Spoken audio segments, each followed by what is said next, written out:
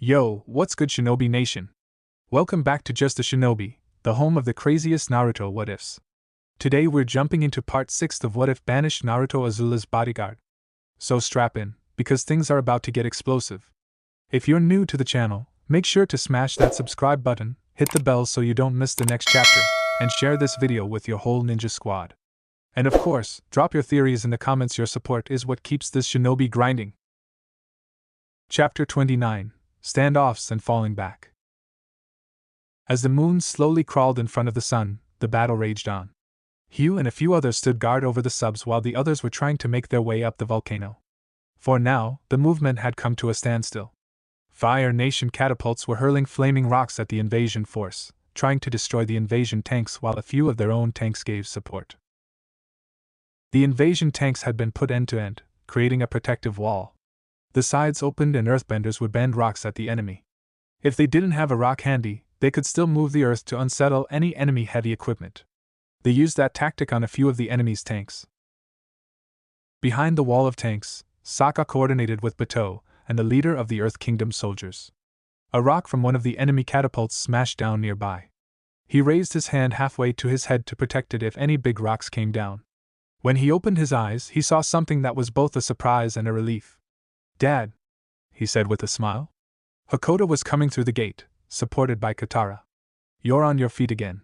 He came over to them with Toph joining them. "Thanks to your sister," Hakoda told him as he sat down on a nearby rock. "I'm in no shape to fight, but maybe there's some way I can help." "Everything's going smoothly," he told his father, kneeling in front of him. "And the eclipse hasn't even kicked in yet. Let's hope our luck holds out." He noticed Katara had stepped away. "Katara, you seem distracted. Is something wrong?" he asked his daughter. She looked up at the sky, tracking a flying object. "Yeah, is that Aang?" "What?" Sokka asked, looking up. Sure enough, Aang was flying towards them, dodging rocks and fireballs before landing in front of them. "Please tell me you're here because the Fire Lord turned out to be a big wimp and you didn't even need the eclipse to take him down," he practically begged. "He wasn't home," Aang said in reply. "No one was. The entire palace city is abandoned. The only person I met there was Naruto." A look of both shock and surprise passed over the water paragon's face. He knew. They knew. Mentally, he began to chastise himself. Of course, Naruto would know. He had been to Wan Tong's library long before they had. "It's over. The Fire Lord is probably long gone, far away on some remote island where he'll be safe during the eclipse," the Avatar said in a defeated voice. "No. My instincts tell me he wouldn't go too far," the tribesman objected quietly, thinking it over. "He would have a secret bunker, somewhere he could go and be safe during the siege but still be close enough to lead his nation." "If it's an underground secret bunker we're looking for, I'm just the girl for the job," Toph declared, pointing at herself. "The mechanist gave me this timing device." He pulled out said device and looked at it. "It looks like we've got about 10 minutes until the eclipse. 10 minutes to find the Fire Lord." "We can still do this," Aang said with conviction in his voice. "We can still win the day." "Wait," Katara said. "If they knew we were coming, it could all be a trap. Maybe we should use the time we have left to make sure we all get out of here safely," she told Sokka. "That might be the best choice," he agreed. "Especially if Naruto knew we were coming. If the blonde was waiting for them, things would become much, much more difficult." "Everyone who's here today came prepared to risk everything for this mission," Hakoda told them. "They know what's at stake. If there's still a chance and there's still hope, I think they would want Aang to go for it." "What do you think?" Sokka asked Aang. "You're the one who has to face the Fire Lord. Whatever you decide, I'm with you." The Avatar stood up and faced the volcano. "I need to try," he declared. "I guess that settles it." He stood up. "Toph and I will go with him to Appa. Katara, you stay here with Dad. Akela, stay with them and protect them." The wolf nodded in agreement. Aang, Sokka and Toph quickly boarded Appa and took off, flying to the volcano. But instead of landing in the city, they landed on the side of the volcano.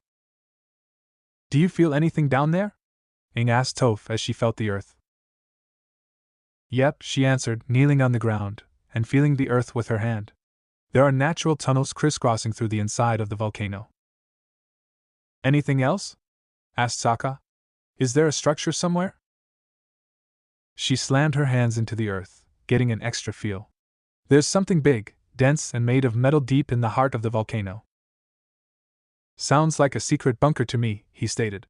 She didn't reply, she simply bent open a hole that led into one of the tunnels.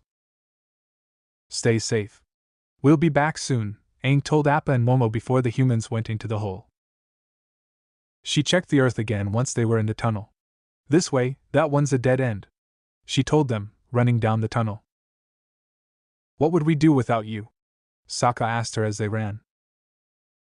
Perish in burning hot magma, she answered in complete deadpan. Yeah, pretty much, he agreed after watching a small amount of magma flow slowly down a current. They kept moving until they entered a chamber with magma erupting from several spots on the ground. The tunnel continues on the other side. And it leads right to the bunker, she told them. We'll have to be fast, but careful. The tribesman started to move forward but was caught off guard when magma erupted right in front of him. Aang quickly cooled the magma with a blast of air. How is that careful? He asked Sokka. I was wrong. We need to be fast, careful, and lucky. They charged through the chamber, dodging magma that shot up from the ground. They made it through, but what was in the next chamber stopped them. There's no floor, Sokka stated as he looked at what was in front of them. It's just a river of lava. Aang simply opened his gilder. Climb aboard and hold on tight, he ordered the other two.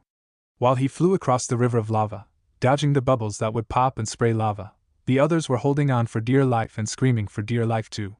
But in the end, they managed to make it to the other side and just kept on running. They soon came across something that got their attention.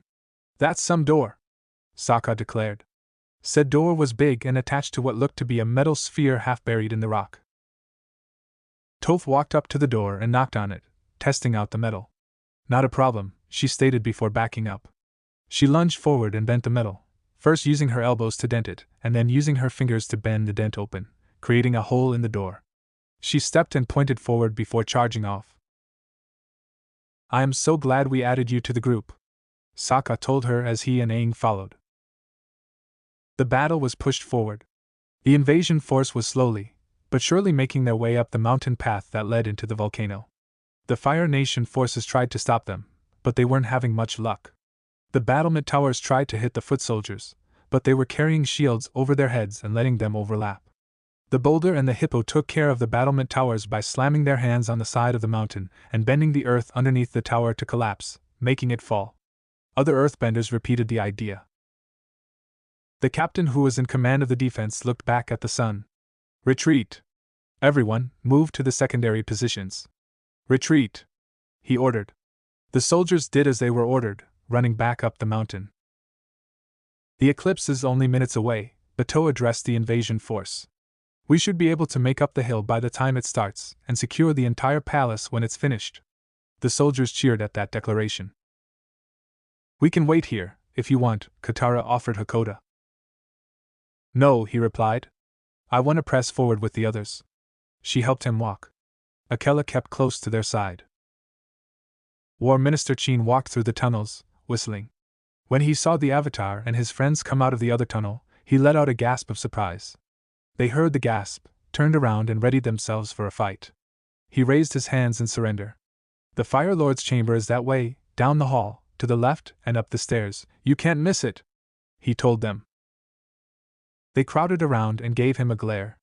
Thanks, Aang told him with a small smile. They took off, leaving War Minister Chin alone.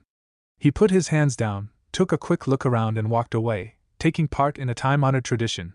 He pretended not to see a damn thing. As they ran down the tunnel, Sokka checked the eclipse timer again. Only 30 seconds until the total eclipse, he warned everyone. They soon came to the door that led to the Fire Lord. Aang took a deep breath. I'm ready, he declared. I'm ready to face the Fire Lord. He blasted the doors open with his airbending. They came into the chamber, but it wasn't Ozai on the throne.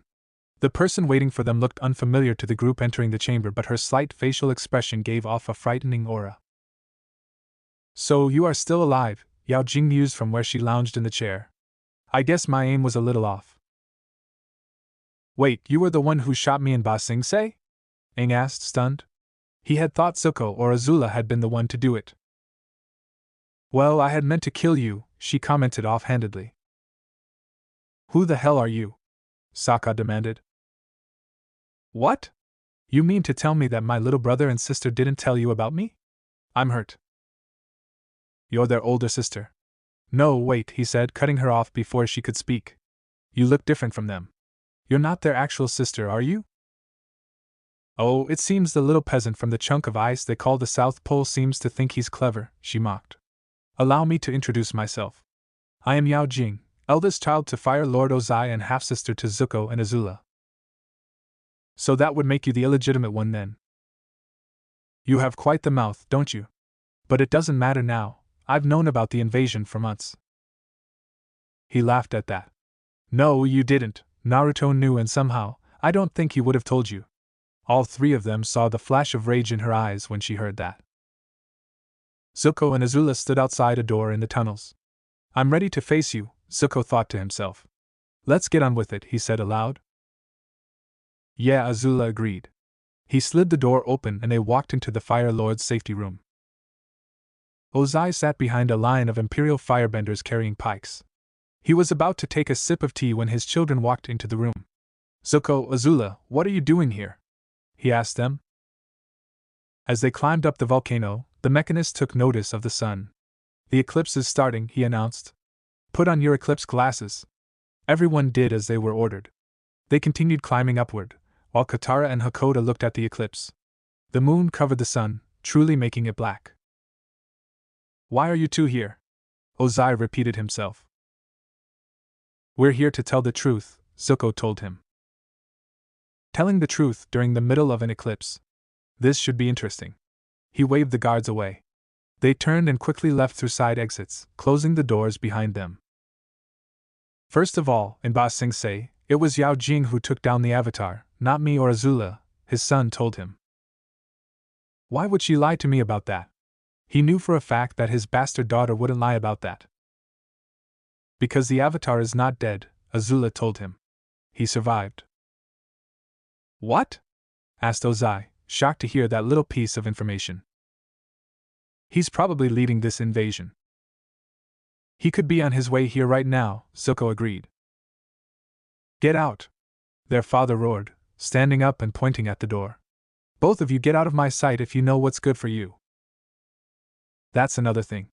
I'm not taking orders from you anymore, the scarred dragon said in defiance. Neither am I, Azula agreed. You will obey me, or this defiant breath will be your last. The Fire Lord began to walk down the steps, only to stop when Zuko drew his swords and Azula her daggers.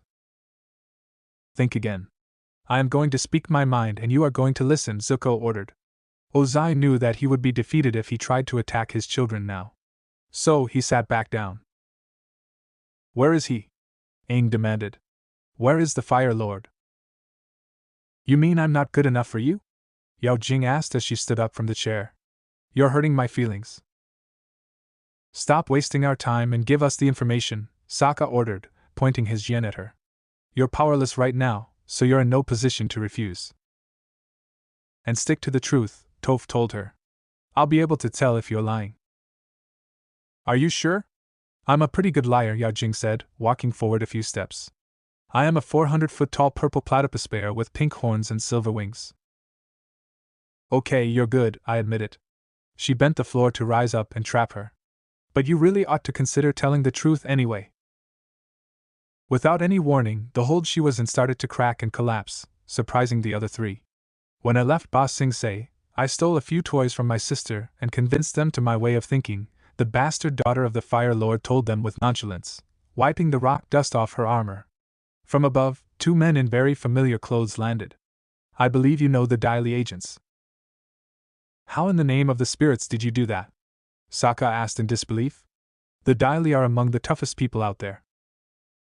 I'm very persuasive, she answered with a smirk. But somehow, the tribesmen didn't believe it.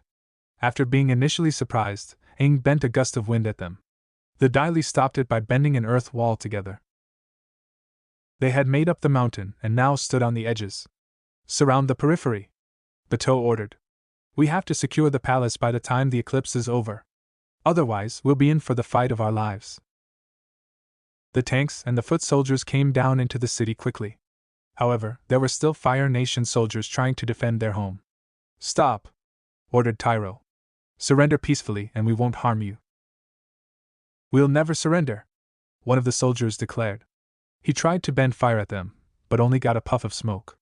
Okay, we surrender.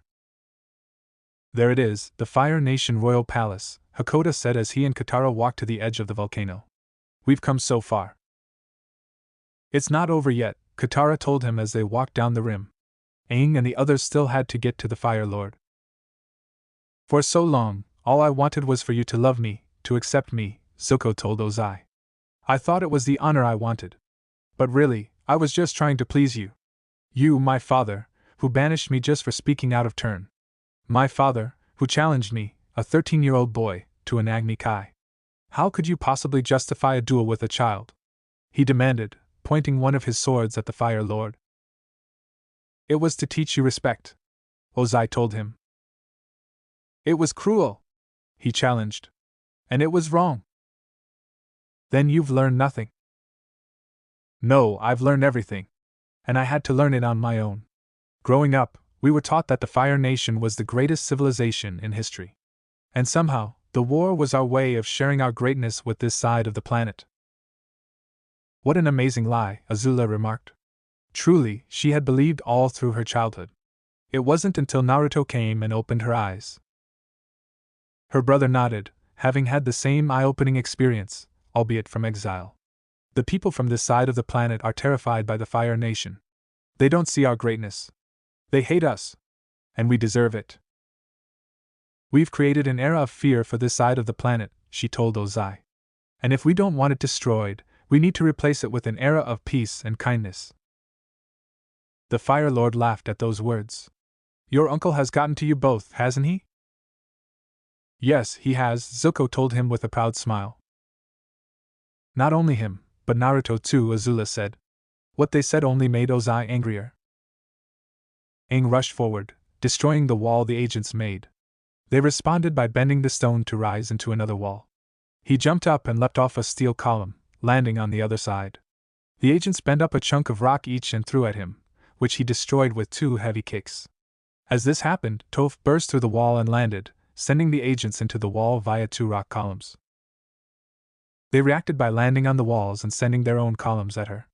She blocked them by bending 2 slabs up to protect her. She then sent a rock line at Yao Jing, who leapt off in a backflip, using the rock line as her jumping point. She landed in front of the throne and Aang went after her. One of the Dai Li agents noticed and followed. He leapt off the wall and bent another wall to come up from the floor. Aang leapt into the air and kicked through, making a hole. As he sent the agent flying into the ceiling, and taking him out of the fight, he bent a blast of air at Yao Jing, who dodged it and let it destroy the throne. She ran off to the side, where he sent another air blast at her. She dodged it by running up one of the columns and backflipped off it. She then ran past the second wall and towards the first. Aang chased after her, with Toph joining in the chase. The remaining Dai Li agent realized what she was going to do and helped her by bending a column underneath her feet, giving her the extra momentum to jump through the hole in the wall. What she didn't expect to see was Sokka waiting for her when she landed. He lunged forward, trying to catch her as she landed. But even though she was caught off guard, she reacted with ease. She twisted herself away from the lunge and landed in a crouch. Sokka realized what she was about to do and tried to back away, but she knocked his legs from underneath him, sending him to the ground. She took off, running to the door. The agent had followed her through the hole as did Toph and Aang. I can't pin her down, Aang told Toph as they ran after them. She's too quick. Toph faded off to the side when she heard that. Yao Jing ran through the door and the agent followed, bending the earth to block the door. Aang broke through with ease and continued chasing the two. The agent was knocked to the side by a column jutting out of the wall, and Toph coming out of a hole in the wall. He was sent flying into a crevice of a metal beam. He tried to get out, but Toph blocked him and ensured he'd stay there by bending the metal tightly against him. Now that only leaves her, Sokka thought. You need to stop and think. A voice in his head commanded him, almost making him stop in his tracks. Think about what she's trying to make you do. Although he didn't know who or what the voice was, he realized what he was talking about. Wait, Aang Toph! He cried out, making everyone stop. Stop attacking. Don't you see what she's doing? She's just playing with us. She's not even trying to win this fight. Oh, that's untrue, Yao Jing said. I'm doing the best that I can. You're trying to keep us here and waste all our time, Toph declared, pointing her finger at her. I believe your friend just said that, genius. And since you're blind, I'll tell you that I'm rolling my eyes, she said with a smirk. I'll roll your whole head. Sokka stopped the blind earthbender from attacking. She's just baiting you again. Okay, so what do we do? Just ignore her? Aang asked him. We don't have a choice. We just have to get out of here and find the Fire Lord on our own somehow.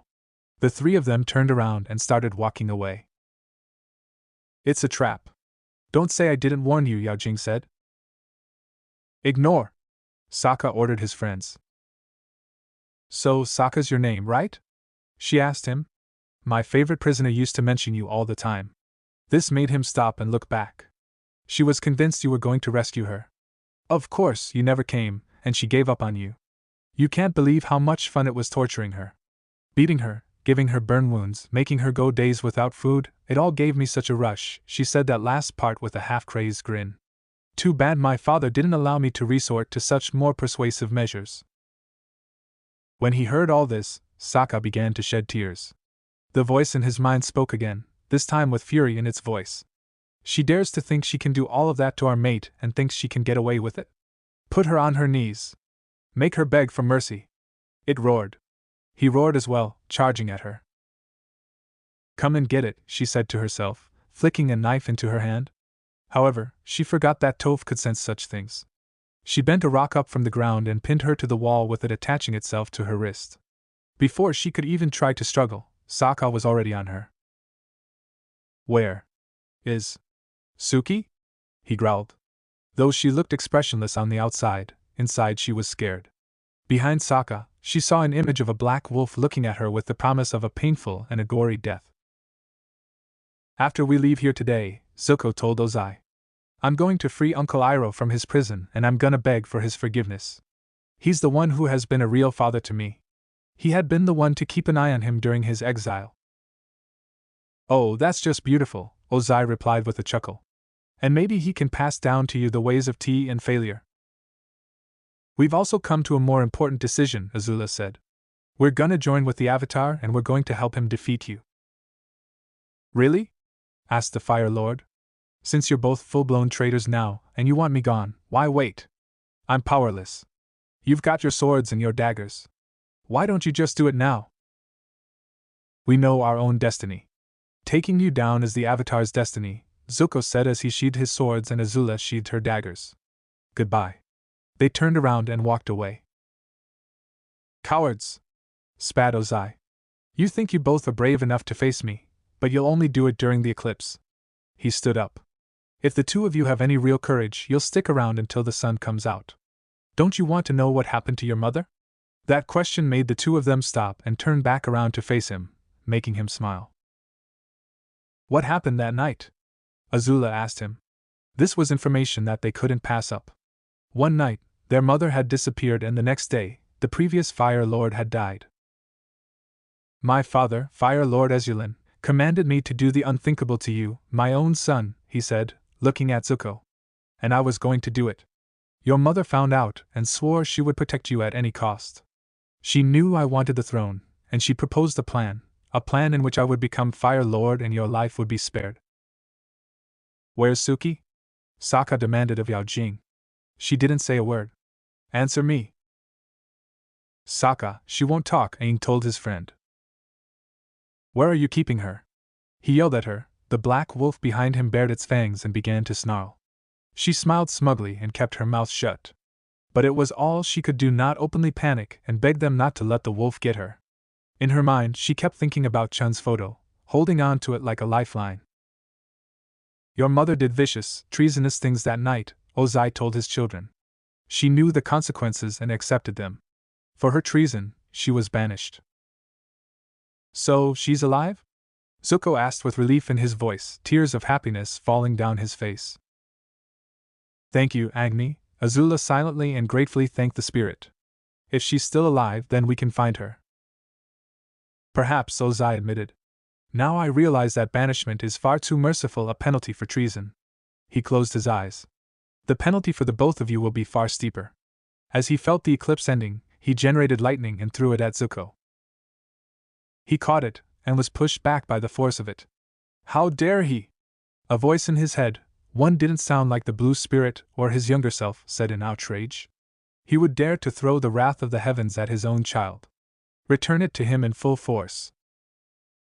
Believe me, he answered silently, not even wondering who the voice was.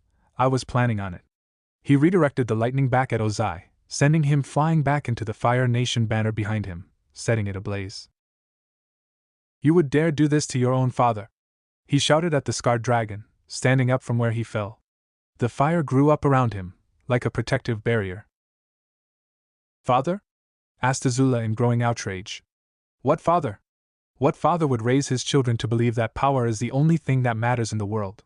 What father would willingly attempt to murder his own son and banish his wife just so he could obtain the throne? What father would burn a woman, leaving her scarred beyond any help of healing, just because she wanted to see her daughter for one day? What kind of father is that? I had always thought you were the stronger of my children, Azula, he said to her. Will you prove me right and do your duty, as the daughter of the Fire Lord?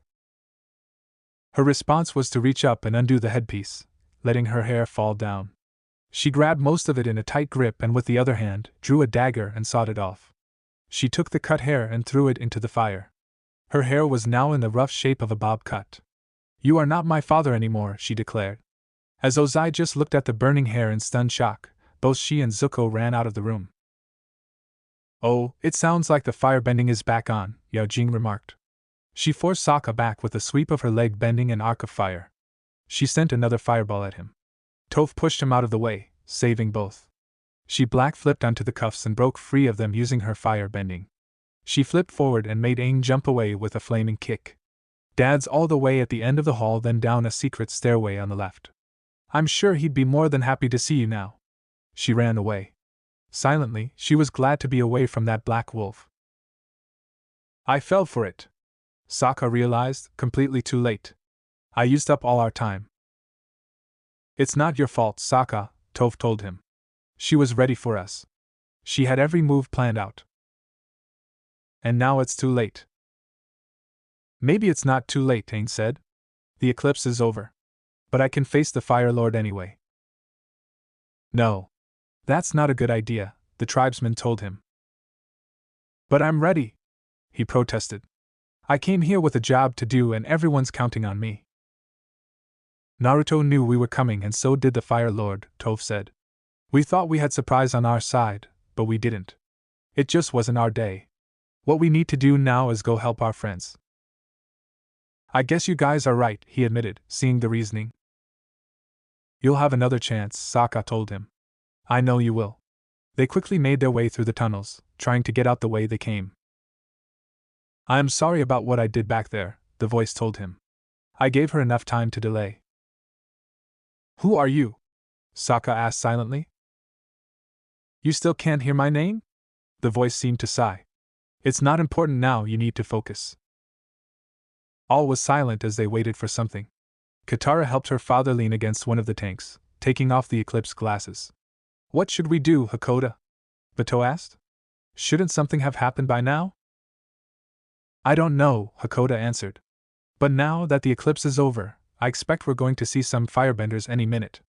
Bato took a quick look up and was surprised at what he saw. Katara saw his surprise and turned in the direction he was looking. Behind the royal palace, several hot air balloons were rising in the air. My own invention! Cried the mechanist in horror. Oh, this is terrible! But the worst had yet to come. Behind the war balloons, 5 airships with bronze dragon heads at the helm rose up behind them. They were much, much bigger than the 2-man crew of the war balloons. Katara then heard a familiar sound. They're back! She cried, pointing at the incoming Appa. His passengers, the one who could see anyway, looked at what was in the air with dismay. The sky bison landed in front of Katara. It was all a trap, Sokka told his sister as he and Toph got off of Appa. Naruto had planned every move. We've just got to get to the beach as fast as we can. If we can make it to the submarines, maybe we can get away safely. They've got air power, but so do I, Aang said, opening up his glider. I'm gonna do what I can to slow them down. He took off into the air. Appa, you and I can help too, Katara told the sky bison, jumping on. They took off after him and they both flew up at the war balloons. Everyone, let's get to the subs, Sokka ordered, making everyone start running back the way they came. Aang approached one of the war balloons. After dodging most of the fireballs sent at him, he closed the glider and went through the balloon itself, tearing a hole in it and making it lose altitude. Katara approached another one on Appa. She bent her water to slice the balloon in half, making that one fall as well. They tried to get close to the airships, but the firebenders stationed out on the outside platforms of said airships sent a continuous barrage of fire at them, forcing them back. We can't keep them all back, Katara shouted at Aang as she bent her water into a shield, fending off the fireballs. There are too many of them. Let's join the others, Aang shouted back. They flew towards the invasion force, which was still trying to make it back to the subs. Zuko and Azula ran into the prison, which looked like it was the site of a battle. They went past several guards who cowered in fear as they ran by them. Uncle! Cried Zuko as he stopped in front of Iroha's cell. It was empty, save for the unconscious guard. The cell looked like something had bursted open. Where's our uncle? He demanded of the guard, grabbing hold of his shirt. He's gone, the guard answered as a look of fear came onto his face. He busted himself out. I've never seen anything like it. He was like a one-man army. Zuko let go of the guard and he and Azula ran out of the cell. We need to get out of here, Azula told him as they raced through the corridors. Ozai is not going to take our defection lightly. Especially if Yao Jing is there to spur him on, Zuko agreed. I've got a war balloon nearby. We can use it to go follow the Avatar when he runs. How do you know he's going to run? She asked him. He always does. Anyway, I don't know when soldiers are going to arrive, but we need to. His words stopped as he and Azula stepped out of the prison. Leave right away, he finished weakly. Standing in front of the prison were soldiers. If he had to guess, there were enough to form 2 platoons. There were a lot of men. Seems like Ozai wants to make sure we stay, she remarked with a dry sarcasm. Detain the traitors. The captain ordered them all. They all took a stance and stepped forward. Jet propulsion? Suggested Zuko quietly. If you're up to it, she answered. We jump at the gate. Call it. 3, 2, 1, go. They charged at the soldiers, who were ready to fight. What they got instead was Zuko and Azula leaping over them, using their fire bending to push them further. They landed on the other side of the soldiers. They kept running and they could hear them coming after them. It wasn't until they heard 2 swords clanging against each other did they stop and turn. Lord Naruto, what are you doing? The captain cried at the blonde, shocked into stillness. Naruto had his Jian out and had blocked one of the soldiers with the sword drawn. That in turn made everyone stop and look at him. My job, he answered before disengaging and jumping back, landing next to Zuko and Azula. You two, get out of here. Go follow the idiot, he ordered. How did you know? Azula asked him. How could he have known that they were planning to leave? I know you two, he replied without taking his eyes off the soldiers. Now go. I'll hold them off for as long as I can. No! She instantly protested. You can come with us. We can get out of here, all of us. He just turned and looked at her. When did you cut your hair? He asked. Don't change the subject, Naruto. You don't have to. She was interrupted when Naruto kissed her. She just went into shutdown at the feeling of his lips meeting hers. When he broke it, a small part of her was disappointed. Don't worry. I won't be gone for long. We'll talk once I'm back, alright? He told her before looking at her brother. Zuko, you two have to leave, now. The scarred dragon nodded in agreement, took Azula's hand, and ran. After stumbling a few steps, she regained her balance, yanked her hand out of his, and ran alongside him. Now then, Naruto said, turning back to face the soldiers, where were we? Please, Lord Naruto, don't do this, the captain begged. If you continue, I'll have no choice but to arrest you. I've served beside you, sir. I've fought by your side. Don't make me do this. Naruto heard the uncertainty underneath his begging. A lot of the soldiers facing him felt the same. And while he was glad they thought of him so, he couldn't let it doubt him. You have your duty, Captain, and I have mine, he replied, shifting into a stance. You should be glad that Iroh isn't here, the QB commented. And why is that? He asked silently. He would be laughing his ass off at the irony.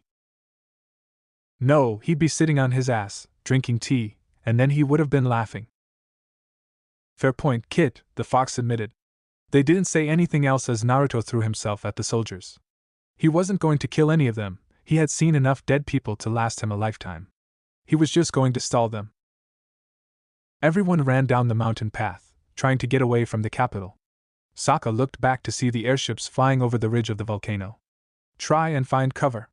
He ordered the invasion force when he saw that hatches were opening on the bottom of the airships. I think we're about to see some bombs. Aang, Katara, and Appa landed down next to him. Toph bent a large slab of rock to jet out over their heads to protect them. The action was repeated with other groups. The bombs began to fall, causing big explosions where they hit the ground. A couple of the bombs hit the slab, causing it to crack. It would have fallen on top of them, had Toph not stabilized it with rock columns. The tanks kept going down the mountainside, despite the bombs. Once they had delivered their payload, the airships kept on flying. Why aren't they turning around to attack us again? Katara asked. They're headed for the beach, Aang noted, before realizing what that meant. They're going to destroy the submarines. How are we all going to escape? Sokka asked. If the subs were destroyed, they would be completely trapped. We're not, Hakoda answered, being helped forward by Bato. He turned to face his father. Then our only choice is to stand and fight. We have the Avatar. We could still win. Yes, with the Avatar we could still win on another day. He took his hand off Bato, standing on his own. You kids have to leave. You have to escape on Appa together. He ordered them all. What? Katara asked, surprised by her father's words. We can't leave you behind. We won't leave anyone behind. You're our only chance in the long run, he told her. You and Sokka have to go with Aang somewhere safe. It's the only way to keep hope alive.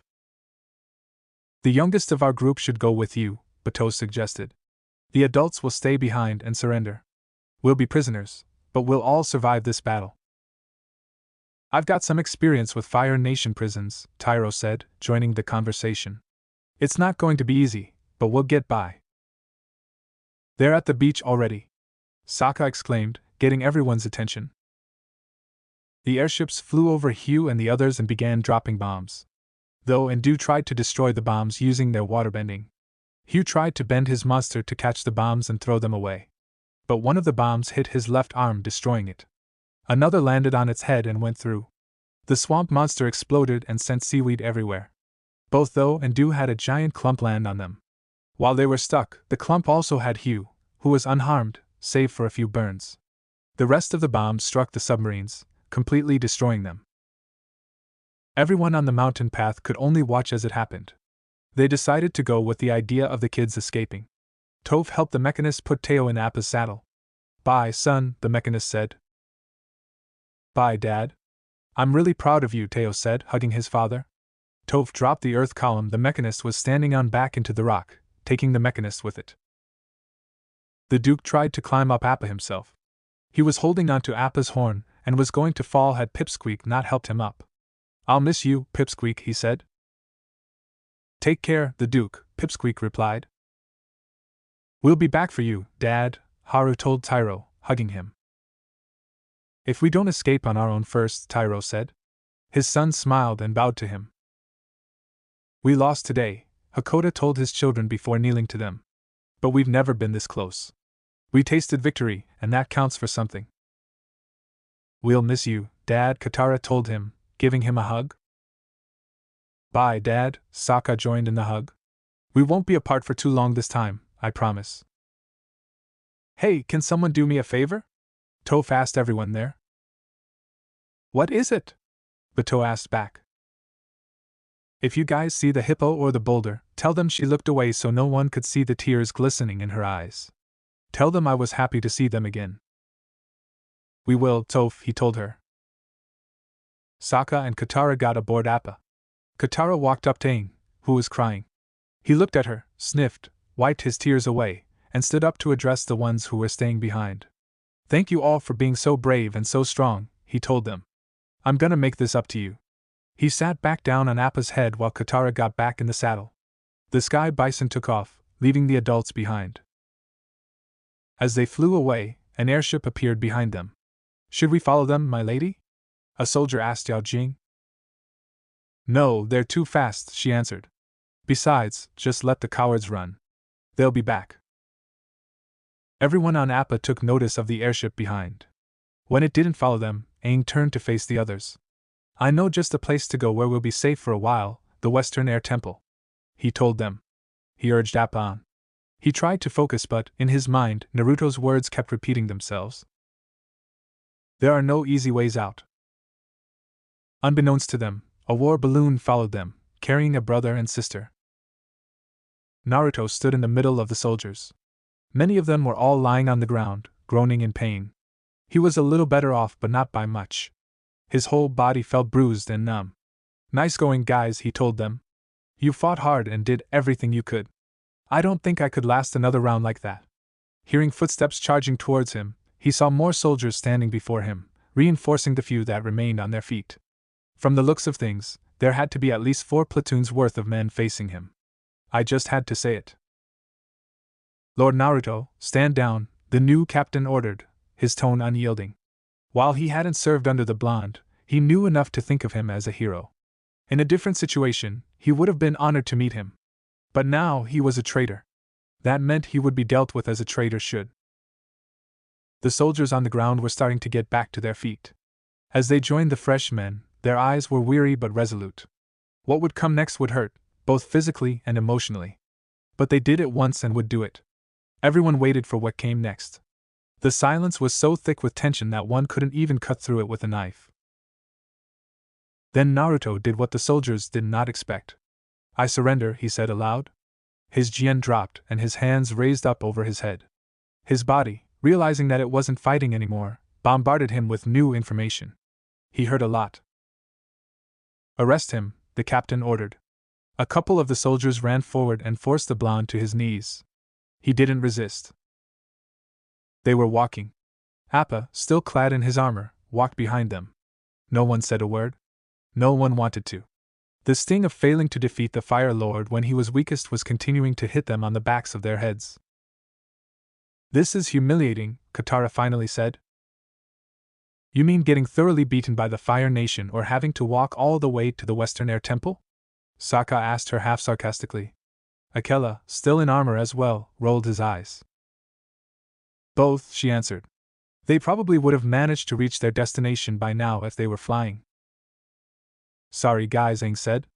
But Appa gets tired carrying all these people. He gave the Sky Bison a scratch. The armor was also a factor as it was weighing down on the Sky Bison. They kept walking the same pace, heading towards a hopeful safe place. I wonder how the rest of the troops are doing, Teo said aloud as he pushed himself forward. They're probably on their way to a prison, Haru told him. Seems like my dad just got out and now he's going back in. The bitterness couldn't be more obvious. I miss Pipsqueak, the Duke declared. I miss not having blisters on my feet, Sokka replied. He had gotten so used to flying on Appa again, even after they had lost him in the desert. Hey, we're here, Toph declared, stopping at the edge of a cliff. I can feel it. Everyone else saw the edge of a cliff. I think your feet need their eyes checked, Katara told her. All the waterbender could see was the abyss nestled in between the two cliffs and the clouds that hovered in the abyss. No, she's right, Aang said, recognizing where they were. We are here. Sokka looked around, but still didn't see it. He saw the same thing as his sister. Wow, it's amazing, Toph declared. The air nomads who built the Western Air Temple were quite possibly an odd bunch. Instead of finding a mountain to build their temple, they decided to build it on a cliffside, putting the actual buildings of the temple upside down. Thankfully, however, the floor plan and statues were built correctly and in the right direction. What the team didn't know was that Zuko and Azula were there as well, albeit further away. Zuko threw a rope down the side of the cliff, and they slid down it, aiming for a nearby platform. Once they were close to the platform, they swung off the rope and landed on the platform, one at a time. Zuko looked up at the statue of the female airbender that was lined up against the wall before looking out over the edge. He had been here before 3 years ago. Flashback 3 years ago. What a stunning view, Iroh said as he looked out over the edge. The only view I'm interested in is the Avatar in chains, Zuko told him, a bandage over his eye, covering the new scar he had received from his father. You know, the Avatar hasn't been seen for 100 years. The chances of finding him here are very slim, the Dragon of the West told his nephew with a cautious tone of voice. First we'll check each of the air temples, then we'll scour this side of the planet, searching even the remote location until we find him. Prince Zuko, it's only a week since your banishment. You should take time to heal and rest. He turned to face his uncle. What else would I expect to hear from the laziest man in the Fire Nation? Iroh sighed in defeat. The only way to regain my honor is to find the Avatar, so I will. End flashback. He groaned and pinched the bridge of his nose. I was such an idiot. What would have happened if he had listened to his uncle more and less to the stubborn and misguided call for regaining honor? What is it, Zuko? Azula asked him, snapping him out of his thoughts. Just embracing the irony, he told her. I started my search for the Avatar here. I see. They both heard the lowing of a familiar beast. Moving quickly to hide behind the statue, they watched as the sky bison landed. Should we show ourselves? She asked her brother. He looked at her and shook his head. No, for now, let's go and set up a camp in the woods.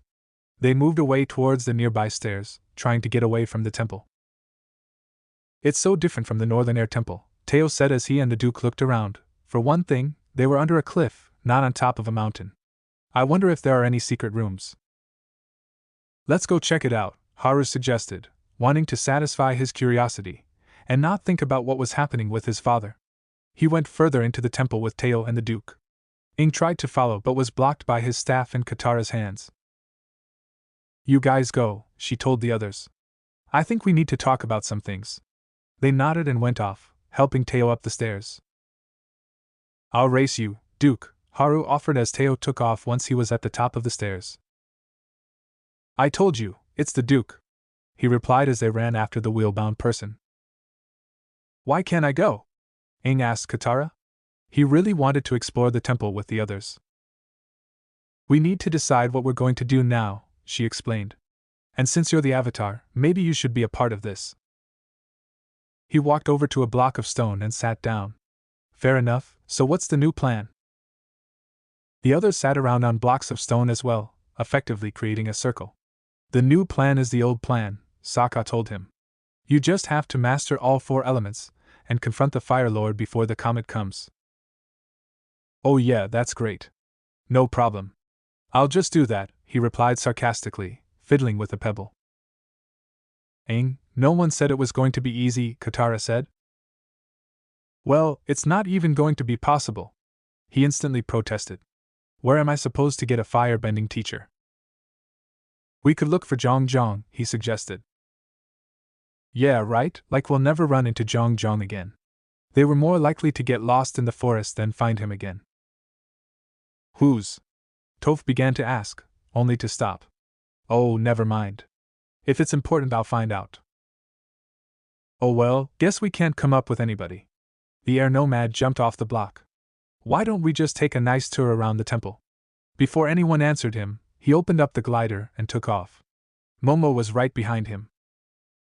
What's up with him? The blind earthbender asked. I don't know, Sokka answered before getting up as well. If you'll excuse me, I'm going to find someplace quiet. Akela, stay put. He walked away, heading into the temple. Where is he going? Katara asked suspiciously. Toph leapt down to the ground. You want to go find out?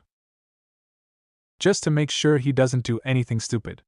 They went after him while Akela stayed where he was. They made sure to follow quietly, or, at least, as quietly as they could, as Sokka walked through the temple. Finally, he stopped at a door. He opened it and looked inside. Good enough, he said. He walked into the room, closed the door behind him, and locked it. Before the girls could even get close to the door, Sokka started yelling. You are a spirit's damned idiot. You let this guy outsmart you twice. Twice. You should have figured out that he would have known about the rules concerning the daily, and you should have realized he would have known about the Day of Black Sun. He's been in that library more than we have. But did you think it through? No. You just thought you had an ace, and you never thought about if someone else might have possibly known about it. Damn it. We lost Bae Sing Se and our dad because of your actions. You have got to use your head more, you dumbass. Both the girls just stood in silence as they heard the rant go on, the shouts from inside just barely echoing beyond the door. Come on, Toph, Katara finally said, turning around. Let's go. Who's he yelling at? Toph asked as they walked away. She hadn't felt anyone else in that room. He's yelling at himself. He always beats himself up when he thinks he did something incredibly stupid. She would have found it funny once. Not anymore. So, how do we approach them? Zuko asked aloud as they set up the camp. They tended to do different things so they could finish quicker. You're asking me? Azula replied sarcastically. She was kneeling on the ground getting the fire ready, and mentally thanking Naruto for making her learn survival lessons. It's better than just talking to ourselves. Well, maybe we should just introduce ourselves. What? You mean just walk up and say hello, Zuko and Azula here? What else should we do? It's not like we have Uncle here to help us. That comment made him stop and think. He started pacing. What are you doing? His sister asked him when she noticed the pacing. Trying to be Uncle, he answered before putting on what he thought was a thoughtful expression. Zuko, Azula, you have to look within yourselves to save yourselves from your other selves. Only then will your true selves reveal themselves. He stopped walking when he realized what he had just said. Even when I'm talking to him, I can't figure out what he means. That sounds like Uncle. Incredibly cryptic and maddeningly unhelpful, Azula remarked as she went back to the fire. Tell me about it. I had to live with it for 3 years, and his tea. He groaned as he remembered a memory. Both the crew and I got scared when he wanted to try a new kind of tea that had to be made with high temperatures. We made him do it on the deck and made sure the rest of us were below deck and behind locked doors. She looked up from the fire when she heard that. Why would you do that? The last time we let him use the kitchen for tea, we had to dock for repairs because the ship had a hole in its side the size of a Komodo rhino. The smell, however, lasted for weeks. Most of the crew had found an excuse to be out on deck during that time. Once Sokka was done yelling at himself, he rejoined Katara and Toph. The three of them helped both Appa and Akela out of their armor, then got on Appa and took off after Aang, who was still flying around the temple and acting like nothing was wrong with the world, or at the very least, that side of the planet. Aang, can we talk about you learning fire bending now? Katara asked him as they flew through the sky. What? He called out, pretending not to have heard her. The wind is too loud in my ears. Check out this loop. He executed a big loop, showing off. Aang, either you land right now by your own violation, or you land after I brain you in the head with the boomerang. Sokka shouted, making him flinch. I don't think he's ever threatened to hurt me before, the air nomad thought to himself. Okay, he said aloud as they landed back in the temple. We can do that while I show you the giant pie show table. Oh, you're gonna love the all-day echo chamber. I probably could have used that earlier, Sokka muttered to himself. It would have helped reinforce his yelling. It'll have to wait, Toph suddenly stated. When they looked at her in confusion, she pointed behind her. We have company. Toph, that's Appa, Katara told her. It's who's behind Appa I'm talking about. The sky bison moved away, revealing Zuko and Azula. Hello, Zuko and Azula here, Zuko said, making Azula groan. You had to go with that? She asked him. Not the issue right now, he replied, jerking his head at Team Avatar, who were preparing for a fight. We heard you guys flying around down there, so we'd thought to wait here. Appa stepped up next to him, roared, and then gave him a big lick. I'm sure you're surprised to see us here, he said, wiping the spit off. Not really, since you've followed us all over this side of the planet, Sokka told him, while his right hand was kept on his Jin's hilt. Right, well, Want me to explain? Azula asked him. Please, by all means. She turned to face the team. We've defected from the Fire Nation, she said with simplicity. We wish to join your group and teach the Avatar fire bending. You want to know what now? Toph asked. You can't possibly think that any of us would trust you, can you? Katara demanded, incredulous. I mean, how stupid do you think we are? You've had your moments, Azula remarked. I mean, there was that time where you led an Earth Kingdom army to a Fire Nation colony, and didn't realize that they were going to destroy it. Katara, don't open your mouth or this will get worse, Sokka ordered his sister. He looked back at the siblings. It is hard to believe you. All the two of you ever tried to capture Aang. I've done some good things, Zuko protested. I mean, I could have stolen your bison in Ba Sing Se, but I set him free. That's something. Appa gave him another lick. I'm glad it's not doing that to me, Azula thought to herself, taking a small step away from the bison, just to be sure. Appa does seem to like him, Toph noted. I can understand why you wouldn't trust me, Zuko said to them. And I know I made some mistakes in the past. Like when you attacked our village? Katara asked him. Or when you stole my mother's necklace and used it to track us down and capture us? Katara, close your mouth, Sokka barked. She scowled at him but didn't push it. Nice going, Zuko, Azula told her brother with a small amount of sarcasm. You're not helping, he told her before looking back at the group. Look, I don't know about Azula, but I will admit I've done some awful things. I was wrong to try and capture you, and I'm sorry that I attacked the Water Tribe. And I never should have sent that Fire Nation assassin after you. That last piece of information got everyone's attention. You sent an assassin after them, his sister repeated. It seemed like the right idea at the time.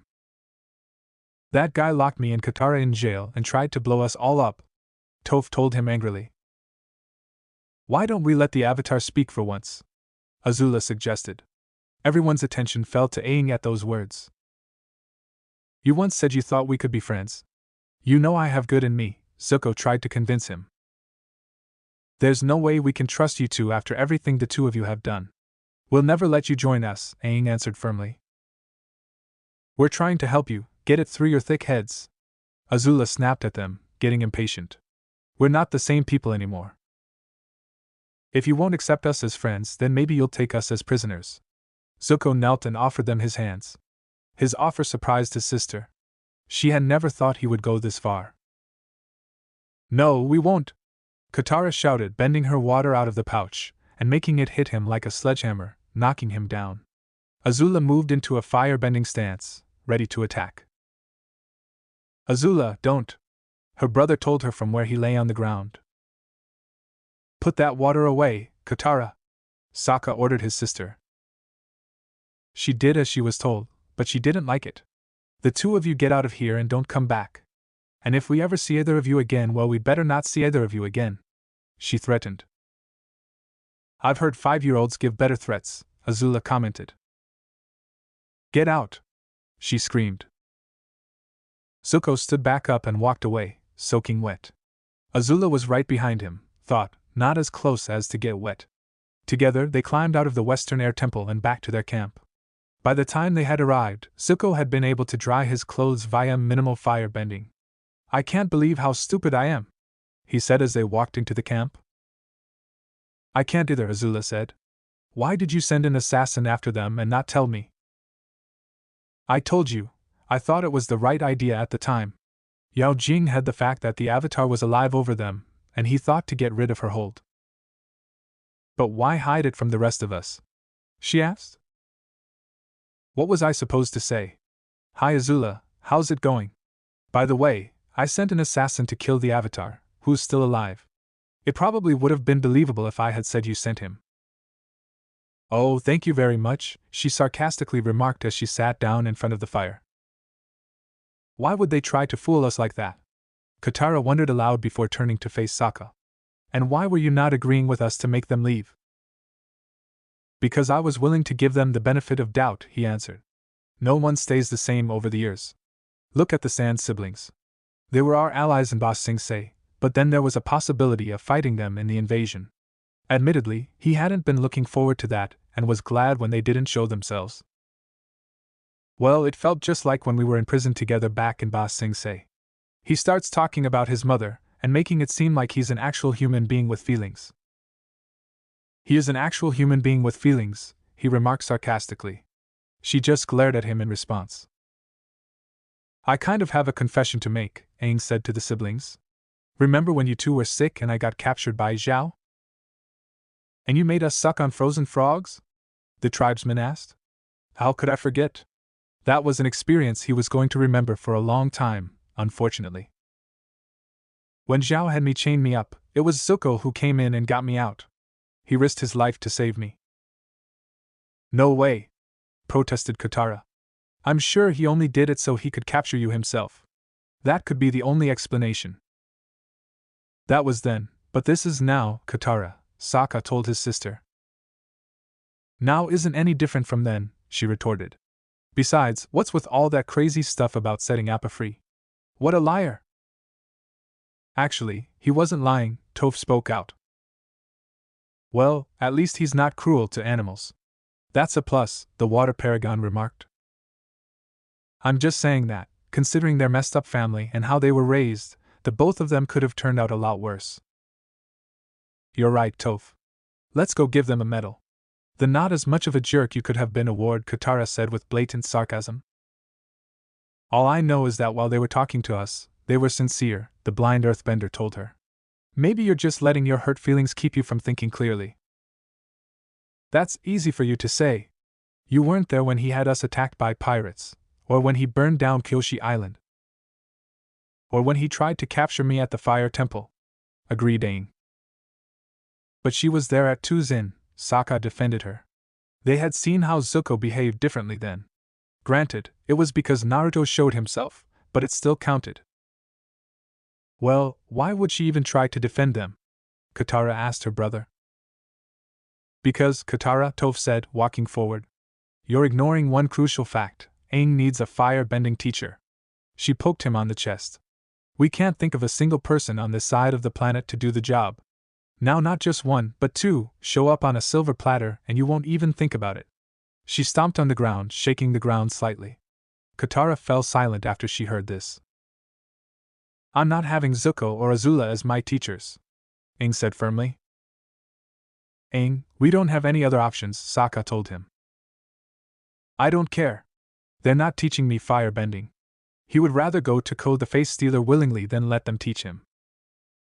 Well, I guess that's settled, Katara told Toph smugly.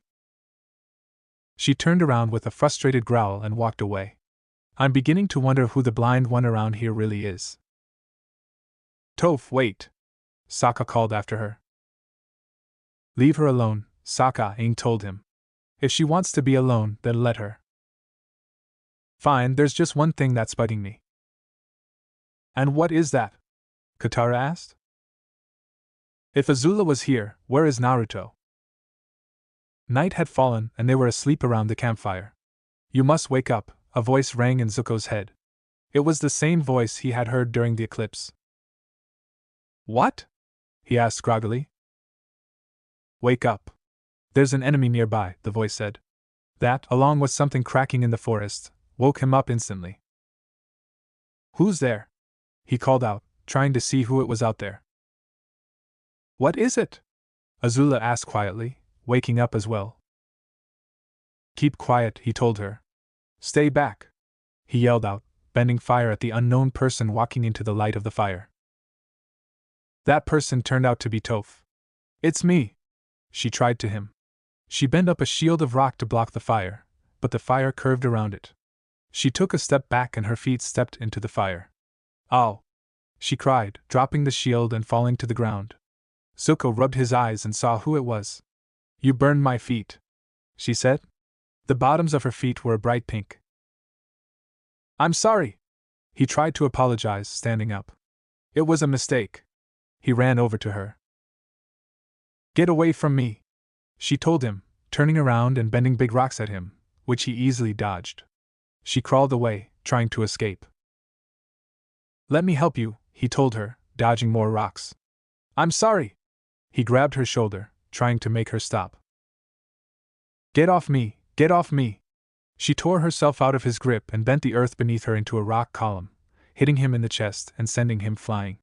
He crashed back into the ground in front of the fire. I didn't know it was you! Come back! He shouted at her, but she had disappeared into the forest. He threw himself back with a shout of frustration. Why am I so bad at being good? He demanded aloud. Poetic irony? Suggested Azula. Shut up, Azula. I didn't see you helping. You were across the camp before I could stand up. By then, the rocks were flying. Pardon me if I don't want to get brainwashed. It was morning. Everyone had woken up and gathered around for breakfast. Has anyone seen Toph? Katara asked as she handed out bowls of rice to everyone. I haven't seen her since she left yesterday, Sokka answered. Maybe she's just exploring the air temple, Haru suggested. There are some pretty fun spots to practice earthbending. He had enjoyed himself doing that. I think we should go look for her, Katara decided. She'll show up when she shows up, Sokka said, sitting down. He wanted food first. We can go check for her, the Duke offered. Yeah, agreed Teo. I want to ride that tunnel down to the Hall of Statues again. It will work a lot better now that I've fixed my brakes. He, Haru, and the Duke left to go through the temple again. The others felt the entire temple shake and saw dust shoot out from a corner. Toph bent a hole in the wall and crawled out of it, falling down the rubble she made and landing on the ground, grunting in pain as she went. Toph, said Katara as she, Sokka, Akela, and Aang ran over to her. What happened? My feet got burned, she answered. Oh no, what happened? The waterbender asked, looking at her feet. I just told you, my feet got burned, she repeated herself. I meant how? Well, I kinda went to see Zuko and Azula last night. That little tidbit of information shocked everyone. You what? Asked Aang. Zuko and Azula? Asked Katara. I just thought they could be helpful to us, she tried to explain as Katara got to work on her feet. And if I talked to them, maybe we could work something out. But they attacked you instead? Sokka asked, trying to get the whole picture. Well, they did and they didn't, the blind earthbender answered. It was sort of an accident. But they fired at you? Aang tried to clarify her words. Yes, she answered with a sigh. It's gonna take a while for your feet to get better, Katara told her as she put the water away. I wish I could have worked on them sooner. It would have been a lot easier to heal if she had. Yeah, me too, she agreed. You should have waited until this morning to go see them, Sokka told her. That way, they would have been more alert and less likely to attack her. I figured most of you would say no and would throw a fit if we went through with it anyway. You do have a point, he agreed, throwing a pointed look at Aang and Katara. They ignored it. Shouldn't we come up with a plan to stop them? The air nomad asked as he and Sokka picked up Toph. Why? He asked back. This was just an accident. Besides, what do you want to say? That we'll let them come back as our prisoners, jump them and then really make them our prisoners. You are the ideal guy, Katara said to him as she followed them. They carried Toph back to the pool of water and placed her feet in it. Ah, that's the stuff, she said as she felt the coolness of the water flow over her feet. Now I know how the rest of you guys feel. Not being able to see with your feet stinks. Zuko and Azula made their way down to the temple, being careful to not fall off into the abyss. Why exactly do we have to do this? Azula asked. They said no already. This is not asking to join them, Zuko told her. This is apologizing for last night. I can't believe you're doing this. It was an accident. It was my fault. He had been the one who burned Toph. She snuck up on us. Why was she even trying to do that in? She trailed off when she saw something. Who is that? She asked, seeing a person farther down than them. Who is what? He asked back, not seeing what she was seeing. Him. She pointed down at the person. Who is that? He looked at where she was pointing. His eyes widened in both shock and panic. That's a problem. Everyone still helped Toph out as her feet were being cooled in the pool of water. Unbeknownst to them, the assassin was standing on a ledge, watching them. As he saw the avatar come back into his sights, he inhaled. It was at that point Zuko swung down and kicked him, just as he was firing a blast. His shot was off, hitting the rock above them and getting their attention. Sokka and Aang grabbed Toph. They were about to run when Zuko's voice rang out. "Stop, I don't want you hunting the avatar anymore," he told the assassin, surprising the avatar. "The mission is off. I'm ordering you to stop." He stood in front of the assassin. He was shoved out of the way. The assassin inhaled and fired again. The blast destroyed the cover of the pool of water, showering the team with rocks as they hid below the wall. "If you keep attacking, I won't pay you," Zuko told the assassin, trying to fire bend at him. The assassin didn't even look at him, he just held him there with a hand, letting the fire die away. "Alright, I'll pay you double to stop." He tried to kick the assassin, but that only succeeded in pushing him away. He still fired off another shot, making Aang duck his head back down. This is why he is the dum-dum, Azula thought as she tried to get a good angle on the assassin without hurting her brother. The assassin turned to face Zuko and fired a quick blast at him. Zuko tried to defend himself by bending his fire into a wall in front of him. The blast hit the wall and exploded, but the force pushed him back. When the smoke cleared, the assassin did not see him. But what he didn't know was that Zuko had grabbed onto a root and was climbing back up. Azula saw that he was safe and tried to generate lightning. "What is wrong with me?" she wondered as she struggled. "It shouldn't be this difficult." Aang decided to act. He moved out of the safety, or at least, relative safety, of the pool wall. He leapt up into the air just as a blast impacted on where he just was. In the smoke, he bent a tornado and threw it at the assassin. He leapt over the tornado and while he fell, he fired another blast at the airbender, who dodged it by flipping back away. As the assassin fell towards another ledge, he slowed himself down by grabbing the ledge above him. His metal arm tore through the stone and he landed safely on the ledge. He rolled forward as he landed and fired another blast. It hit the pool of water, harming no one. Katara decided to act. She bent the water out of the pool and leapt up, taking the water with her in a giant wave. With a shout, she swung her arms down and the wave quickly turned into ice and fired spikes at the assassin. He defended himself by bringing his metal arm and leg together, making them act like a shield. When the spikes stopped, he lowered them and looked around. He didn't see his target anywhere. They had run to around the corner, getting out of his range of vision. He fired off another blast, destroying a column. "He's going to blast this place right off the cliffside," Toph said as she felt the place shake. Katara took a quick peek around the corner, only to get a blast close by. "I can't step out to waterbend at him without getting blown up," she said. "And I can't get a good enough angle on him from down here."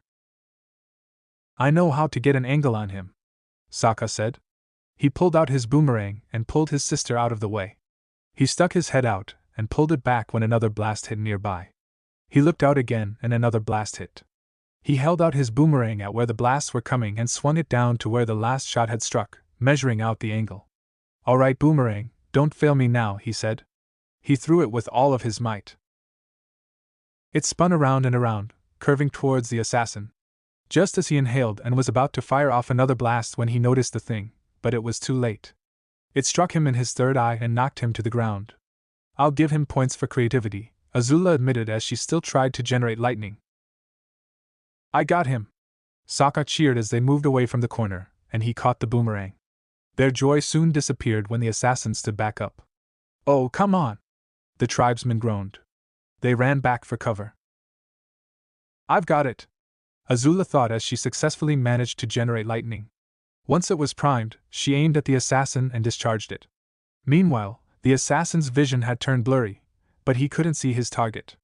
To clear his vision and lure his target out, he inhaled and tried to fire off another blast. But the same thing in Fire Fountain City happened. The blast turned inward on him. The moment that happened was the same moment Azula's lightning struck him. The resulting explosion was big and destructive enough to take out 2 of the temple buildings. The 2 buildings fell down the cliff, the assassin's metal arm spinning through the air, following them. As Haru, Teo, and the Duke looked on from relative safety, Aang, Sokka and Katara looked over the edge. While Sokka wore a neutral look on his face, Aang and Katara shared looks of surprise. They then looked up and saw that Zuko was still alive. He climbed up from the root onto the safety of the ledge. Why exactly did I attack him again? He asked mostly himself while he was on all fours. Because you're a dum-dum, Azula answered after leaping onto the same ledge. And where were you? He asked, looking up at her. I was trying to find a good angle on him without hitting you. Sorry if it took a while, she replied with sarcasm. Whatever. He was silent for a few seconds. That wall I bent up should have stopped the blast dead. Instead, it sent me over the edge. It was weaker than normal. I know. It took me longer than normal to generate lightning. The only time I've struggled like that was when I had just started trying to generate lightning. Something is happening to our fire bending. And that wasn't good. Agreed, but now is not the time to worry about it. She helped him stand. We should probably go down to talk to them.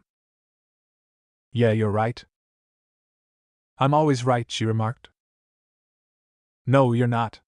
They made their way off the ledge and down to where Team Avatar was waiting. Once they were down there, they stood before the team in silence. I can't believe I'm saying this, but thanks, Zuko, Azula, Aang said to the two of them. Hey, who threw the boomerang? Sokka asked. Hey, who threw the lightning? Azula asked back. Azula, Sokka, Zuko and Aang said at the same time. Zuko looked at the team. I know we didn't explain ourselves very well yesterday. I have been through a lot in the past few years. I've changed since Ba Sing Se, Azula chimed in. It's been difficult for us. I thought I had lost my honor and that somehow my father could return it to me, he continued. But I know now that no one can give you your honor. It's something you earn for yourself, by choosing what's right to do. Naruto's words went through his mind. You've restored your honor back at Akawan. How right the blonde had been. All we want to do now is play our parts in ending this war. I know my destiny is to help you restore balance, he finished. The same here, Azula agreed. He looked over at Toph. I'm sorry for what I did to you, he apologized, bowing his head. It was an accident. Fire can be dangerous and wild. So, as a firebender, I need to be more careful and control my bending, so I don't hurt people unintentionally. Aang was surprised. He looked at both him and Azula. I think the two of you are supposed to be my firebending teachers, he declared, surprising the others, minus Sokka. When I first tried to learn firebending, I burned Katara, and after that, I never wanted to firebend again. But now I know you understand how easy it is to hurt the people you love. I'd like the both of you to teach me. He bowed to them both. They bowed back. Thank you, Azula said. I'm happy you've accepted us into your group, Zuko told him. Not so fast, he said, catching them by surprise. I still have to ask my friends if it's okay with them. He turned to Toph. Toph, you're the one Zuko burned. What do you think? Go ahead and let him join, she answered. It'll give me plenty of time to get back at him for burning my feet. And she would enjoy it. Sokka? All I want is to defeat the Fire Lord, the tribesman said. If they want to help, then I say let them join. There's just one question I have for them. And what is that? Azula asked. Where is Naruto?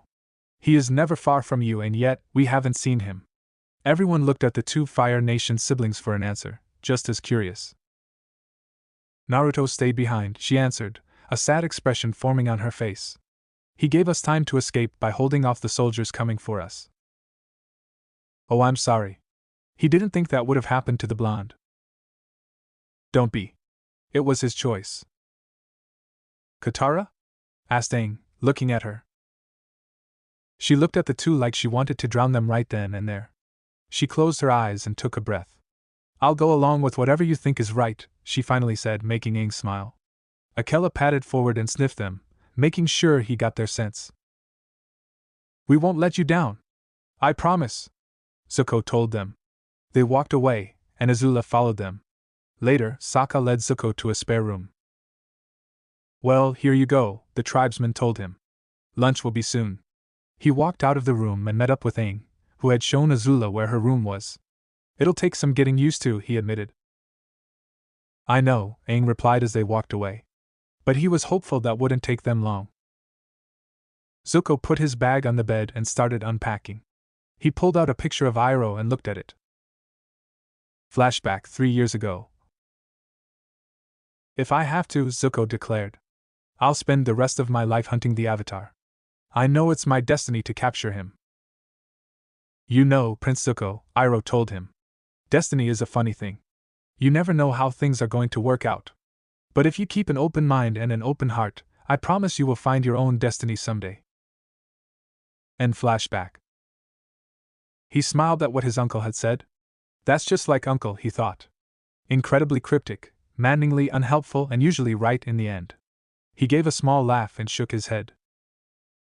Then he noticed that Katara was standing at the door, leaning against its frame. You and your sister might have everyone else here buying your transformations, she told him. But you and I both know you've struggled with doing the right thing in the past. She walked into the room and into his face. So let me tell you something right now. Either of you take one step backward, one slip up, give me one reason to think you might hurt Aang, and you won't have to worry about your destiny anymore. Because I'll make sure your destiny ends right then and there, permanently, she threatened him with a glare. The glare suddenly turned to shocked surprise when she suddenly felt the tip of a dagger at her back. Now that is a better threat, Azula said, standing right behind her. Now allow me to give you one. She pressed the tip down slightly, making her stiffen. You make one more threat against me or Zuko, you try to kill either of us, and I don't care what the others will think. They will never find your body. Is that understood? When she didn't get an answer, she pressed down harder, making Katara whimper slightly. Is that understood? She repeated, saying each word carefully and clearly. Katara nodded her head. Good. Now leave, she ordered, withdrawing her dagger. Katara walked back to the door, stopping to glare at them one last time, before walking through it, slamming the door behind her. Zuko turned to his sister. That was not necessary, Azula, he told her. Yes, it was, she replied, sheathing the dagger. She doesn't believe what we say. Why else would she make that threat? So you gave her one as well? You may be a dum-dum, Zuko. But you are my brother, she told him. If anyone tries to harm you in any way, they will regret it. Thank you, Azula. I never thought I'd hear you say those kinds of words. People change. Besides, there's a first time for everything, right? Right, he agreed. Now, if you don't mind, I'm still unpacking. Then I'll leave you to it. She walked out of the room and made her way back to her own. She walked back in and looked at her own bag, which was still in the midst of unpacking as well. She resumed putting the stuff away, when she pulled out her prized possession. As she held it, tears began to form in her eyes. No, she declared silently, shaking her head and wiping away the tears. I am not going to cry. Location: Fire Nation. Naruto sat in the middle of the cell, hands bound behind his back. It had been a week since he had been arrested. Each day, Yao Jing would visit him. She would take him to a room where they taught unruly prisoners how to behave. She then tried to educate him, but he had acted like her lessons didn't do anything, but they did. His aching body could attest to that. Come on, sir, Ming said, walking into the cell. Lady Yao Jing wants to see you again. Is it time for another lesson? He asked with sarcasm, standing up from where he had been sitting. I can't wait. I am sorry, Lord Naruto, she said, opening the cell and leading him out of the room. The guards outside were staring at the blonde with disgust and hatred in their eyes. Why are you apologizing? You're not the one whose lessons involve trying to beat me black and blue. And stop calling me Lord Naruto or Sir Ming. I'm a prisoner, remember? I'm afraid I can't do that, sir. Every soldier who had served with Naruto was both loyal and respectful. If they had been given the order, they would try to storm the prison, bust him out, and make sure he escaped. Ming was one of those soldiers. We're here, she said as they stood in front of a door. She opened it, and he stepped through. The minute he did, the door closed and his feet were knocked out from under him. He fell to the ground. You are not 8, Yao Jing, he said calmly, like he didn't care what was going to happen to him. He looked up to see her standing over him. Are you enjoying your stay? She asked him, kicking him in the stomach. Ever since she had that one dream that left her aroused and ashamed, she poured all her efforts and focus into torturing him. She would prove to herself that she had nothing to fear from him, or the one from her dreams. He sat up from where he had fallen. Well, the food could be better, he answered and was slapped across the face. Are you serious? You're slapping me? Could you get any more pathetic? Her response was to shove her foot into his back, sending him to the floor. A little better, but I'd still fail you. Do you think this is entertaining? She demanded. Do you mean your horrible attempts to torture me, or me making fun of you for said attempts? His voice was muffled due to his face being on the ground. The injuries she was trying to inflict on him did hurt, but he tried to not let them overpower him. If you want an honest answer, it's the latter. What's next? Are you going to hit me with lightning? Can you even do it? He was doubtful, very doubtful. She pulled him up and slammed him into the wall. Let me show you! She snarled at him. She attached his hands to chains above him, holding him there.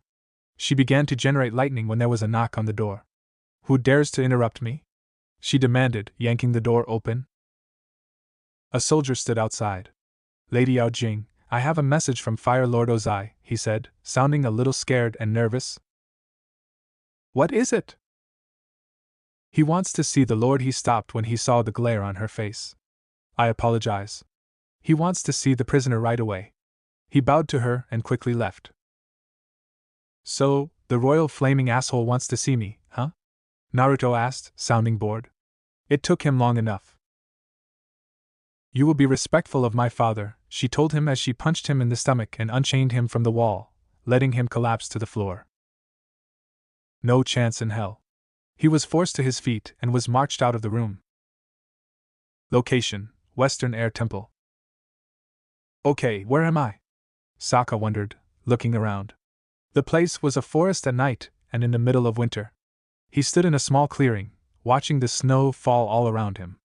Above the pine trees, a full moon shined down on him. You did well yesterday, a voice said to him, echoing all around him. Who's there? He demanded. He reached for his boomerang, only to find that it wasn't there. He knew that voice. It was the same one who told him to stop and think in the tunnels at the Fire Nation capital. You know who I am. That may be, but I still don't see you. He looked around, but he still didn't see who was talking. That's because you're not looking in the right direction. I'm right here. The voice now came from behind him. He turned around and saw a great, black wolf laying on a rock overlooking the clearing. Who are you? He asked. I am. The rest sounded muffled, like the wolf was trying to speak to him through a wall. What was that? The wolf sighed. How disappointing. I would have thought you would have heard me by now. I can hear you just fine right now. But you cannot hear my name, and so, you cannot hear me. So tell me your name. I have tried. You do not listen. Well, I'm trying to listen now, he argued. You think you do, but it is still the same. The wolf rose from where it lay and padded away from the clearing. How long will you keep plugging your ears? How long must I remain silent? Wait! He called after the wolf, but he woke up instead. Akela raised his head and looked at him. It's nothing, Akela, he said. It's just an odd dream. The white wolf looked at him for another minute before putting his head back down. It's strange, he thought as he put his head back down. But it feels like I should know that wolf. He fell asleep and didn't dream of the clearing in the forest, or the black wolf. Location: Western Air Temple. Zuko, Azula, and Aang stood on a balcony. It had been a full day since the assassin attacked, and now, the two exiles were ready to begin teaching their students. The previous night, Sokka had told Zuko about Aang's previous attempt to learn firebending from the infamous deserter Zhong Zhong, and how that attempt ended in failure. Both Zuko and Azula were amused at how Aang's foolhardy experiment in firebending had resulted in burning Katara by accident, even if it revealed her ability to heal. I know you're nervous, Zuko told Aang. Both he and his sister stood across from the Avatar. But remember, firebending in itself is not something to fear. Okay, Aang said, taking a breath. Not something to fear. But if you don't respect it, it'll chew you up and spit you out like an angry Komodo rhino, he shouted, making the air nomad flinch back. Was that really necessary, Zuko? Azula asked her brother while also keeping an eye at their student, who was about to jump out of his skin. Hey, our teachers did it to us. We might as well do it for our students. She rolled her eyes before looking at Aang. Show us what you got, she ordered him. Any amount of fire you can make. He took a couple of deep breaths, took a stance, and tried to bend fire. What he got was a puff of smoke. Maybe I need a little more instruction, he said apologetically. Perhaps a demonstration? She sighed. If you insist. You might want to take a few steps back. He did, and she took a stance. She breathed in deep and threw out a punch. A very small flame, which wasn't even blue, slipped out and faded quickly. Aang applauded at her attempt until she glared at him. What was that? Zuko asked her. That was the worst fire bending I've seen. He had seen his sister do much, much better. I thought it was nice, Aang offered with a weak smile. You think yours is any better? She asked her brother, ignoring the airbender. He took his stance and tried 3 times, getting the same results as her. Why is this happening? He demanded. Maybe it's the altitude? Aang suggested, rubbing his head. Yeah, it could be, he agreed. They went lower in the temple. When they found a suitable spot, both Azula and Zuko tried to firebend again, only getting small flames. Azula's flames still weren't blue, they were orange. Aang sat on a broken pillar and yawned in boredom. Just breathe in, Zuko said as he tried again. Once again, he only got a small flame. That one kinda felt hot, Aang said, sitting up from where he had briefly laid down. Don't patronize me, he snapped. You know what it's supposed to look like. Sorry, Sifu Hotman, the air nomad apologized. And stop calling me that. Why should he? Azula asked with a small smirk on her lips. It works. He turned to his sister. You do realize that means you're Sifu Hot Woman, right? She lost the smirk and returned her focus to trying to bend. Sokka came walking by, eating an apple. Hey guys, he said in greeting. How's it coming? Go away, Azula told him. His presence there would not help them in any way. I was just wondering. Get out of here. Zuko snapped at him. Alright, sheesh. He walked away. Aang, that's it for today, Azula told him. Are you sure? He asked. While he was excited to stop learning how to firebend, he wanted to be sure that was what she wanted. Go, Zuko and I need to talk, she practically ordered. If she had been a little angrier, she would have used her finger to point at the exit, emphasizing her point. Okay, bye. He was gone quicker than they could blink. She turned to face her brother. What in the name of Agni has happened? Why are you asking me? I don't know, he answered. His firebending had never been this weak before, not even when he had just begun to bend. Well, we need to figure it out. Nobody saw them until that night, at dinner. They stood at the edges. Looking back at the campfire, the others had gone. Listen, everybody, I've got some pretty bad news, Zuko told them as he walked over to the fire. Azula walked beside him. Azula and I have lost our stuff.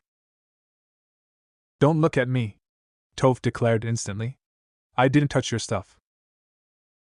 He's talking about our firebending, Azula explained with a small amount of annoyance.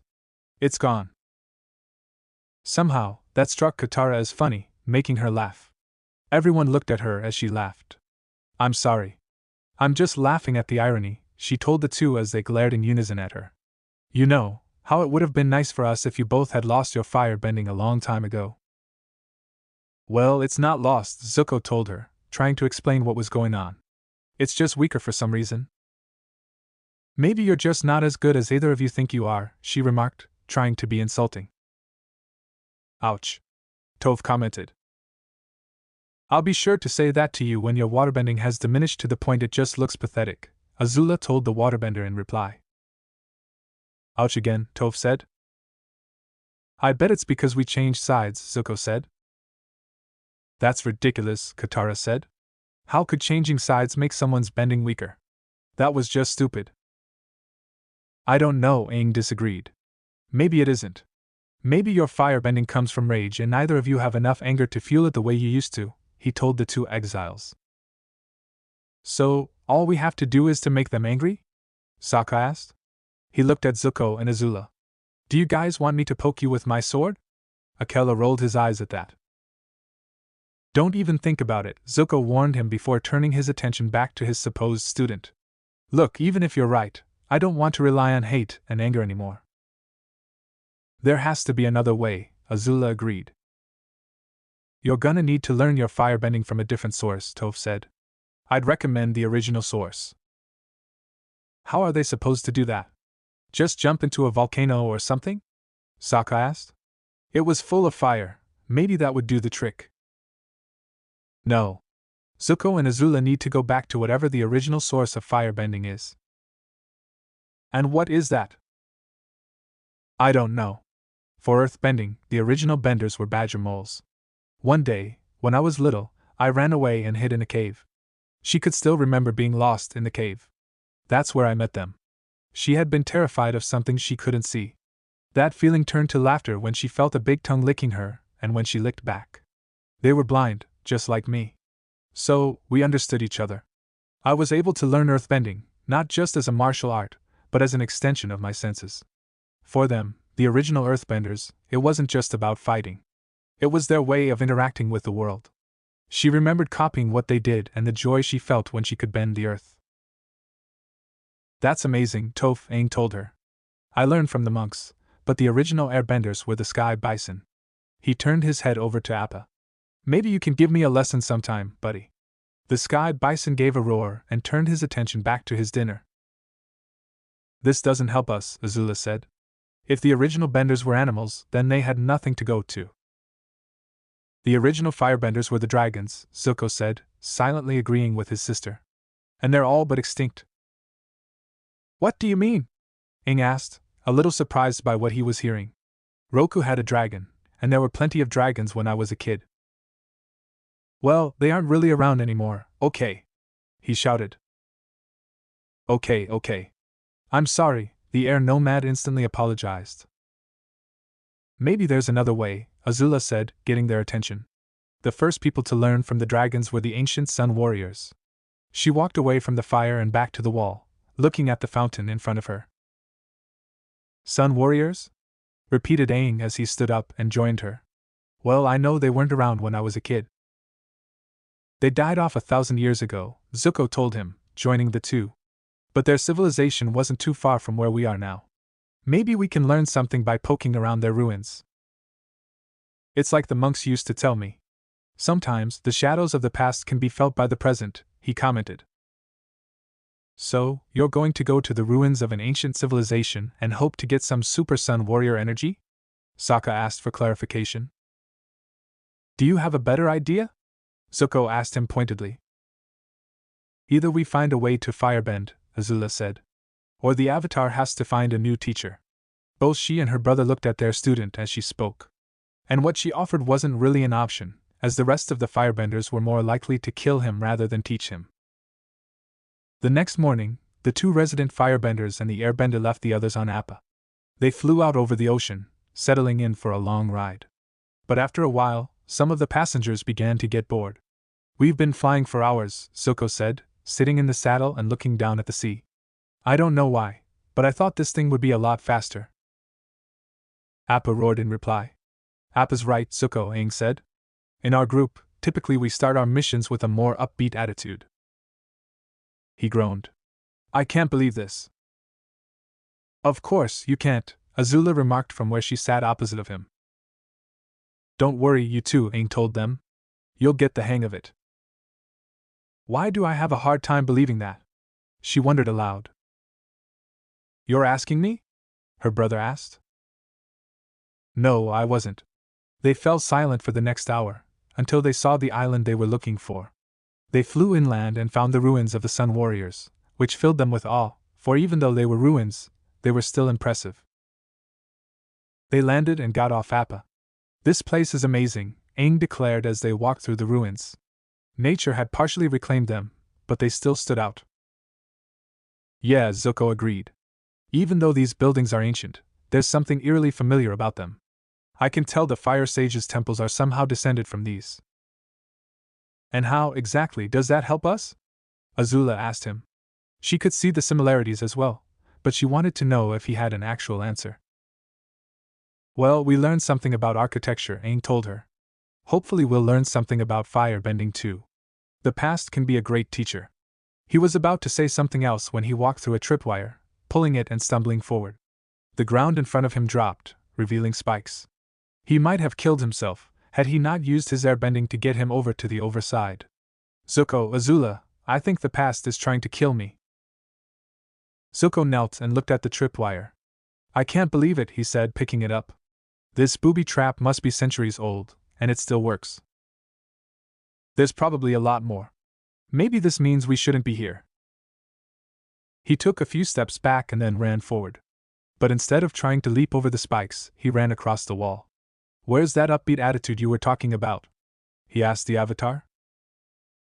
He's right, Azula agreed. Landing next to them, she jumped across the spikes. Besides, people don't make traps unless they have something worth protecting. And what was worth protecting in ruins such as these? So we keep going? Aang asked, wanting to be sure. Just keep walking, Zuko told him. They kept walking forward and soon started climbing a long flight of stairs. At the top of the stairs, they found a mural of 2 dragons breathing fire around a sun warrior. Look, this seems promising, Aang said as he examined the mural. Though I'm not sure what this tells us about the original source of firebending. They look angry to me, Azula commented, looking at the dragons. She felt unnerved at the sight of the statues and their depictions. I thought the dragons were friends with the sun warriors. Well, they had a funny way of showing it, Zuko remarked as he started to walk away from the mural. His sister turned to follow, only to stop when the Avatar spoke. Zuko, Azula, something happened to the dragons in the last 100 years, right? Something you two aren't telling me, he said. The siblings shared a look with each other. Our great-grandfather Sozin happened, Azula told him as they walked away. What do you mean? He asked, following them deeper into the ruins. He started the tradition of hunting dragons for glory, Zuko explained as they crossed a bridge. They were the ultimate firebenders. And if you defeat one, your firebending talents would become legendary, and you would earn the honorary title, Dragon. They stood in front of another flight of stairs, with a statue of a dragon on each side. One of the statue's heads had fallen off and now lay on the ground, which he walked up to. The last great dragon was defeated long before either of us was born, by our uncle. He placed a hand on the dragon's eye. But I thought your uncle was I don't know good. He had a complicated past. It seems to be a family tradition, Azula remarked. And besides, the last person to earn the title of dragon was you, she told Zuko. But I technically didn't defeat it, he replied before chuckling. How much do you want to bet that Dad's trying to use that to strip me of that title? No bet, she replied, chuckling as well. It would be something their father would do to discredit them. Wait, Aang said, looking at Zuko. You defeated the last dragon alive? He shook his head. No, I let it go free. Bao Yu still gave me the title of Scarred Dragon anyway. He made his way to the stairs. Let's just move on. They went up the stairs and at the top, they saw a big door that was closed shut. Aang ran over to the door and tried to open it, with no success. It's locked up, he told them. We gathered as much, Azula told him, the sarcasm blatant in her voice. She turned around and noticed the column with the sunstone embedded in it. Turning back around, she saw that it was shining down, but was being blocked by Zuko. Zuko, move. He did so, revealing the light shining down on a particular spot on the ground.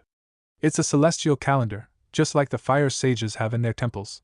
She looked up above the door and saw another sunstone embedded there. I'd bet that sunstone opens the door, but only when sunlight hits it at just the right angle, in other words, on the solstice. Monkey feathers, swore Aang. The solstice again? We can't wait here that long. No, we can't, Zuko agreed. But we might be able to speed time up. He drew one of his Dao swords and held it against the light on the ground, making it shine on the wall around the door. Let's see if we can outsmart the sunstone. Moving his sword carefully, he reflected the light onto the sunstone over the door. Nothing's happening, the air nomad told him. Come on, he muttered. He held the sword at the angle, keeping the light on the sunstone. His efforts paid off when the door opened. You know, guys, Aang said as he picked up his staff from the ground. I don't care what everyone else says about you two. You're pretty smart. He walked into the room. Both Zuko and Azula shared a small smile as Zuko sheathed his sword. Then they realized what he meant. He looked at the room, and the first thing he saw was a scary-looking face, looking right at him, making him gasp and flinch back. "Would you relax?" Azula asked him. "They're just statues." They walked into the room and started looking around. The statue they had first seen was just one of two sets. The two sets had several statues, each in a different position. With each position, the statues curved around to the back of the room. Aang read the inscription on one of the first two statues. "It says this is something called the Dancing Dragon," he said aloud. Putting his staff down, he took a step back and copied the pose the statue held. When he did, his foot pressed a button, causing it to go into the floor a bit. He came out of the pose and looked at the button, which came back up. He then looked at the other statues in the set. "Zuko, Azula, get over here. I want you two to dance with me," he told them, grabbing Zuko's arm. "What?" they said in unison. That had been something they never would have expected the air nomad to say, to them, at least. "Just do it." He dragged Zuko over to the first statue of the second set. "Okay, you stand there. Azula, stand behind him." He went over to his statue. "Let's follow the steps of the statues." They had no idea what he was thinking, but when they did the first pose and moved into the second, they heard the click of a button. "Don't you guys see?" he asked them as they went through the poses. "These aren't dance moves. These statues are giving us a lesson. I think this is some kind of sun warrior fire-bending form." "This better teaches us some really good fire-bending," Azula said. The three did the last pose and they heard something moving. Turning to face the front, they saw a pedestal holding a big golden egg-like stone coming out from the middle of the floor. "Hooray!" Aang cheered. "Wait, what exactly is that?" "Looks like some sort of gemstone," Zuko noted as he went over to it. "Well, don't touch it." "Why not?" asked Azula, walking over to the stone as well. "Remember what happened out there with those spikes?" he asked the two of them. "I'm just very suspicious of giant glowing gems sitting on pedestals." "Of course you are," she sarcastically remarked. "It feels almost alive," Zuko said after picking it up to look more closely at it. When he tried to put it back, a geyser of green slime shot out, sending both him and Azula flying upwards and hitting a grate in the roof. "Oh no, it's another trap," Aang said as he saw the doors close. "What gave it away?" Azula asked from where she was plastered against the grate, and her brother. "Not the time, Azula," Zuko told her before returning his attention to Aang. "We can't break free. It's like some sort of glue." Aang ran back to his staff, picked it up and leapt onto one of the statue's heads. He swung the staff, bending the air to try and get Zuko and Azula free. All it did was flip them over, so their faces saw the sky. As he looked at that, he realized too late that the slime had gotten his staff. He tried to pull it free with no success. Seeing as the slime was about to get him, he leapt up to the grate and grabbed hold. But he had forgotten that the slime was there as well. "I can't move," he said, trying to break free. "Zuko, Azula, do something." "Me? I can't move either," Azula said. "Same here," said Zuko. The slime continued to rise until it pressed into their backs. For a moment it looked like it would overflow the grate, but it didn't. "It stopped," Aang said as he felt the slime settle. "Way to state the obvious," Azula said. "At least we have air," Zuko noted. "Maybe if we stay calm, we can figure a way out of this." They did try to stay calm. But as the day wore on and eventually turned into night, the calm started to get worn away. "You had to pick up the glowing egg, didn't you?" Aang finally asked Zuko. "At least I made something happen," he snapped. "If it were up to you, we never made it past the courtyard." "Help!" the Avatar bellowed, using airbending to enhance the shouting. But it only echoed through the ruins. No one had seemed to have heard it, except for them. "Who are you yelling to?" Azula asked him. "Nobody's lived here for centuries." "Well, what do you think we should do?" "Think about our place in the universe?" Zuko offered. "No way, I am not talking about that with you guys," his sister said. "And I'm kicking the ass of whichever one of you is making my leg cramp when we get out of this." She didn't know who was doing it, but she knew one of them was doing it. "Who is down there?" A voice demanded, surprising them. Standing over the grate was a sun warrior, an actual living sun warrior. Hi, offered a nervous Aang, making the other two groan. Others soon joined the warrior, who they soon figured out was the chief. He had them pull the grate free and the three dug out. They were carried down to the celestial calendar, where the remaining slime was slowly being licked off by aardvark sloths. For trying to take our sunstone, you must be severely punished, the chief declared, surrounded by his people. 4 of the warriors had bent fire and cradled it in their hands. We didn't come here to take your sunstone, Zuko told them from where he sat before, still somewhat covered in slime. We came here to find the ancient origin of all firebending. Yeah, right, the sun warrior holding the sunstone said. They are obviously thieves, here to steal sun warrior treasures. Please, Aang said to them all. I don't normally play this card, but I'm the Avatar. No one said a word at his proclamation. Just hear us out, he asked them, standing up. My name is Zuko, Crown Prince of the Fire Nation, he introduced himself, standing up. Or at least I was. And my name is Azula, she introduced herself as she stood up too. Enough slime had been licked off for them to do that. I am his sister, but I am not the princess of the Fire Nation, not anymore. I know my people have distorted the ways of firebending, to be fueled by anger and rage. But now I want to learn the true way, the original way, her brother told the Sun Warriors. I do as well. When we came here, we did not know that the Sun Warriors' civilization was still alive. I am both honored and humbled to be in your presence. She bowed her head, her brother and Aang copying her movements. Please teach us. The chief was silent as he looked at them.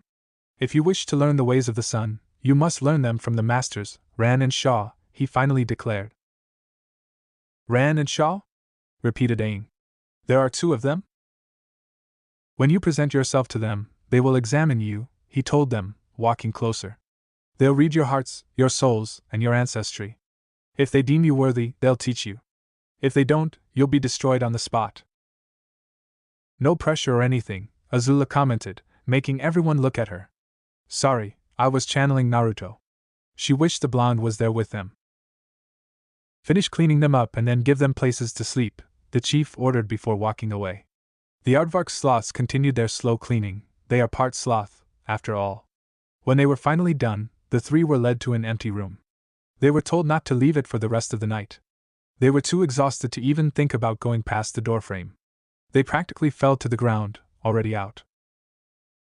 When morning came, they were roughly woken up and given a light meal for breakfast. Once they had finished eating, they were led out of the room and taken to another temple building, where the chief and the Sun Warriors waited in front of a fire. If you are going to see the masters, you must bring them a piece of the eternal flame, the chief explained. This fire is the very first one. It was given to man by the dragons. We have kept it going for thousands of years. I don't believe it, Zuko said with surprise. He had never thought that something like that had existed. You will each take a piece of it to the masters, to show your commitment to the sacred art of fire bending. Mr. Sun Chief, sir? Said Aang nervously. Yeah, I'm not a firebender yet. Couldn't one of my friends carry my fire for me? He felt a hand slap the back of his head, making him yelp slightly. Don't be lazy, Azula told him, withdrawing her hand from his body. If he acted like that, there was no way he could be a good firebender. The chief turned to the fire and bent 2 small flames from it. This ritual illustrates the essences of Sun Warrior philosophy. He handed the 2 flames to Zuko and Azula, before bending a third out from the eternal flame. You must maintain a constant heat. The flame will go out if you make it too small. Make it too big, and you might lose control. He offered the third to Aang. The Avatar was hesitant, at first. I'm sorry. I'm just a little nervous. He took the flame from the chief, and he was surprised at how it felt. It's like a little heartbeat, he said in wonder. Fire is life, not just destruction, the chief told him. You will take your flames up there. He pointed to a nearby mountain. The cave of the masters is beneath that rock. The 3 of them bowed to him, and made their way down the steps and into the forest. Azula and Zuko took the lead while Aang walked slower, still unsure of maintaining his flame. As the day wore on, they got closer and closer to the mountain. Zuko stopped and looked back at Aang, who had widened the distance between the 3 of them. Hurry up, he told him. I can't, Aang replied. If I walk too fast, my flame will go out. Your flame is going to go out because it's too small, Azula told him. You're too scared. Give it a little more energy. But what if I can't control it? The memories of what happened the last time he tried to bend fire came to the edges of his mind. You can do it, Zuko answered. I know you can. You're a talented kid. When he heard those words, the memories disappeared from the air nomad's mind. The rest of the walk was silent as they continued up the mountain. By the time they had reached the caves, which were two rocks with a hole in the middle of them and connected by a bridge and a staircase, the rest of the Sun Warriors had already arrived. Is anyone else wondering how they got here first? Azula whispered to the other two as the chief and two other Sun Warriors approached. I'm not focusing on it right now, Zuko whispered back. Facing the judgment of the firebending masters will be difficult for you, the chief told them as he approached them. He looked at Zuko and Azula. Your ancestors are directly responsible for the dragon's disappearance. The sins of our ancestors are not ours, Zuko replied. That might be, but the masters might not see it that way. They also might not be so happy to see you. I know I wouldn't be, one of the warriors said. But once they find out that I'm the Avatar, Aang began to say. Have you forgotten that you vanished, allowing the Fire Nation to wreak havoc on this side of the planet? The chief asked, cutting him off. The decline of the dragons is your burden, too. He looked away in shame. The chief slammed his staff into the ground and took a part of the flames from the three. He then split it into two and gave one to both warriors. They took it and sent down the line. Each Sun Warrior would bend a small piece of the fire into a burning circle before handing off to the next person. As the chief walked away, Aang, Azula and Zuko had a hushed conversation. We could turn back now, Aang suggested quietly. We've already learned more about fire than we'd hoped. No, Azula answered. We're seeing this through to the end. We're gonna meet these masters and find out what's so great about them. What if they judge us and attack us? Well, we're the Fire Prince, the Fire Princess, and the Avatar, Zuko said, drawing one of his swords slightly to emphasize his point. I think we can take these guys in a fight, whoever they are. I'm not the Fire Princess anymore, Zuko, Azula reminded her brother. She had chosen to give up that title. Right, sorry. He turned to face the chief. Bring them out, he declared. Chanters! Shouted the chief. The Sun Warriors who didn't hold a ring of fire began to drum out a beat and chanters started up, while also genuflecting. The three made their way to the stairs, stopping in front of the chief and the two warriors, who then stepped out of the way. The stairs loomed over them, almost looking like a mountain itself. Aang, Azula, and Zuko all shared a look, took a deep breath, and started walking up the steps. Aang looked back once as they climbed but kept on going. They reached the top of the stairs and stood at the top, looking at the bridges as the setting sun looked down on them. Those who wish to meet the masters, Ran and Shaw, will now present their fire, a Sun Warrior announced through a horn that amplified his voice. The three shared one more look together and turned to face the cave entrances. Aang faced one, while the siblings faced the other. They bowed their heads and raised their hands, holding their fire in an offering position. Sound the call, the chief ordered. A Sun Warrior standing on a ledge took a deep breath and blew a horn, making nearby birds fly and causing the sounds of something crashing in the caves. When Aang heard that, he began to tremble. What's happening? He asked, turning around to face Zuko and Azula, who kept their positions. Only Zuko spared him a look when he peeked under their shoulders to see what was going on their end. When he turned back around and brought his hands back up, he realized too late that he had extinguished the small flame he had been given. Guys, my fire went out, he told the other two. What do you want us to do? Azula asked. Give me some of yours.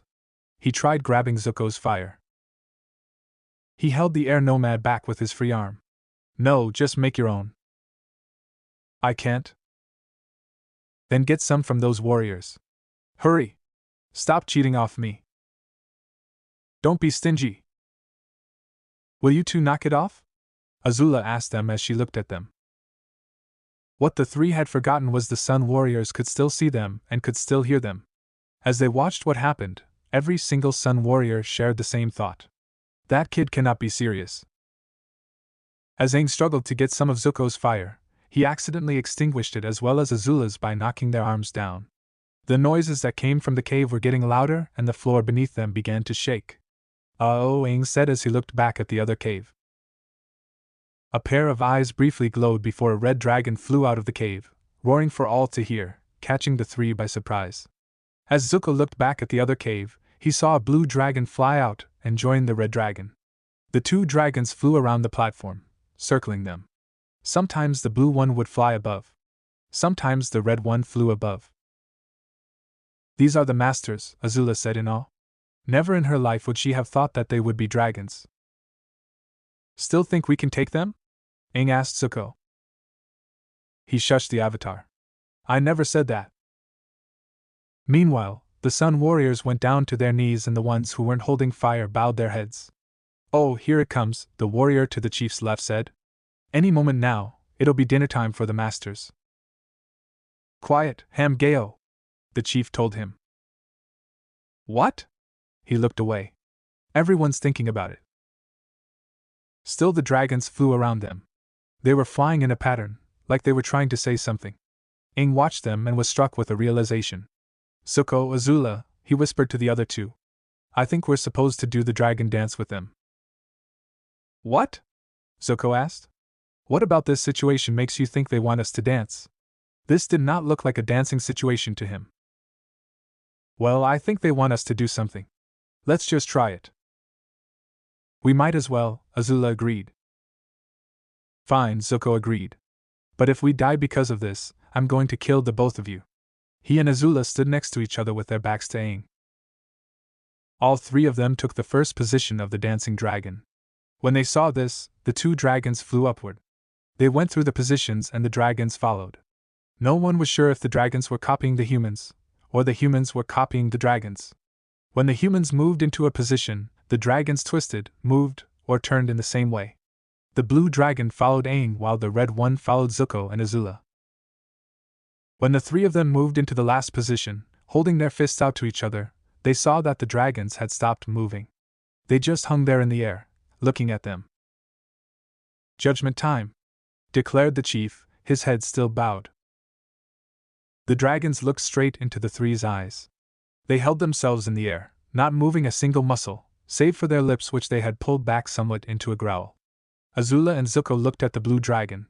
Both nervous and scared as all hell but were doing their best not to show it. Aang stared at the red dragon. He was also scared, but unlike the other two, he was trembling visibly. Finally, the dragons moved. They landed on both sides of the staircase. For a moment that somehow managed to take forever, nothing happened. Then the dragons opened their mouths and breathed fire, engulfing the three in a tornado of flames. The three screamed and covered their faces, trying to protect them. But they realized that the fire wasn't burning them. They uncovered their eyes, looked up and saw a wondrous thing. The tornado was made of fire, that much was true. But it wasn't the fire they were looking at, it was the many different colors of fire they saw. Orange flickered into red, green twisted into blue, purple came forth from yellow. They saw all of that, and so much more. And that was when they realized this tornado was a lesson. It was a lesson done in the form of a demonstration. I understand, Zuko whispered. The dragons somehow heard him as the tornado dissipated. The dragons, having shown what fire bending was all about, flew upward. They executed a loop and flew back into their caves. And just like that, as quickly as it began, it was over. The Sun Warriors holding the circles of fire let them die and bowed their heads in a salute. Their fire was beautiful, Azula admitted with a voice full of awe as they walked back down the stairs. She had never seen anything like that before in her life, sadly. She also had the feeling that she never would again. I saw so many colors, Zuko told them. Colors I've never imagined. Like fire-bending harmony, Aang stated. Yes, the chief agreed as they met him at the bottom. They judged you, and gave you visions of the meaning of fire-bending. I can't believe there are more living dragons, Zuko said in surprise. Before Akawan, I had thought that my uncle Iroh faced the last dragon and killed it. So Uncle lied, Azula stated. Actually, it wasn't a total lie, the chief said, surprising them. Iroh was the last outsider to face the masters. They deemed him worthy and passed the secret on to him as well. He must have lied to protect them, Zuko realized. So no one else would hunt them. All this time, I thought firebending was destruction, Aang admitted. Since I hurt Katara, I've been too afraid and hesitant. But now I know what it really is. It's energy and life. Yeah, it's like the sun, but inside of you. Do you guys realize this? He asked the chief. Well, our civilization is called the Sun Warriors, so yeah. And once again, you've proven why I call you Dum-Dum, Azula told Zuko, a small teasing in her voice. He glared at her half-heartedly before realizing something. That's why my firebending was so weak before, he turned to face Aang. Because for so many years, hunting you was my drive, it was my purpose. So, when we joined you, I lost sight of my inner fire. You're right, Azula said, seeing where he was going with this. For as long as I could remember, my drive was to be the perfect princess of the Fire Nation that everyone thought I was. When I said that Ozai wasn't my father anymore and I joined you, she told Aang, I had lost my drive too and I didn't even know it. But now, we have a new drive. We have to help you defeat my father and bring balance back to this side of the planet, Zuko declared, looking at Aang. He took a stance and tried to firebend once more. This time, he got a big burst of flame. He did another one just to make sure it wasn't a fluke. Azula did the same thing. She was happy not just to see her firebending was working, it had turned back to its blue color. Aang tried it too. He bent a fireball, and he was happy to see that he could do it. Now that you have learned the secrets, the chief said, walking towards, his face serious. And you know about our tribe's existence, we have no choice but to imprison you here forever. His statement surprised the three. Just kidding, he said, making them breathe a sigh of relief. But seriously, don't tell anyone. Don't worry, we won't, Azula promised him. She then saw something against the glare of the sun. What is that? She asked, trying to see what it was. What are you talking about? Aang asked her, turning around as well. That. She pointed at what she was looking at. But before anyone could turn and see what she was looking at, it had already landed. You, said Zuko in surprise. He knew the creature that was standing over him. He had never thought to see it again. You know him? Both the chief and Aang asked him in unison. Do you remember how exactly I got the title of dragon? He asked Aang and Azula, who nodded. Meet the dragon I freed. He pointed to the creature, which was indeed the same dragon he had freed from imprisonment. He had grown bigger, and it looked like his whiskers and horns had fully grown. Yes, we were quite surprised when the young dragon had arrived, the chief explained to the three of them. He had arrived in the middle of a storm. When the masters came out to see who it was, they investigated the storm. We did as well. I am not sure about the other warriors, but I briefly saw a pair of solid gold eyes flash through the storm clouds. To the surprise of everyone who was there, the masters had bowed their heads to the storm. They took the young dragon in. Although I am glad to see another dragon alive, I still do not know what those eyes were. I know who brought him here, Zuko told him. Who was it? His king. The chief's eyes went wide. You mean? The question was left hanging, as he was too surprised to fully say it. Yes. But do you? Again, the question was left hanging. I met him myself. That simple statement made every single Sun Warrior bow their heads to him in respect. Am I missing something? Aang whispered to Azula, completely confused. Who are they talking about?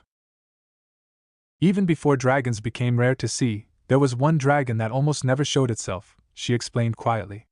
This dragon was the first, said to be created by Agni himself. He wanders the world. Many have gone looking for him, most to challenge him, but they never found him. My father and grandfather were among these people. He only shows himself to those he finds worthy, and even then, he has never truly revealed himself. He is the king of all dragons, Bahamut. As she finished explaining, the Avatar looked at the exiled prince of the Fire Nation with awe in his eyes. So do you still want to fight? Zuko asked the dragon. The dragon shook his head and, to the surprise of everyone there, save for the chief, he lowered his head. What's he doing?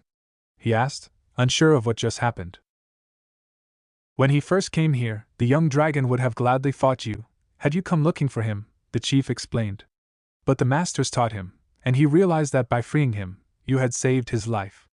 He owes his life to you and would gladly be in your service. You want to serve me? He asked the dragon, who nodded his head. No, I won't take you as a servant. His words surprised everyone there. But before they said anything, his next words calmed them down. But I'll take you as a friend. He held his hand out. What do you say?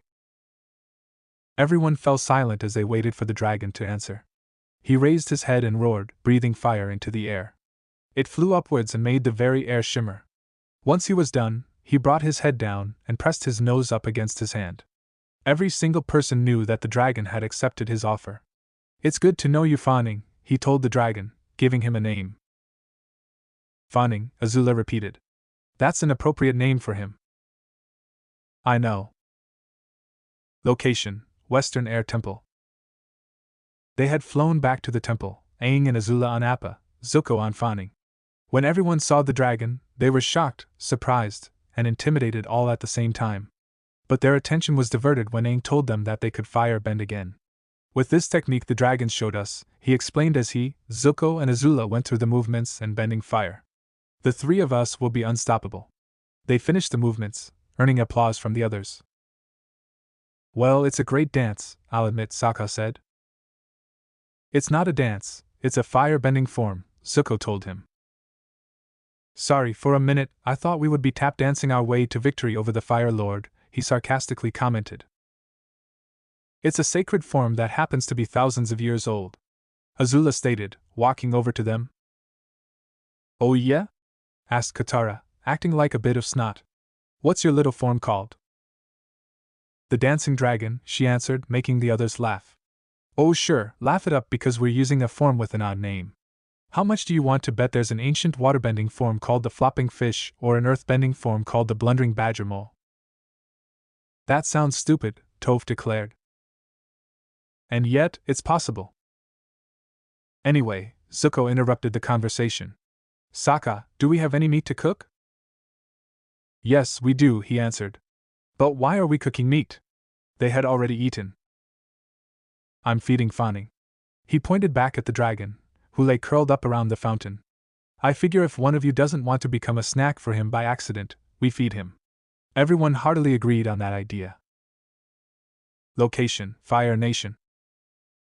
Sir, you have a visitor, Ming said from the door. How many times do I have to tell you to stop calling me sir? Naruto asked, facing the wall. His hands were chained to his back and his body still hurt from his last session with Yao Jing. I'm a prisoner. That may be, a new voice said, surprising him. But you're still my commanding officer. He stood up and faced the visitor. Bao Yu, he greeted the head of the Yen archers, who stood before the bars. My lord, he greeted back, saluting his leader. He chuckled. Normally, I'd chastise you for saying that. But you'll keep doing it even if I'm in here. So, what's up? The archer looked back at Ming, who nodded and closed the door. My lord, I am here to inform you that soldiers who are loyal to you are currently planning to break you free, he told the blonde. His face, which held a carefree look, hardened immediately. What? Yes, sir. Both I and Ming are involved in this plan. We will free you the day they will move you to. Lieutenant Bao Yu, he roared unexpectedly, surprising Bao Yu. If you were in this cell with me and if my hands were free, I would punch you for even thinking of doing something like that. Then I'd have you bring in Ming so I could hit her too. But sir, the Yuan archer protested. We're trying to set you free. Once you're free, we'll be able to have you smuggled out of the Fire Nation. And if the prison break is foiled or they catch you before I'm out of the Fire Nation?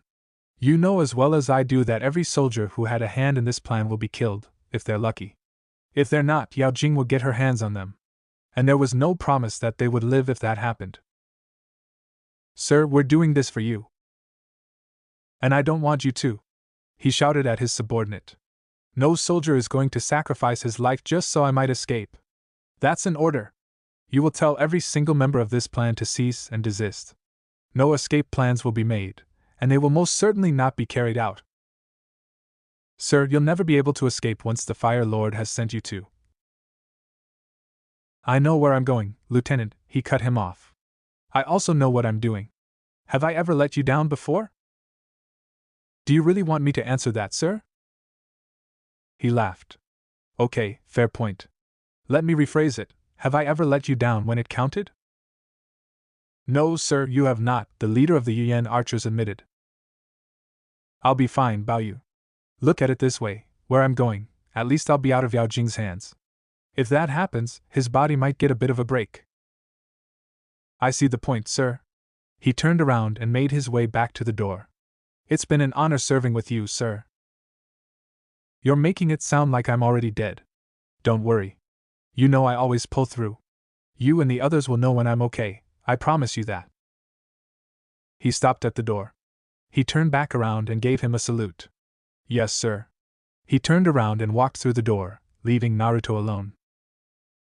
Location: Western Air Temple. Zuko looked around to see where he was. It looked like he was standing on a mountain ledge. If he looked above, all he saw were clouds.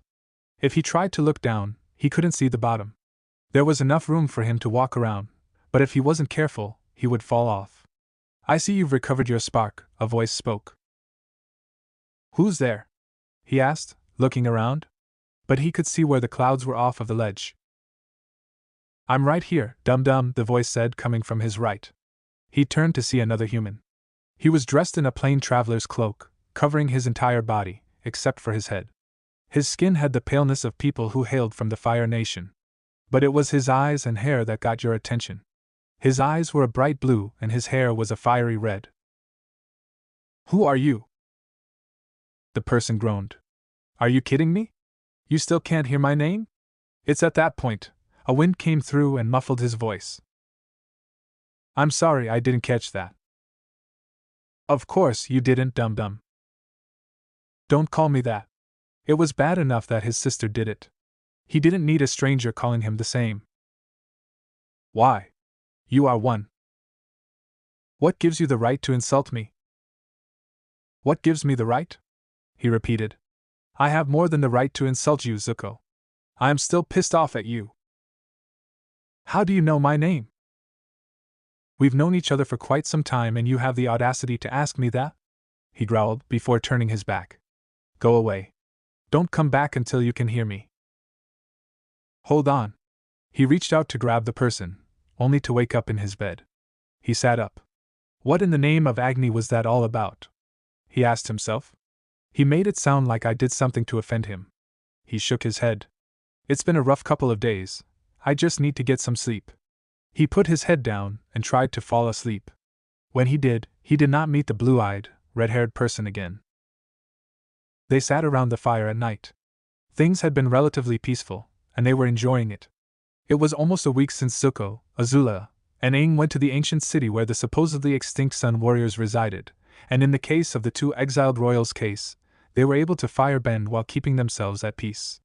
In Aang's case, he slowly entered a routine every morning. No one can make tea like Uncle, Zuko declared as he poured tea into cups. But hopefully, I've learned a thing or two. You lived with him and his tea for 3 years, Azula told him. You probably would have learned something. Would you guys like to hear Uncle's favorite tea joke? He asked the others. Do you remember the entire joke? She asked before anyone could say yes. Just a punchline, he admitted. It was a little embarrassing, but it was the truth. Then please don't. He just started handing out the tea.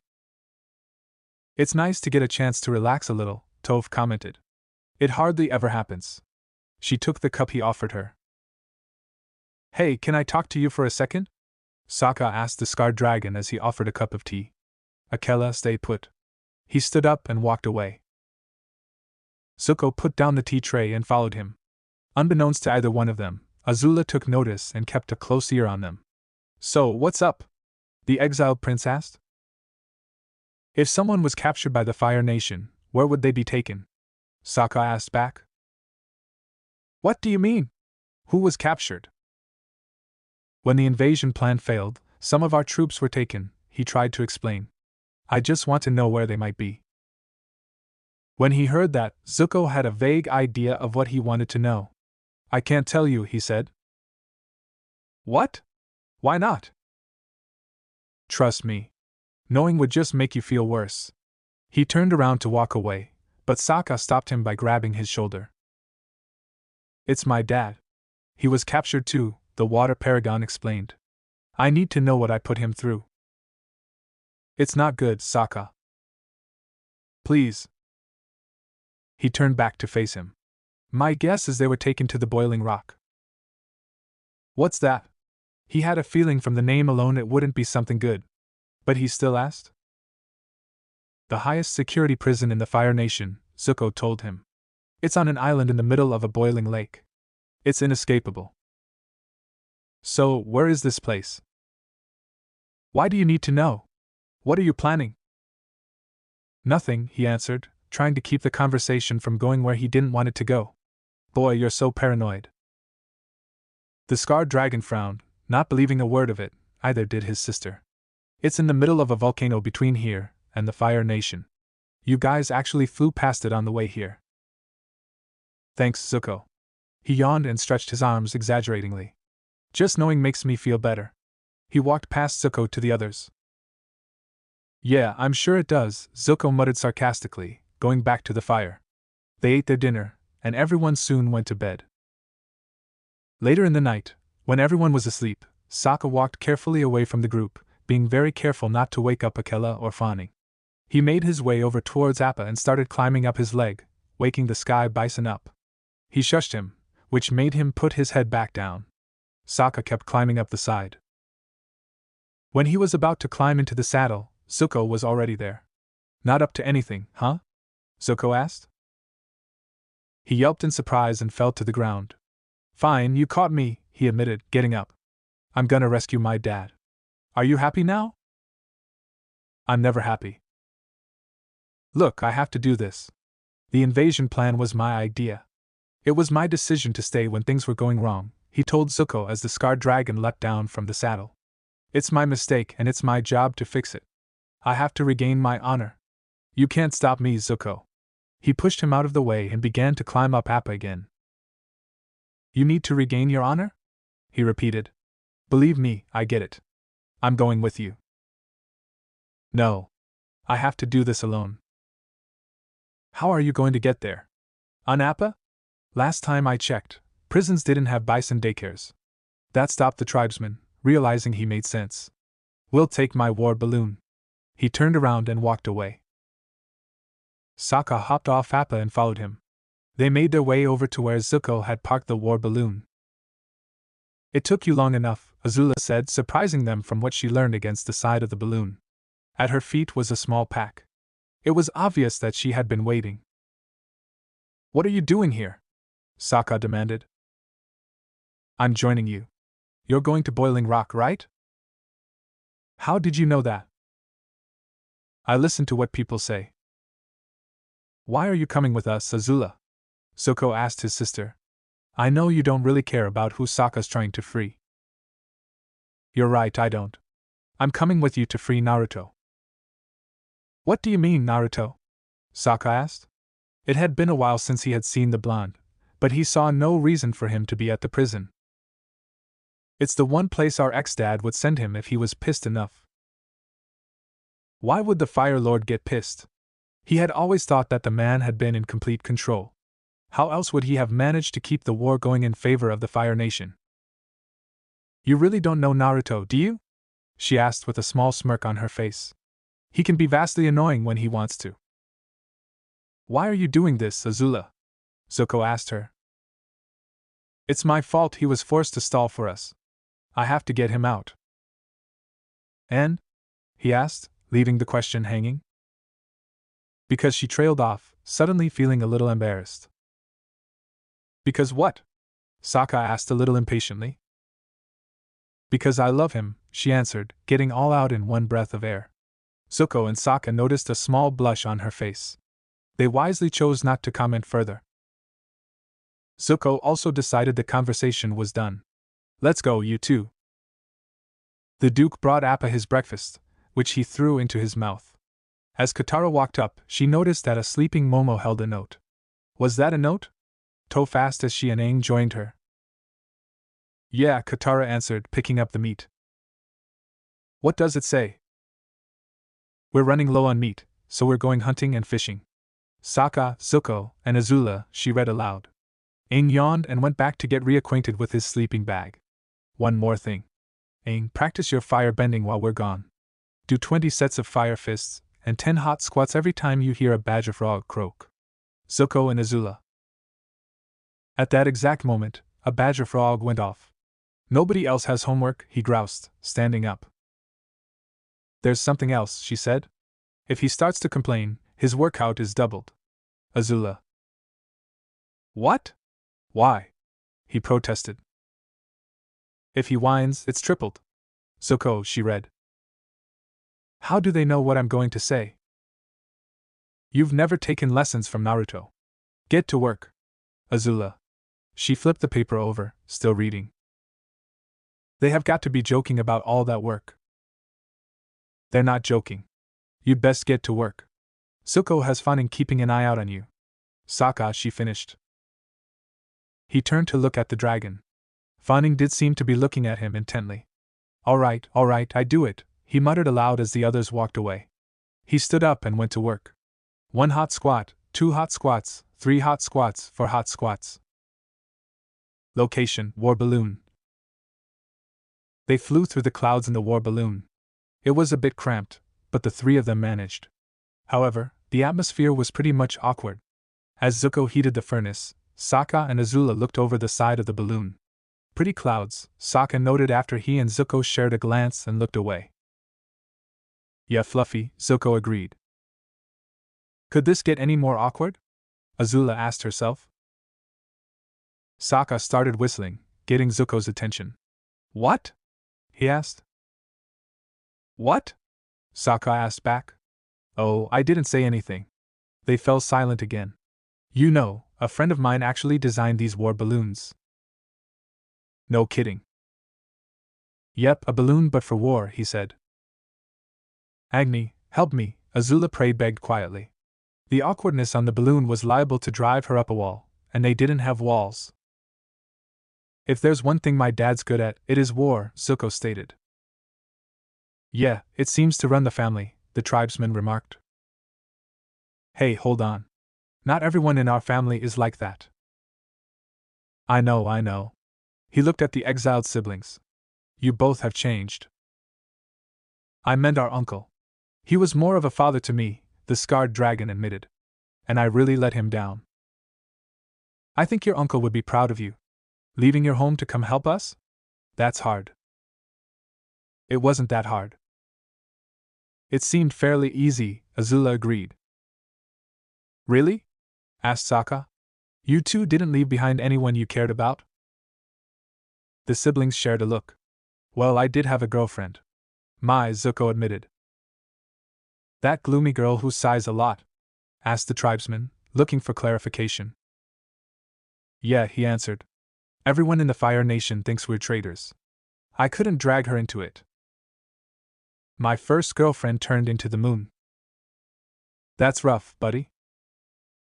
I am beginning to regret coming with you too, Azula said. I'm seriously considering throwing myself overboard. If it would help get away from all this, she would do it. Please don't do that, Azula. That means I have to fly this thing down and fish you out of the sea, her brother told her. So, who did you leave behind? Sokka asked her. Some friends. Like who? Mai and Ty Lee, she answered. You mean the bubbly one? Yes. And Naruto, of course. We're done talking about this, she growled. He had enough sense not to push it. They kept on flying, the day eventually turning into night. Sokka had fallen asleep, Zuko manned the furnace and Azula kept a lookout. We're there, she called out, getting Zuko's attention and waking up Sokka. There's plenty of steam to keep us covered, Zuko noted as he looked at the steam emitting from the center of the volcano. As long as we're quiet, we should be able to navigate through it without being caught. As they got closer to the rock, he opened the furnace and put more heat into it, making the balloon rise. It cleared the ridge, but once they got into the steam, the fire in the furnace went out, making the balloon quickly descend. We're going down. The balloon's not working anymore, he announced in a whisper as he tried to get the furnace going again. Sokka looked over the edge. The air outside is just as hot as the inside, so we can't fly. he told them. So what are we supposed to do? Azula asked him. I don't know. Crash landing? The balloon hit the boiling water and skidded along the surface of it. Some of it splashed onto Sokka's hand. Although he did cry out in pain, he covered his mouth before doing so. It hit the outskirts of the prison, sending the three flying out of it. As they got their bearings back, they saw the balloon was destroyed. How are we gonna get off the island if the balloon doesn't work? Zuko asked. We'll figure something out, Sokka told him. I suspected it might be a one-way ticket.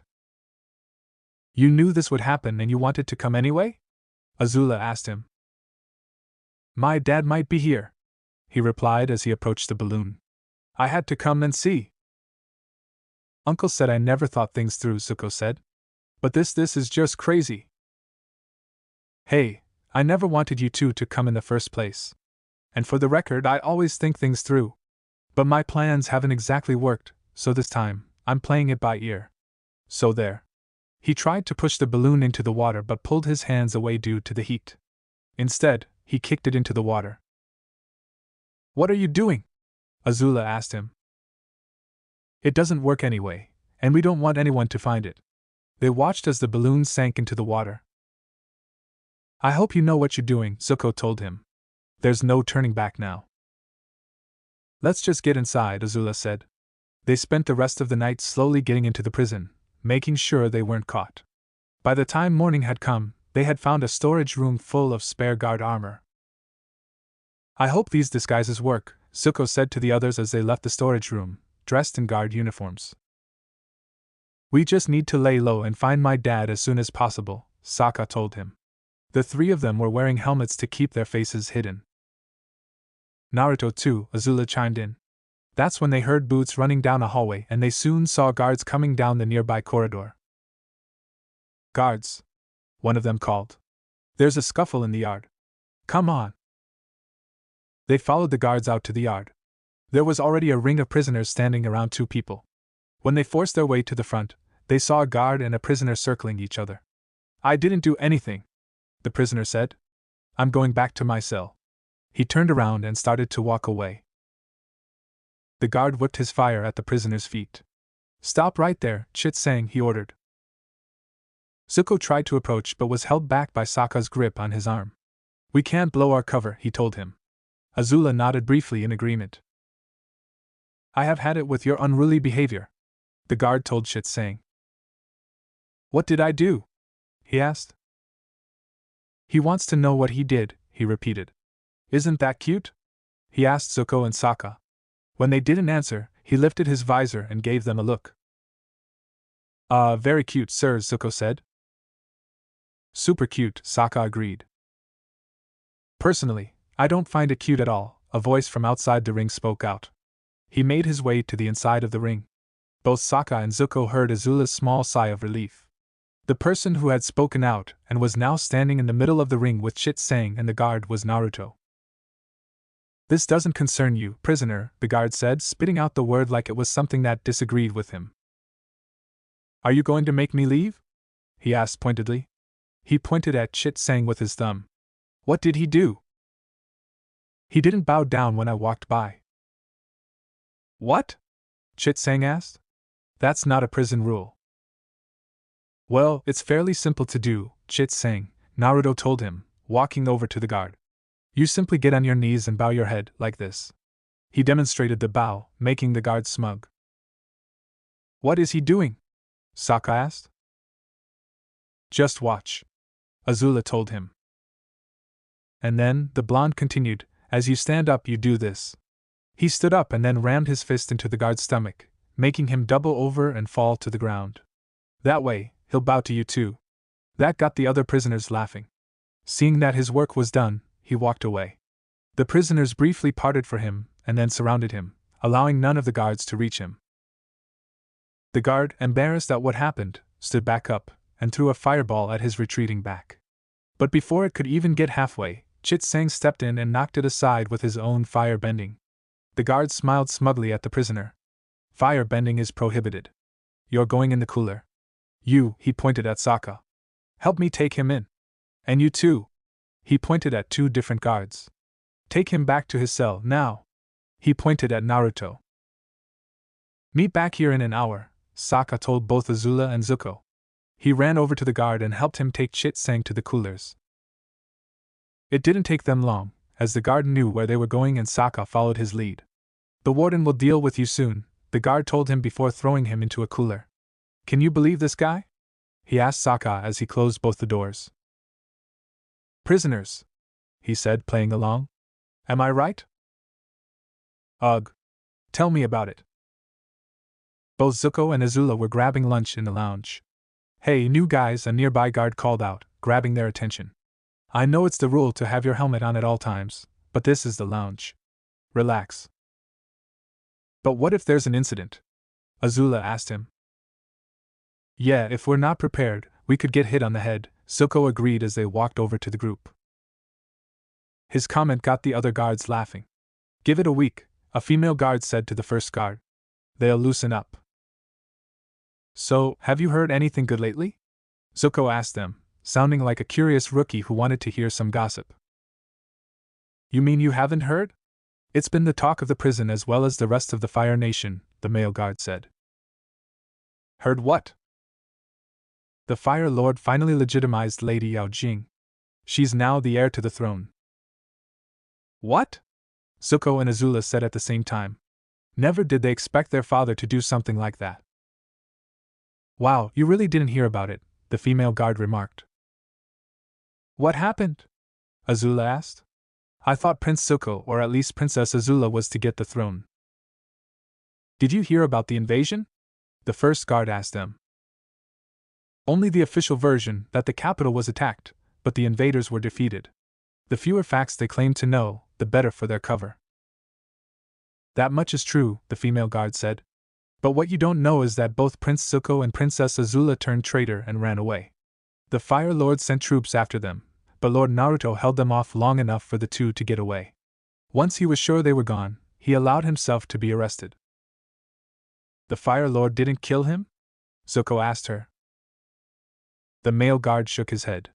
From what I heard, he was given to Yao Jing, who tried to torture him. After a week of that, he was brought to the Fire Lord.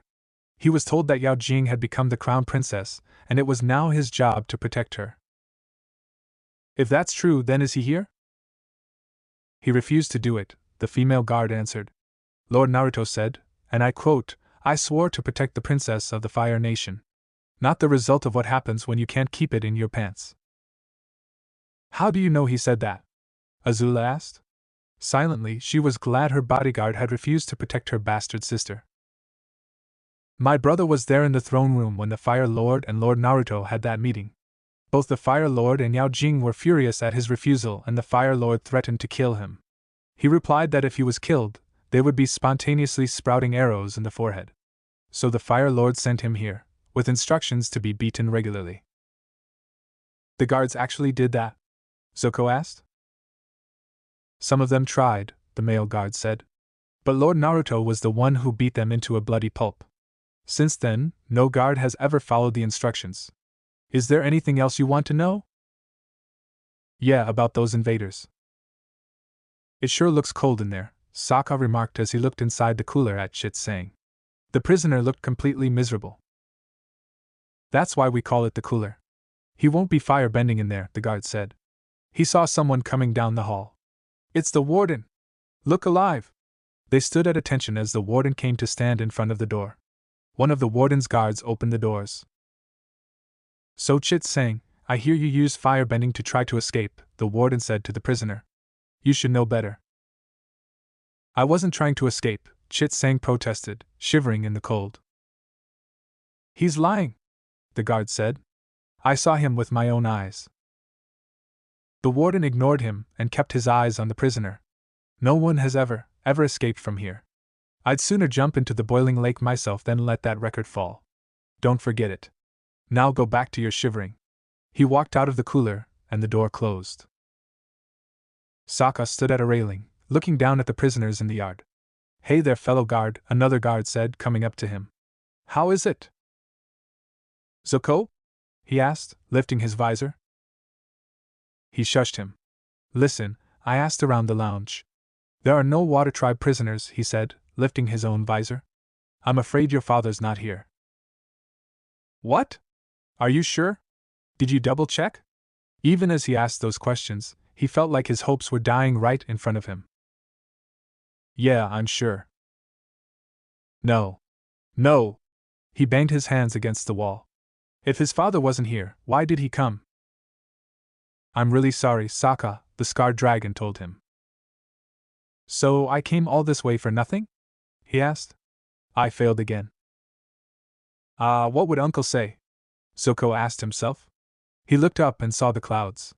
Sometimes, clouds have two sides, a dark and light and a silver lining in between. It's like a silver sandwich. So when life seems hard, take a bite out of the silver sandwich. As he was speaking, Sokka noticed something in the yard, or rather, someone.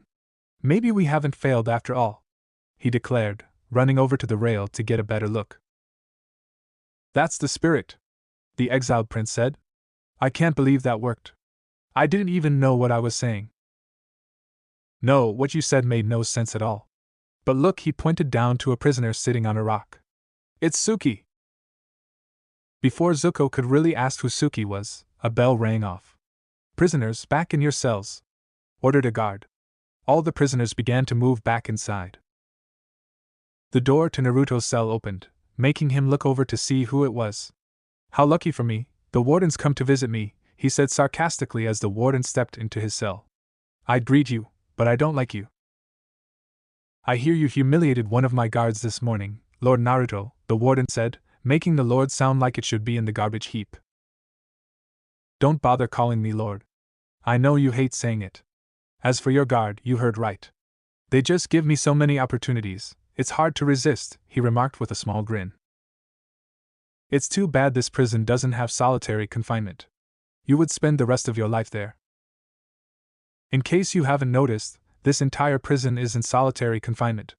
We're in the middle of a boiling lake, how much more confined do you want to get? You should know that you will be properly punished for your actions, the warden told him, ignoring the question. What? You're gonna have the guards try to beat me black and blue again? You do remember what happened last time, right? The warden gave him a cruel smile. Oh, don't worry, you'll find out soon enough. He turned around and walked out of the cell, the door closed behind him. What did he mean by that? He asked as he sat back down on the bed. It was just a slab of metal attached to the side of the wall. He hadn't even been given the common courtesy of a mattress or a pillow. I don't know, Kit Kyubi said. But you should probably be careful. Whatever your punishment is, I have a feeling it won't be good. Yeah, I have that same feeling. Suki lay on the bedding, staring up at the wall. When she heard the door open and saw a guard come in, she sat up. What is it? Did I do something wrong? She asked. You mean you don't recognize me? The guard asked. You people all look the same to me. That's funny. I would remember the guy I had kissed and felt up at the same time, he said with a smirk. How do you know? She started to say, standing up from the bed, when she remembered where she had seen that smirk before. Sokka? She asked hesitantly. His reply was to simply take off the helmet. Sokka, it's you! She rushed over and gave him a tight hug. He returned it with equal measure. I'm so sorry I made you go through torture, Suki, he whispered. Never had he wanted to kill someone than when he had heard about what the Kyoshi warrior had gone through. She didn't know how he knew that, but she didn't care at that point. It's okay, I got through it. I knew you would come for me. The other Kyoshi warriors, are they here? He asked her, breaking the hug somewhat. No. I don't know where they are, she answered. They locked me in here because I'm the leader. Well, you won't be here for long. I'm busting you out. I'm so glad to see you, Sokka. The two of them shared a kiss. Meanwhile, Zuko stood guard outside. When he saw a guard coming, he tapped on the door, alerting Sokka. When the guard came up to the cell, he stood in her way. Excuse me, she said. I need to get into that cell. No, you can't go in there, he told her. The lights are out. The prisoner could sneak up on you. Step aside, fool, she ordered, putting her hand on his shoulder. He grabbed the arm and used it to slam her into the door. Hey, what are you doing? The two of them began to struggle with each other. As that went on, Sokka put his helmet back on and snuck out of the cell. The guard saw him. "Guard, help! I think he's an imposter. Arrest him," she ordered. "Get him off me and arrest him." He walked over to the two, grabbed Zuko by the arm and threw him down to the ground. "You're under arrest," he declared. "Don't worry, I'll find Azula, and we'll figure it out," he whispered as he pulled him up off the ground. What is going on now? Azula asked herself as nearby guards all seemed to be in a rush, running down the corridor one or another. Finding Sokka nearby, she went over to him.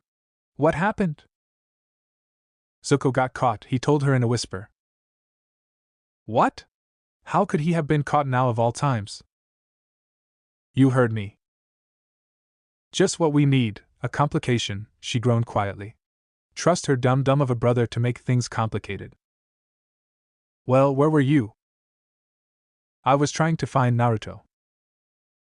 "Any luck?" "None." Once she had left the lounge, she looked high and low for her bodyguard. But since she did not know where he was, it became rather pointless. Zuko had been forced into prison garb and was now standing in an empty room.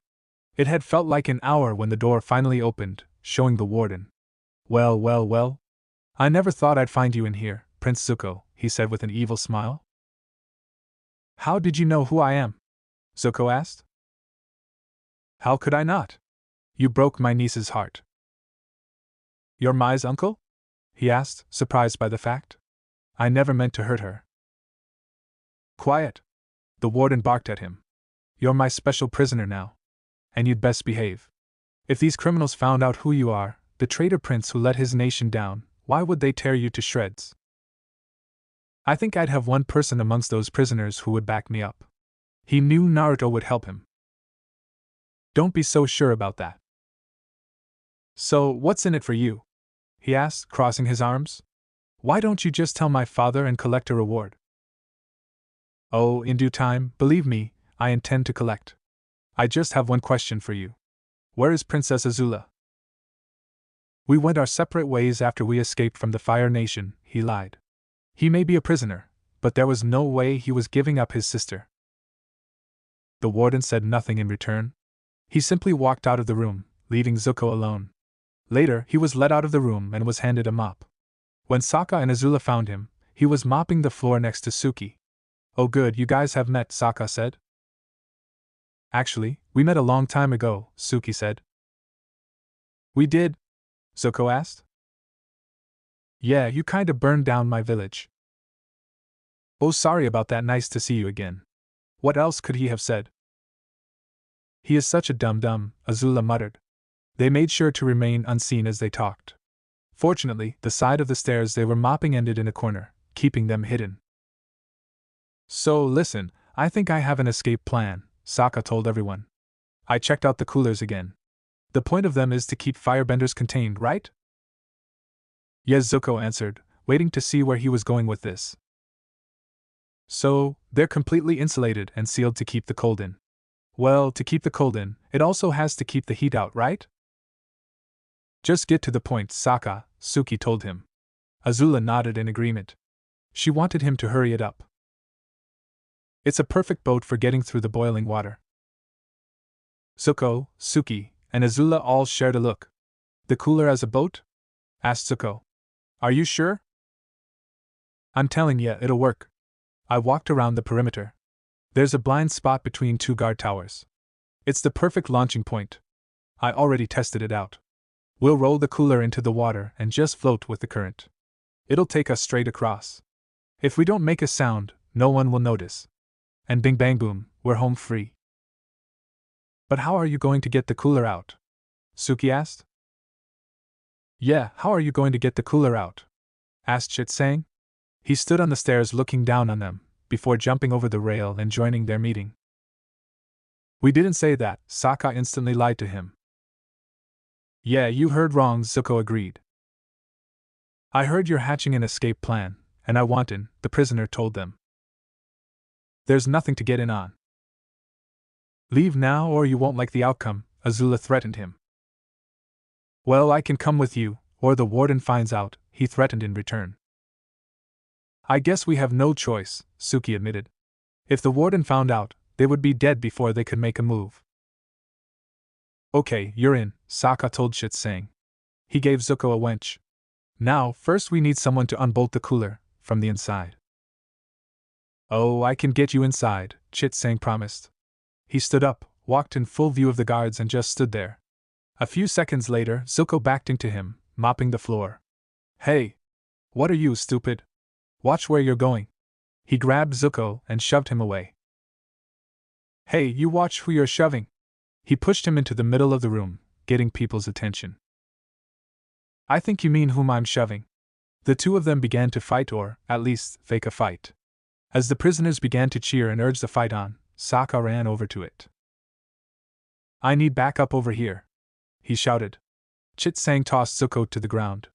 He leapt into the air and tried to do a flying elbow on him, but the younger of the two rolled away and bent fire at him, which he avoided by hopping into the air. No firebending, a guard told Zuko, breaking through the thin crowd. Into the cooler. As Zuko was led away, Sokka shared a quick look with Suki, who was still mopping the floor, before walking away. Azula walked away as well, still intent on finding Naruto's cell. Later, Sokka made his way to the cooler where Zuko was and opened the doors. I can take you back to your cell if you've learned your lesson, he told him. He raised his head and breathed a little fire, warming himself up. Yes, I have completely, he said, standing up and revealing all the bolts and screws the cooler was supposed to have. He smiled.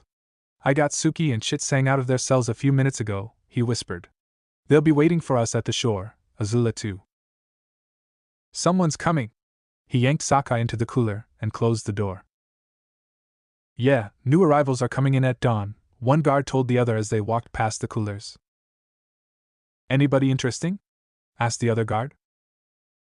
Nah, just the usual, he answered. Some robbers, a couple traitors, some war prisoners, though I did hear there might be a pirate. No fooling. Both Zuko and Sokka looked at each other. War prisoners, Zuko repeated. It could be your father. I know. Suddenly, things were beginning to look up for him. Well, what should we do? Are you going ahead with the plan or are we waiting another night? I don't know. Is it right for me to risk Suki's freedom, all of our freedom on the slim chance that my dad is gonna show up? It was a risky decision to even begin thinking of. It's your call, Sokka. That night, Chitsang, Azula and Suki were waiting on the shoreline. They heard something scraping on rock. Turning around, they saw that Sokka and Zuko were rolling the detached cooler down the slope. Took you long enough, Chitsang told them as he and Suki helped with the rolling. This here's my girl and my best buddy, they're coming too. He looked down at the two extra people there. Fine, Sokka said. Everybody in the cooler, let's go. They moved the cooler into the water, ready to go. I'm not coming, Azula stated, surprising Sokka and Zuko. Why not? Asked her brother. I came here to free Naruto. I just only found where his cell is. I'm not leaving this rock without him, she told him firmly. Her feet were planted, and she didn't look like she was going to move willingly. That's your choice. He turned to face Sokka, who had uncovered his water tribe gear from where he had stowed it, and put on his jin. But are you sure you want to go? You're the one who said you wanted to redeem yourself? Redeem your honor. Rescuing your dad is your chance. Your dad? Repeated Suki, surprised to hear that little tidbit of information. Sokka turned to face them. If I had just cut my losses at the invasion, maybe we wouldn't be in this mess, he told them. Maybe sometimes it's better to call it quits before you fail. No, it's not, Zuko told him. Look, Sokka, you're going to fail a lot before things work out. Is that supposed to make you feel better? He asked, standing up and walking away. Even though you'll probably fail over and over and over again. Seriously, not helping. You have to try every time. The scarred dragon walked forward and grabbed his shoulder. You can't quit because you're afraid you might fail. Hey, if you two are done cuddling, can we get a move on? Chitsang asked pointedly. No. I'm staying, Sokka declared, earning a nod of approval from Azula. You guys go. You've been here long enough, he told Suki. I'm not leaving without you, Sokka, she replied. I'm staying too, Zuko said. Not me, I'm out, Chit-sang declared. He pushed the cooler into the water and hopped in. Let's roll, baby. We gave up our only chance of escaping, Sokka stated as they watched the cooler float away. I hope we haven't made a huge mistake. The cooler floated away on the current. The problem was the current was a slow one. By the time morning had come around, the passengers were sweating and still in view of the prison. This current is so slow, Chit-sang groused. He stood up and ripped a piece off the cooler. I can use this to paddle. When he put the makeshift paddle into the water, some of it splashed onto his hand. He dropped the paddle, stared at his hand, and then screamed loudly in pain. He would later claim it was a manly yell. His scream managed to attract the attention of a guard. The alarm bell rang, and the warden showed up on the wall. Guards, secure the perimeter and lock down the prisoners. Now, he ordered. The guards kept control over the prisoners by use of fire whips. While this all went on, Sokka, Zuko, Azula, and Suki were trying to sneak back into the prison. The plan failed. They're caught, Sokka announced as they heard the alarm go off and the guards disappearing. They moved along the outside of the wall faster. Get the fugitives and throw them in the cooler, the warden ordered as he stood next to a large ballista. They are in a cooler, sir, a guard manning the ballista told him. Ones that are bolted down and not floating in the water. This is a lockdown. We have new prisoners arriving. Everything must be completely secure. The guard got the point. He aimed the ballista down at the cooler and fired the bolt. It hit the cooler and the line tightened up, pulling it back to the prison. Sokka and the others managed to get back into the prison. The gondola's moving, Sokka stated as they watched with a clear view of the gondola. The car came onto the platform and stopped. This is it. If my dad's not there, we risked everything for nothing. We had to, Suki told him, taking his hand. Come on, he urged the gondola as it stopped, trying to get its door opened. One of the guards opened the car door and the first prisoner stepped out. Is that him? Zuko asked the tribesman. My dad doesn't have a nose ring. He turned his attention back to the gondola. Where is he? He asked as the prisoners walked out of the car. Finally, the last one got out. That's it. That can't be it. I'm sorry, Sokka, Suki told him. Oh no. He had risked everything again, and nothing had come of it. Hey you, said one of the guards, getting their attention again. Get off the gondola. When he heard that, his hope rose. When the last prisoner stepped off the gondola, he was overjoyed. Dad, he whispered. The door to Naruto's cell opened. On your feet, the guard ordered. What did I do this time? Naruto asked, not moving from his slab of a bed. 3 more guards entered the cell. You didn't do anything. It's time for your punishment. The blonde was yanked off the bed and led out of the cell. Line them up for the warden, one of the warden's guards ordered. The prisoners were moved into a line. They were 8 in all, Hakoda included. Both Sokka and Azula made their way up to the gondola tower. Dad, Sokka said as he saw his father standing in the line. His hopes were rising. Maybe this trip would be worth it after all. We don't have all day here, Sokka, Azula told him pointedly. They needed to move into sight. Right. They both moved forward towards the guards. Excuse us coming through. The warden wants us over there. Sorry, Sokka told the other guards and they made their way into the line. Welcome to the Boiling Rock, the warden said to the prisoners, walking down the line. I'm sure you've all heard the horrible rumors about our little island. Well, I just want to tell you that they don't have to be true, as long as you do everything I say. He stopped in front of Hakoda. Look me in the eye when I'm talking to you. No, he answered, moving his eyes away. Oh? You'd rather take a look at my shoes? Then take a look. He lifted his foot and brought it down on the handcuffs, making Hakoda fall to the ground. I know exactly who you are, Hakoda of the Water Tribe. So strong-willed, but don't worry, we'll get rid of that in time. Now look me in the eye. The captured Water Tribe chief raised his head and looked him in the eye. See? Isn't that better? He turned to look at the other prisoners. You will all do as I say or pay the price. You will all. He was interrupted when Hakoda lifted one of his hands and tripped him, making him fall to the ground. It also made both Sokka and Azula snigger behind covered mouths. Are you okay, sir? One of the guards asked him. I'm fine, he told them, standing up. Bring those prisoners to the railing. I have something to show them. Everyone went over to the railing, even the guards. What they saw made Azula tighten her grip on the rail. Chained to a whipping post, without a shirt, was Naruto. I assume you know who that man down there is, the warden said.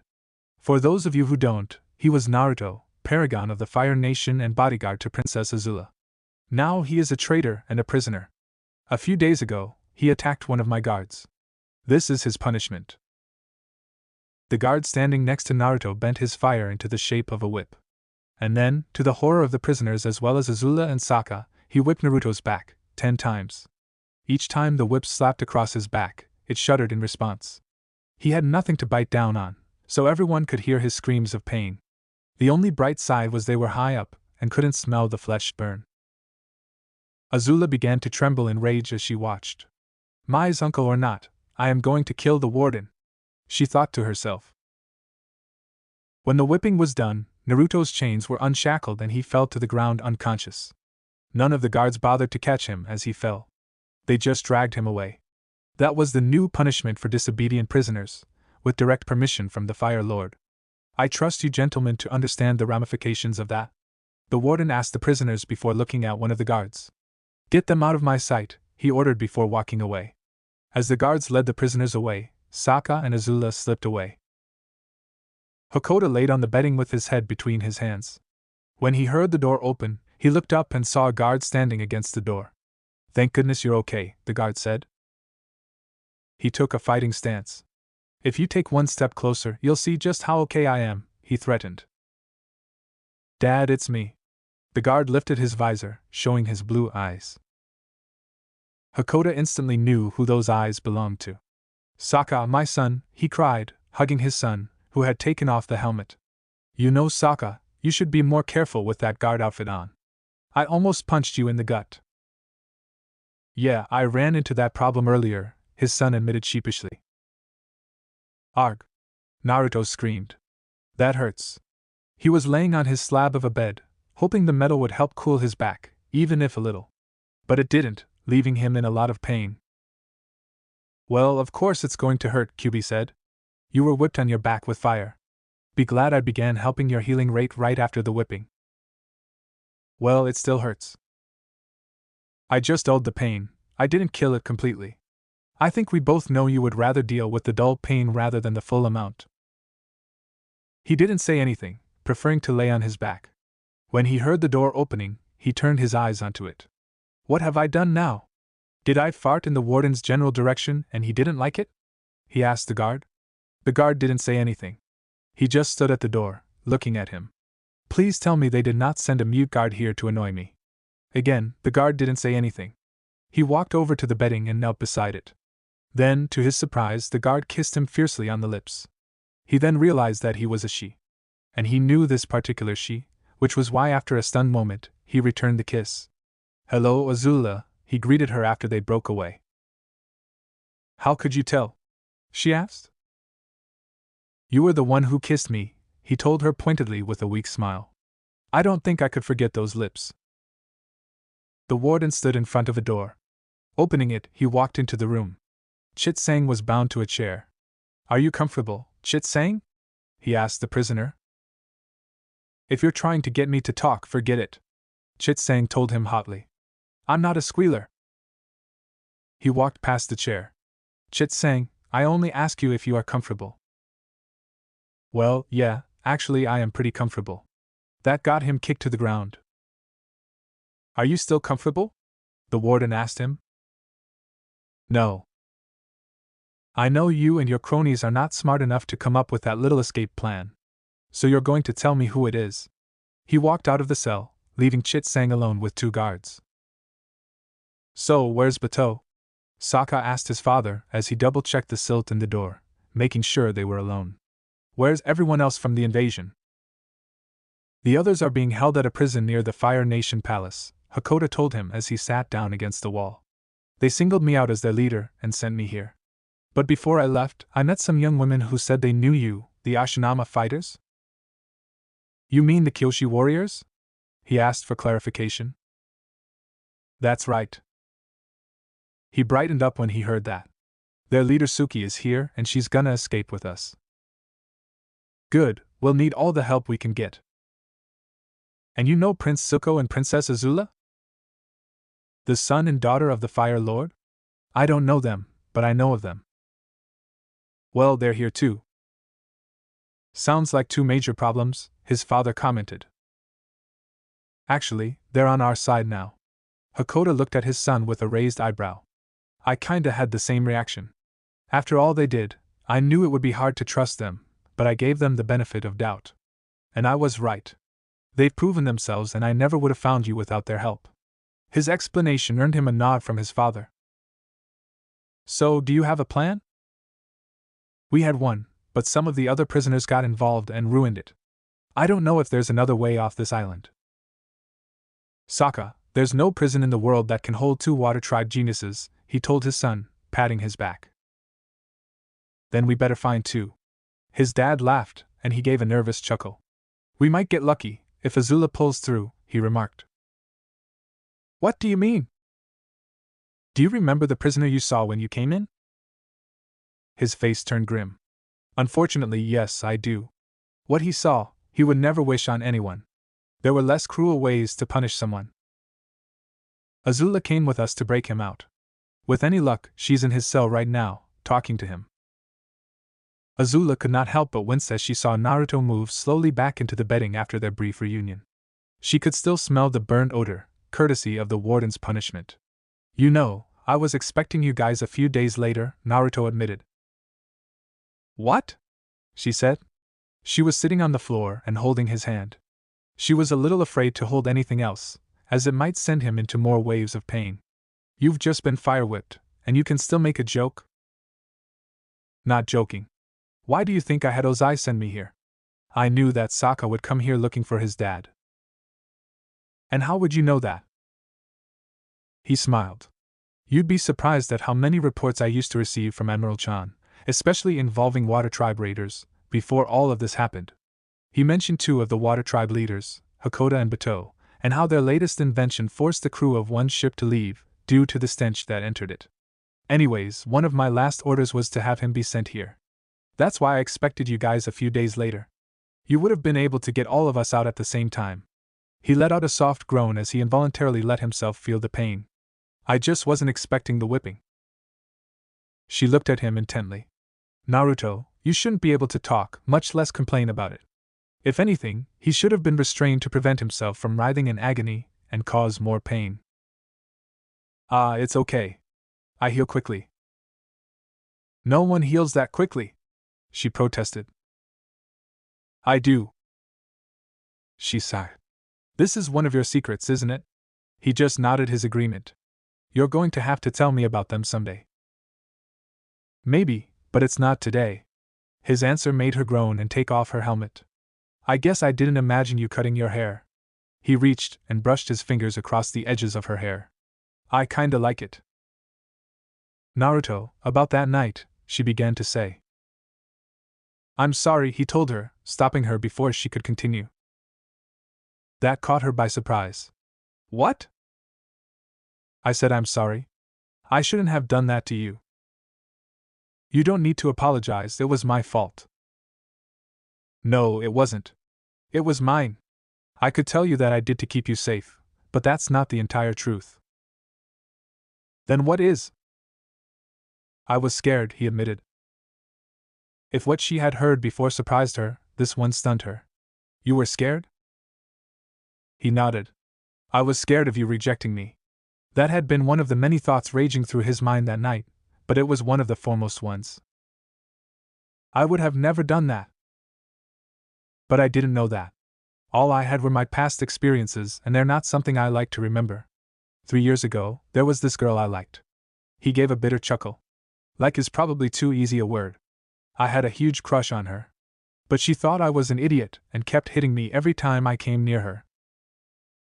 Who was it? She demanded in a growl. Relax, you haven't met her. He chuckled, which turned into a hiss of pain. You know the funny thing? I kept coming back and she still kept punching my lights out. That, and she had eyes for someone else.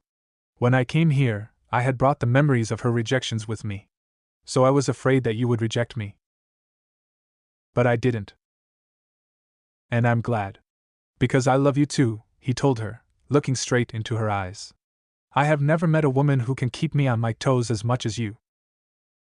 And I don't know anyone else who can be as irritating as you, she replied with a mock scowl.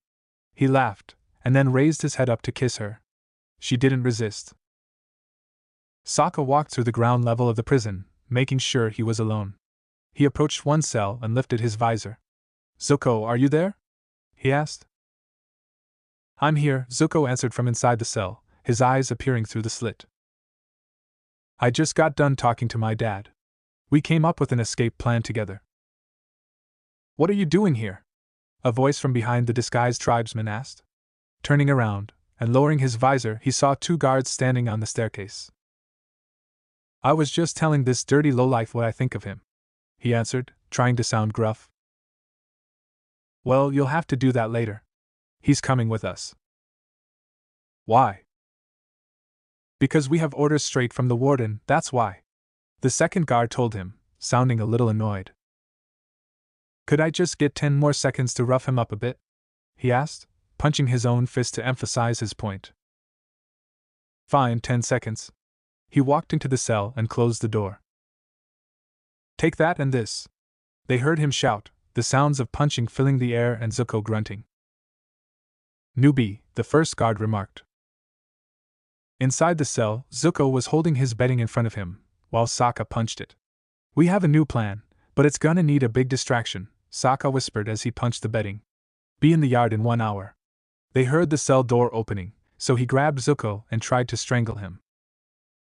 All right, that's enough, the first guard said, separating the two. They grabbed Zuko and led him out of the cell. What are you doing? Where are you taking me? He asked them. They brought him to another cell, which only had a chair, and tossed him in. I didn't do anything wrong. Come on, Zuko, a familiar voice told him. We all know that's a lie. My, he said in shock as he saw his ex-girlfriend in the corner of the room. However, his mind only had one thought. Oh shit. Sokka went to the lounge and sat at a table.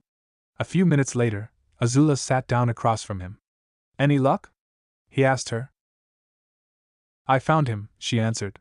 He actually expected us a few days later. I don't know whether I should be surprised about that kind of stuff anymore or not. It seemed like the blonde knew him better than he knew himself. Just take it in stride, that's what I do. Can you get him into the yard in 1 hour? Yes. Good to know. He got up from the table and walked away. The warden walked back to the room where Chit Sang was and opened the door. How is he? He asked. The 2 guards were holding the chair, with Chit Sang in it, upside down, making all the blood rush to his head. I think he's ready to talk, one of the guards said. They slammed the chair down into its upright position. As the blood left his head, Chit Sang started gasping to get his breath back, sweating all the while. The warden walked up behind him. Have you had enough time to think about what I asked? He asked him. Yes, Chit Sang answered. And? You're right, there was another person involved in the escape plan. Who? It's a guy disguised as a prison guard. Only he's not a prison guard. He's the mastermind. He came up with the plan, he explained. The warden patted his head and walked out of the room, satisfied with what he heard. How did you know I was here? Zuko asked Mai as he sat in the chair, his shoulders set in a slump. He just knew this wasn't going to be a pleasant conversation. Because I know you so well, she answered, leaning against the wall.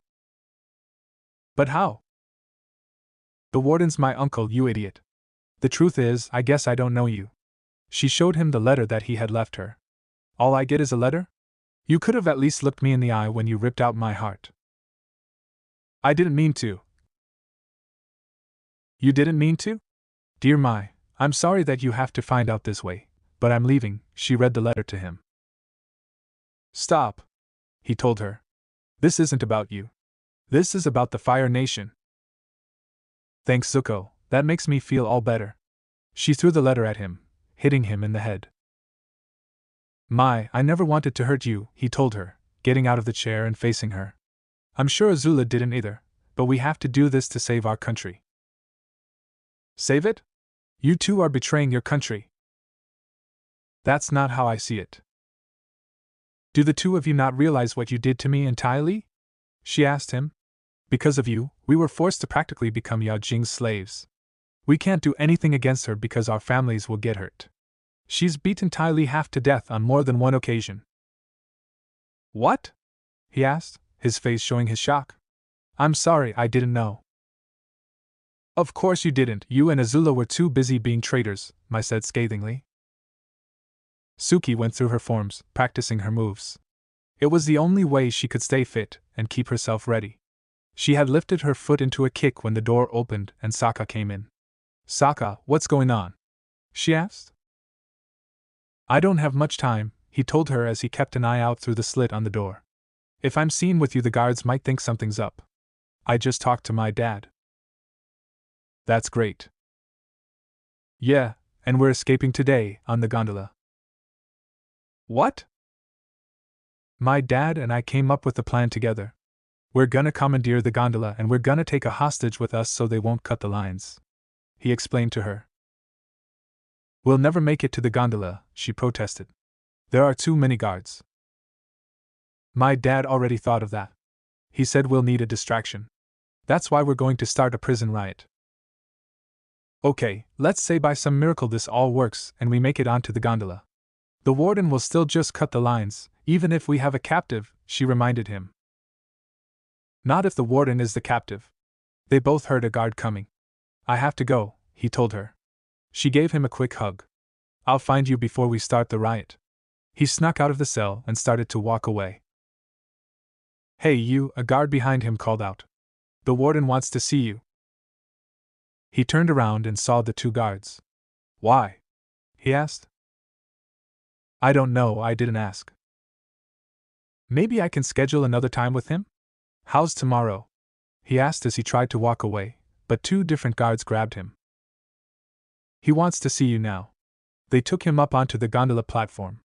Other guards were waiting in a line there. Put him in the line up, the warden ordered. The guards did as they were told.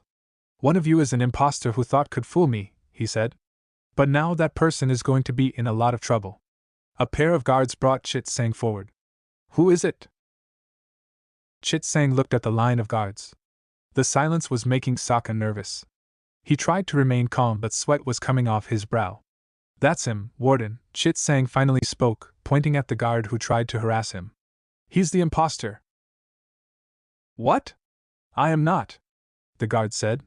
The warden just gave an evil smile and walked away. He's lying. He's a liar, the guard shouted as he was dragged away. Chit Sang just turned his gaze onto Sokka, who breathed a sigh of relief. The warden stood in front of the traitor guard, who was strapped to the same chair Chit Sang was. I'm telling you it wasn't me, the guard protested. Save your breath, he told him as he walked up to him and got in his face. I know you two were working together. You threw Chit Sang in the very cooler they used to escape. It was all part of your plan. That was just a coincidence. The door opened and someone walked in. Sir, there's someone to see you, one of the guards told him. Who told you to interrupt me? He demanded, whirling around to look at the door. Stunned to see who it was, he and the two guards, who weren't traitors, hit the floor and bowed their heads. I did, Yao Jing said, standing at the door. Tai Li stood behind, looking uncomfortable. If one were to look closely at the acrobat, they could see the remains of bruising on her face. Princess Yao Jing, the warden greeted her. It is an honor to welcome you to the Fire Nation's most exemplary prison. He stood up. I didn't realize you were coming. Who is this? She asked, looking at the traitor guard. He was a guard who was involved in a recent and feeble escape attempt. It wasn't me, the guard protested. Quiet you, ordered the warden. You're wasting your time, Yao Jing told him, turning around and walking away. That's not one of them. How do you know? Because I'm a people person, she answered. She walked out of the cell and then through the prison. You know, he might actually be the traitor, Tylee said as she walked behind the new princess of the Fire Nation. She whirled around and slapped her hard across the face, sending her to the ground. Did I tell you to talk? No, I was just offering my opinion, she said as she tried to stand up. She was slapped again and fell to the floor. Did I want your opinion? No, I'm sorry, the acrobat offered. There were tears forming in her eyes, but she refused to let them fall. Yao Jing said nothing in reply. She just turned around and kept walking. Sokka walked into the control room for the cell doors, beginning the plan. Hey, I just got orders, he told the guard in charge of the controls. Let the prisoners out into the yard. But we're in the middle of a lockdown, the guard protested. Oh, okay, I'll just go tell the warden you said that. He started to walk away, making the guard nervous. I'm sure he'll be glad to hear you undermining his authority. What was your name again? He asked the guard. Wait, don't tell the warden, the guard pleaded. I'm just a little confused. Hey, I'm confused too. But the warden's in a bad mood and irrational. So if you asked me, it's best not to question it, and just do what he says. Yeah, you're right. He took hold of the controls. We're letting them out, he announced, pulling the controls down and opening the cells. Naruto heard the cell door open. There we are, he thought as he stood up from the bed. The pain had dulled enough that he could walk, if he forced himself, and he had to force himself. He walked out of the cell, stumbling a little bit. Azula was waiting for him outside the cell. She caught him as he almost fell. Do you need some help? She asked him. Yeah, I do. I might heal fast, but the pain is still there. She took his hand, put it around her shoulder, and helped him walk out into the yard. Her eyes scanned the walled interior. It didn't take long to find Sokka. He was already with his father and the Kyoshi warrior. Where are Azula and Naruto? Sokka asked, looking around. Right here, she said, walking up to them with Naruto. If the yard wasn't full of prisoners, the sight of a guard helping a prisoner walk would have looked a little odd. Hey, Sokka, Naruto greeted the tribesman. It's been a while. And you must be his father, he said, turning to Hakoda. You did a hell of a job raising him, a hell of a job. Thank you, Hakoda replied. He was a little unsure how to talk to a man who he had never met before and yet, still had been his enemy. That is, until they both ended up here. And you must be Suki, the paragon of the Earth Kingdom. I'm sorry we're meeting in a place like this, the blonde apologized. How do you know I'm a paragon? She asked, surprised. I read the report Azula had written about capturing you and I saw the part about how the leader was wearing a paragon medallion. Out of curiosity, do you still have it? Yes, I do, but it wasn't easy, she answered with a small blush on her cheeks. Oh. He realized what the blush meant. Then I won't ask how you did it. Thank you? No one needed to know how she did it. Quite frankly, she was still embarrassed to have done it. Hey Naruto, is the paragon of the air nomads still alive? Sokka asked him curiously. Yes, she is. But the only time you'll meet her is when she feels like it or if I call in a favor. But back to more important issues, you're going to break us out, right? Sokka nodded. Alright, but I won't be a lot of help. What? Why not? He asked. He would have thought the paragon of the Fire Nation would have helped out in any way he could to get out. You saw the whipping I got this morning. I heal quickly, but right now, it's taking all of my willpower not to cruel up and whimper like a baby from the dull throb of pain I have. You're not kidding, are you? The man looked fine to him. But if he were to look a little closer, he could see that the blonde's whole body was trying hard to visibly tremble. He shook his head. Plus I like being held by a beautiful lady. Azula blushed when she heard that comment. She hadn't been called a beautiful lady often, and meant it. Sokka felt a hand grab his shoulder. Hey you! Chitsang said as he stood behind him. You're lucky I didn't rat you out. But my generosity comes with a price. I know you're planning another escape attempt, and I want in. Actually, we're trying to escape right now, the tribesman told him. But we need a riot. You wouldn't happen to know how to start one, would you? A prison riot? Please. He walked to another prisoner, grabbed him, and lifted him up onto his shoulders. Naruto brought his fingers to his lips and blew a loud piercing whistle, getting every prisoner's attention. "Hey!" called out Chit-sang, holding the prisoner high. "Riot!" That set everyone off. Fists were flying, and so was the fire. Impressive, Hakoda admitted. Meanwhile, the warden was standing at the railing, watching the riot go. "Who let these prisoners into the yard?" he demanded. "This is supposed to be a lockdown." The guard who did open the cells heard and decided to become one with the wall behind him. He also decided to not be near the warden. "Ma'am, there's a riot going on," a guard told Mai as he stood in front of the door. "I'm here to protect you." "I don't need any protection," she replied. "Believe me, she doesn't," Zuko assured the guard. He couldn't have tried to hide the pride in his voice if he tried. "I'm sorry, but I'm under direct orders from your uncle to make sure nothing happens," the guard said. At that point, something happened. Zuko bent fire at the guard's feet, and when he backed away, he ran for the door. "Get off of me!" Mai told the guard as he stood in front of her, tossing him off. She ran for the door, but he had slammed it shut and locked it. They looked at each other through the slit in the door before he turned away and ran into the yard. "Hey Zuko, how have you been?" Naruto asked nonchalantly. He threw a guard that tried to grab him into the ground. "I've been decent," he answered with the same nonchalance. "Good, we're all here," Sokka said. "Now all we need to do is grab the warden and get to the gondolas." "And how do we do that?"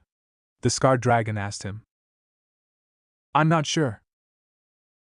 "Please tell me he's kidding. Please tell he's kidding," the Kyuubi begged from within Naruto's mind. "I don't think he is," Naruto replied. "Besides, there's nothing wrong with a little bit of improvisation. In case you forgot. It's usually when you improvise that things go to whack." "But that's when I'm improvising," he challenged. "This is somebody else improvising." Although, he was willing to admit he didn't improvise as much as he used to these days. "I thought you thought this through," Zuko told Sokka. "I thought you told me it's okay not to think everything through," Sokka replied, his voice reaching a higher octave. "Maybe not everything, but this is kinda important." He rubbed his forehead. "You know, it's pretty funny when it's not me," Naruto silently commented. "I know," the fox replied. "And I get a front row seat with you." "Shut up." "Hey, fellas," Chit-sang said, getting everyone's attention. "I think your girlfriend's taking care of it." They looked in the same direction he was looking. Suki was charging towards the masses, but instead of pushing herself through, she decided to run across both guards' and prisoners' heads. Not only did she get the scenic route, she was able to get to the tower much more quickly. She quickly climbed the side of the tower and leapt away from it, her feet somehow grabbing a pipe. She swung herself up onto the railing. She quickly and expertly knocked aside 2 guards before leaping at the wall and scaling it. Jumping onto the level as the warden, she kicked the feet from underneath a guard and grabbed the warden, stopping him and holding her other hand in a fist. "You wouldn't dare," the warden said. She swung his arm around to his back, grabbed the other one and tied them together. She also grabbed his headpiece, turned around and used it as a gag. "Sorry, warden," she told him. "You're my prisoner now." She slammed him against the wall just as the others joined her. "We've got the warden," she announced. "Now let's get out of here." "That's some girl," Hakoda commented as they got their breathing back. "Tell me about it," Sokka replied. "Can we do this later, people?" Azula asked. "We are on a schedule here." "She's right," Zuko agreed. "Let's get moving." They ran up the tower until they reached the top. From there, they made their way to the gondola platform. "We're almost there," Suki announced. "We noticed," Azula replied sarcastically. "Azula, be nice," Naruto told her. The nearby guards saw them and bent fireballs at them. Zuko pushed Sokka aside and essentially swatted the fireballs away. More guards arrived to help. "Back off," the exiled prince ordered. "We have the warden." The guards saw the warden on Chit-sang and stepped aside. "Let's go." They walked quickly but carefully past the guards. Once they were safely past, they ran to the gondola car. "Everyone in," ordered Suki as she opened the door. Everyone got in. Azula laid Naruto against the side of the car. Zuko pushed the handle down, starting up the gondola. Once he was sure that it was moving, he kicked the handle a few times, trying to break it. Seeing that the guards were coming, he gave it one final kick, which broke it. He ran to the gondola and made a running leap for it. Sokka held his hand and he grabbed it. "What are you doing?" Sokka asked him as he pulled him into the car. "I'm making it so they can't stop us," he answered. "Way to think ahead." "We are on our way," Suki announced. Hakoda was keeping an eye out the window. "Wait," he said, getting their attention. "What's that?" He pointed at what he was talking about. Both Azula and Zuko looked at what he was pointing at. "That's a problem," Zuko stated. Standing on the platform, with the guards bowing to her, was Yao Jing and Tai Li. "It's our half-sister, and Tai Li?" Azula explained, confused at what her friend was doing there. "She's not here willingly, Azula," he reassured her. But before she could ask what he meant, they saw a movement. Yao Jing had grabbed a pair of handcuffs off one of the guards. While Tai Li leapt up onto the line and ran across it like a tightrope, she used her fire bending to boost her up to the line. She attached the handcuffs to the line and used her fire bending to move forward. "This is a rematch I've been waiting for," Suki declared as she watched Tai Li get closer. The acrobat had taken her and the rest of the Kyoshi warriors down within a matter of minutes, giggling and smiling while she did it. "Suki, wait," Zuko said to her. "Don't try to beat her, try to force her into the car." "What?" She couldn't believe what she had just heard come out of his mouth. "We need to get her away from Yao Jing. Once that happens, she'll be safe." "I'll help," Azula said. Both she and Suki climbed on top of the car. Sokka and Zuko joined them with the tribesman drawing his jin. As the two approached the car, Tai Li leapt to the front, facing Azula and Suki. "Tai Li, we can help you," Azula told her. The acrobat said nothing in return. She just looked back at Yao Jing once and then started attacking. Meanwhile, Yao Jing landed in front of Zuko and Sokka. She took her stance and swept a low wall of fire at the two. Zuko broke it with his own fire bending. Tai Li attacked both Suki and Azula. Suki blocked her strikes while Azula tried to stop the acrobat from attacking. She dodged both of them by jumping to the edge and swung through the car, to the other side before anyone could stop her. She leapt back onto the top and continued to fight. "Tai Li, please stop," Azula begged. "We want to get you away from Yao Jing." She didn't listen. Meanwhile, Zuko and Sokka were fighting in tandem against Yao Jing. She would bend fire at them, which Zuko would block and Sokka would move in to swing his jin at her. At one point they forced her off the top of the car, but she had grabbed the edge and swung back up with a backflip, shooting fire from her feet, which all parties dodged. In the car, the warden was trying to free himself from his bonds. "There's the warden," a guard with a telescope announced. "I see him." He finally got free from his bonds and ran towards the window. "Cut the line," he shouted, undoing his gag. Chit Sang pulled him back in, but the damage had already been done. "He wants us to cut the line," the guard told the others. "But if we cut the line, there's no way he'll survive," a second guard protested. "He knows that."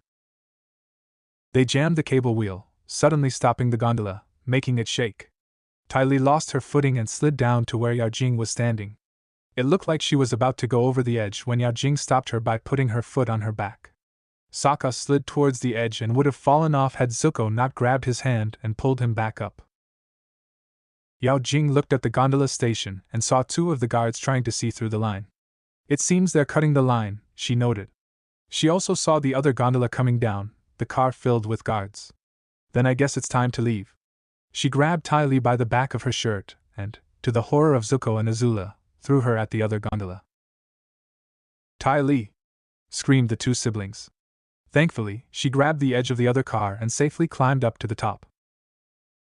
"Goodbye, Zuko, Azula," she told her half-siblings, fire-bending herself over to the other car. She watched in triumph as they stood there, hanging in the air. "They're cutting the line.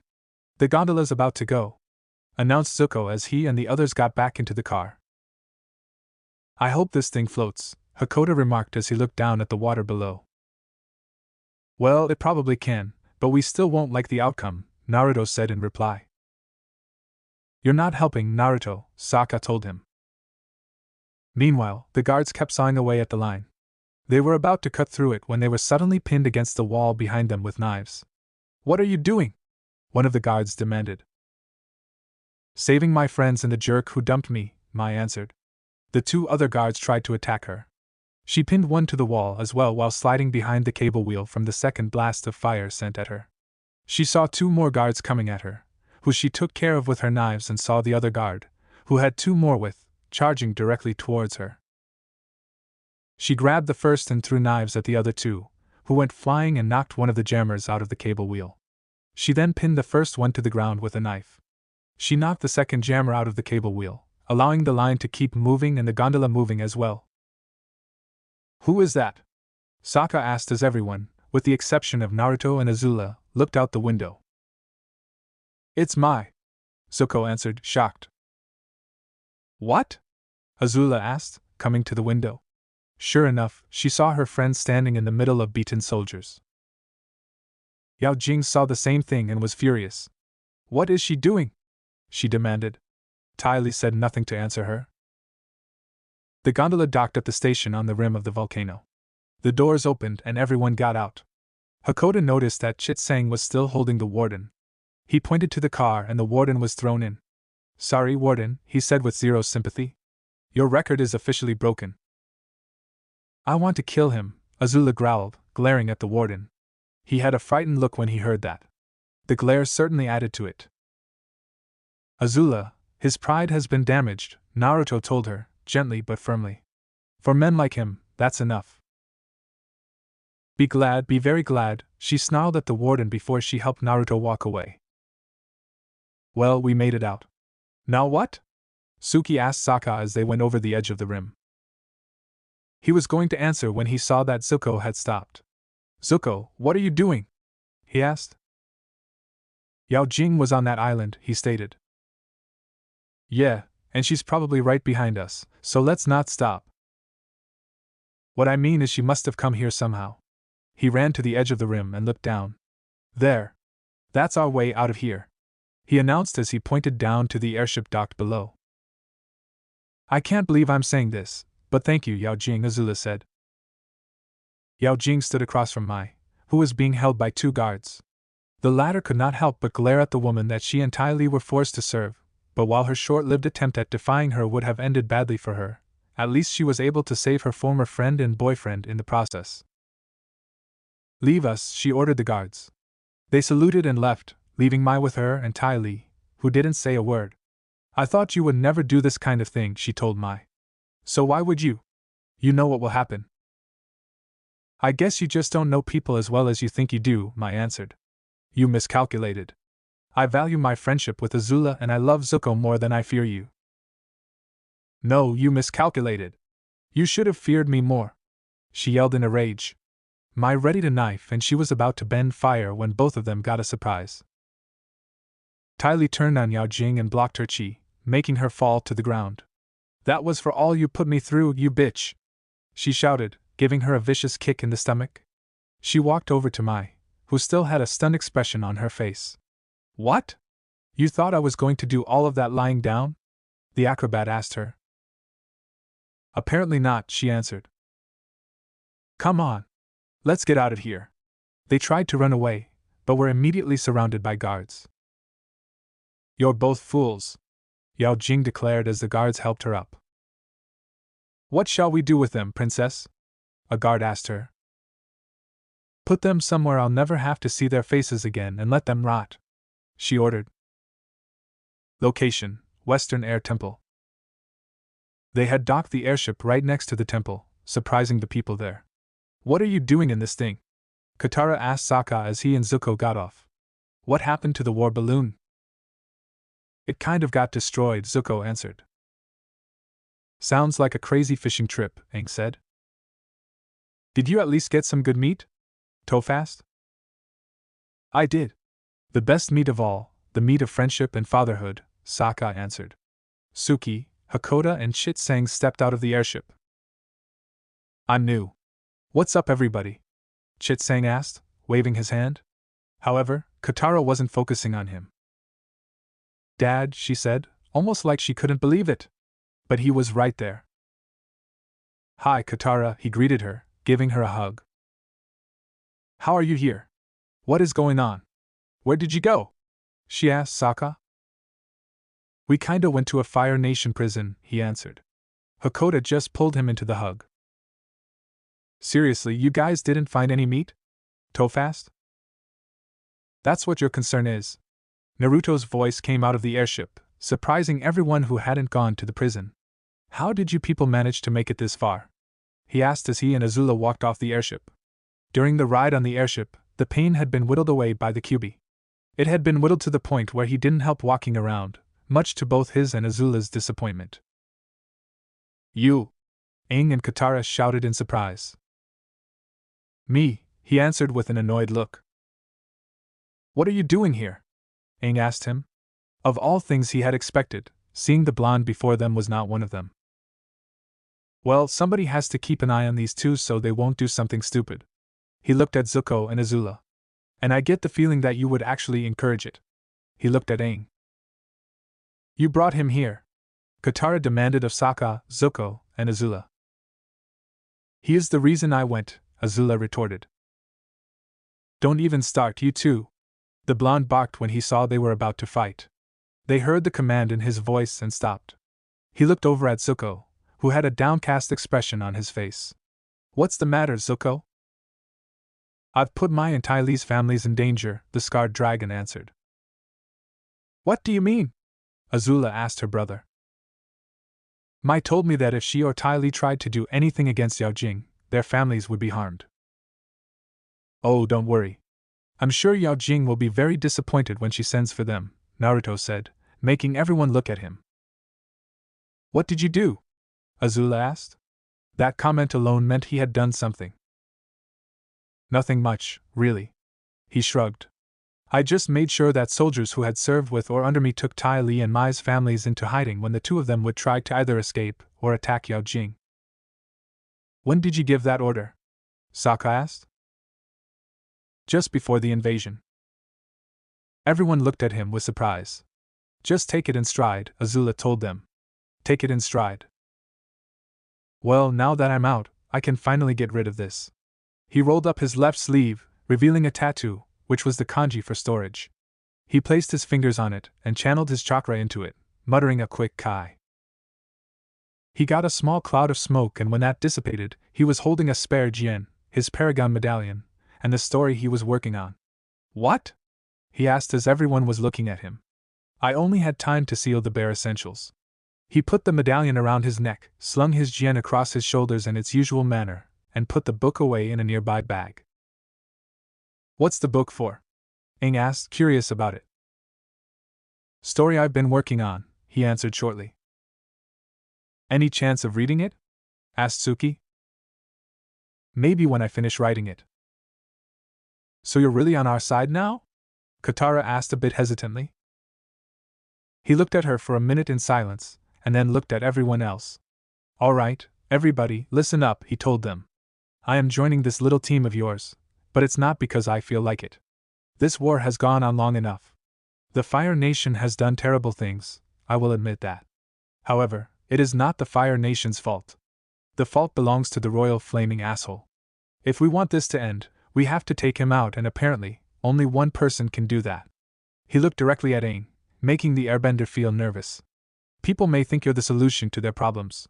Quite frankly, all I see is an idiot. But if helping you will end this war, I'll put Ozai on his knees in front of you. He tried to calm down, taking a deep breath. Thank you, Naruto. We'll be glad to have you on the team. Good to know. He turned his attention to the rest of the group. Now there's just one more question I need to ask. What's that? Sokka asked. He turned back to the airship. What the hell are we going to do with this? Everyone continued to sleep as the sun started to show. Today was the last day they were going to spend at the Western Air Temple. It had been 3 days since the boiling rock incident. At dinner last night, Naruto told them that they would have to move somewhere new. Most of the group had agreed with him, so they had packed their stuff. They were supposed to leave that morning, but things have never gone that smoothly for them. Aang woke up first. He drank in the peaceful morning, listening to the birds chirp. However, the bird stopped chirping and flew away when a bomb sailed through the air, into the temple. Aang grabbed his staff and bent the air to shove the bomb back outside. To his shock, he failed to stop the other bombs that were being dropped. As the others woke up, airships rose up from the morning mist. They launched more bombs at the temple. Aang and Appa, along with Fanning, ran back to where the others were. Using his staff to help, he used his airbending to close the area up, slamming several ceiling-high, metal doors shut. The bombs still bombarded them, knocking some of the ceiling loose. "Watch out!" Zuko shouted, pushing Katara out of the way when rocks almost fell on top of her. "What are you doing?" she asked him as they rolled away. "Keeping rocks from crushing you," he answered. "Okay, I'm not crushed. You can get off me now." She got out from under him and stood up. "I'll take that as a thank you." He stood up as well. "Zuko, can you and Katara flirt later? We're kinda busy here," Naruto told him. Toph and Haru bent a hole in the back, creating a tunnel. "Come on," Toph called out to the others. "We can get out through here." They all gathered at the tunnel. Aang was trying to pull Appa into the tunnel when he saw Azula hadn't joined them. "What are you doing?" he shouted at her. "You guys go ahead," she told them. "I'll hold them off. I think I know who's here." She charged out past the destroyed metal doors. "Azula!" shouted Zuko and Naruto. She didn't stop to listen, she just kept moving. "Come on, you guys! We've got to get out of here," Sokka told them as he and Katara tried to help Aang try to get Appa into the tunnel. Meanwhile, Azula had gotten to the edge of the temple, just through the blast of a bomb. She threw a big fireball at one of the bomb launchers on the airships. At that point, another airship came up out of the mist. Standing in the crow's nest was Yao Jing. "I guess Naruto was right after all. You're here for something, aren't you?" Azula shouted at her. "Of course I am. I'm here for a celebration," she answered. "What's the celebration for?" "Becoming an only child." She swung her feet, shooting fire from them. Azula backed off, but the force of the blast still sent her flying. Noticing the surrounding rocks were about to collapse, she ran forward, running up a column that was slowly falling and leapt for the airship. When it looked like she wouldn't make it, she used her fire bending to boost her up onto the airship. Yao Jing leapt down from the crow's nest to face her. The rock had collapsed around the others, but Toph was able to bend it into a shield, protecting them. "I can't get him to go in there," Aang said, still trying to get his sky bison to move. "Appa hates tunnels." "Aang, there's no way we can fly out of here," Katara told him. "We'll have to find a way." "We need to split up," Sokka declared. He turned to his father and the others. "Take the tunnel and get to the stolen airship," he ordered. "No! The Fire Nation can't separate our family again," Katara protested. "It'll be okay," Hakoda reassured her. "It's not forever." She gave him a quick hug before heading back to Appa. Sokka gave him a quick hug as well, then grabbed Suki and headed for Appa too. Zuko climbed onto Fanning. "I'll be able to keep an eye on you guys," Naruto told them, putting his hands into a hand seal. "Kage Bunshin no Jutsu." Another Naruto appeared in a cloud of smoke. "Go with them and report back when they're safe." The clone nodded and followed them down the tunnel. The original Naruto climbed aboard Fanning as well, right behind Zuko. Toph placed a hand on the rock, checking the surroundings. "I can clear that away and we can fly out through there," she told them, getting into Appa's saddle. There's an awful lot of fire in that general direction," Suki pointed out. "We'll get through," Aang told her. "Let's go." Appa burst through the rock and flew through the airships, his head covered by a couple of rocks before they fell off due to the speed he was flying at. Fanning was right behind him. As the dragon and the sky bison flew past, Azula and Yao Jing, still fighting each other, stopped and looked at them. "Azula, we are leaving!" Naruto shouted down at her. Zuko turned Fanning around so that Azula could get on. She understood and used her fire bending to send her flying up next to the dragon. Naruto reached out a hand for her to grab. She took it and got on behind him.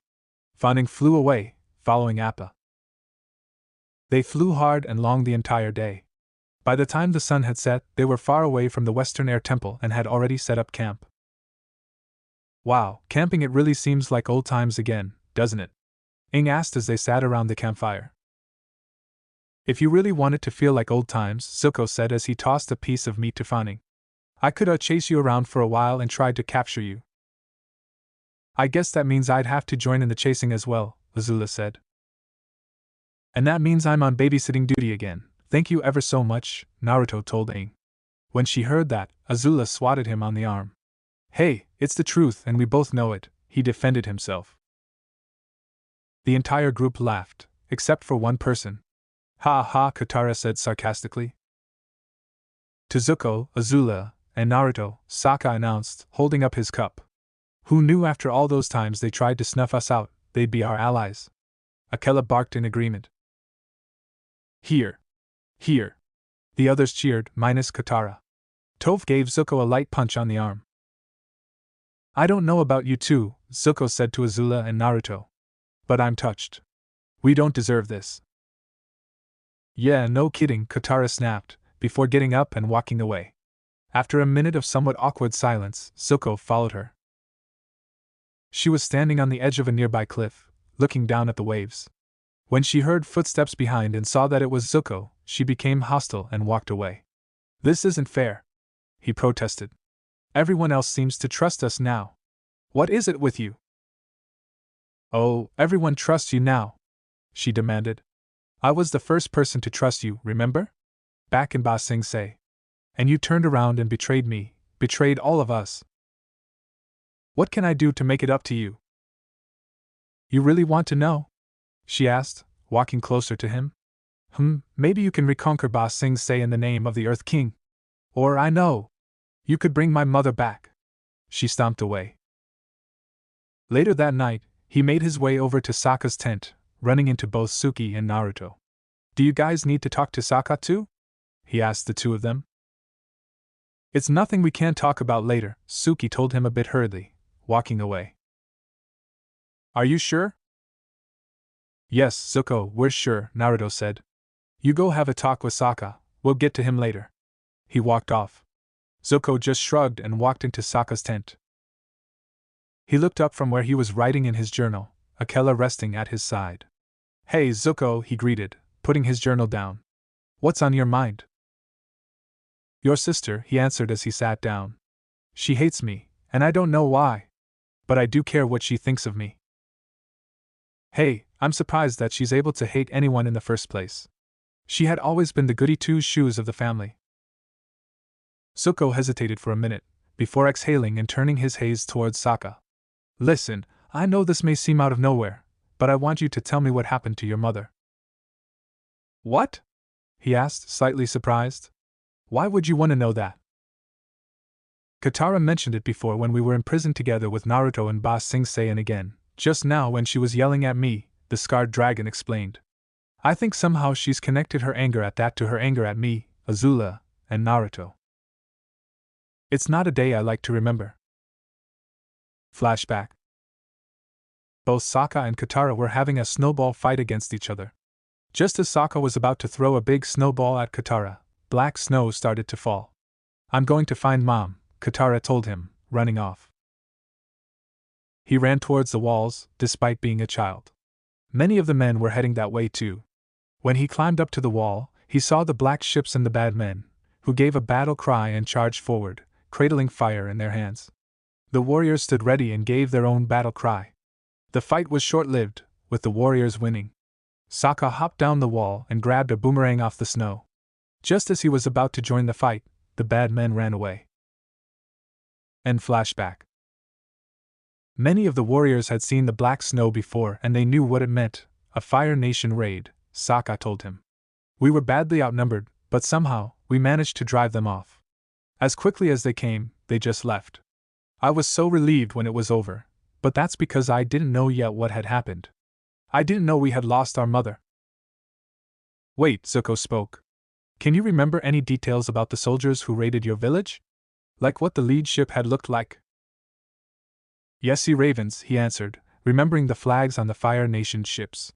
The main ship had flags with sea ravens on them. The symbol of the Southern Raiders, he realized. Thanks, Sokka. He stood up. No problem, he replied. Zuko walked out of the tent and almost ran into Naruto. You're going to do something stupid, aren't you? The blonde accused him. Would you believe me if I said I wasn't? No. He sighed and walked away. Just make sure to take Appa. Zuko was confused about what he said, but didn't ask what he meant. When morning came, he was sitting on a rock outside Katara's tent. When she came out and saw him, she scowled. You look terrible, she stated as she walked past him and reached for her bag. I waited out here all night, he told her. What do you want? She asked as she brushed her hair, trying to ignore him. I know who killed your mother. She stopped brushing. And I'm going to help you find him. She looked back at him. Are you lying to me? Why would he lie about something like this? Azula asked as she and Naruto joined them. The waterbender glanced their way. What are you two doing here? We're coming along with you, Naruto told her with a firm voice and folded arms. No arguments and no objections. Normally, she would have objected. But this was too good of an opportunity to pass up. Fine, we better get our stuff together and get on fawning. It's probably better if we took Appa, Zuko said. Fawning is not really a long-distance people carrier. The more people he's carrying, the more exhausted he is. He looked over at Naruto. I guess that's what you meant, huh? Naruto just nodded. They grabbed the things they needed and made their way over to Appa. Aang was feeding him while Sokka was fiddling with the flower necklace. I need to borrow Appa, Katara told Aang. Why? Is it your turn to take a little field trip with Zuko and Azula? He asked jokingly. Yes, it is. He was slightly surprised at that. Oh. What's going on?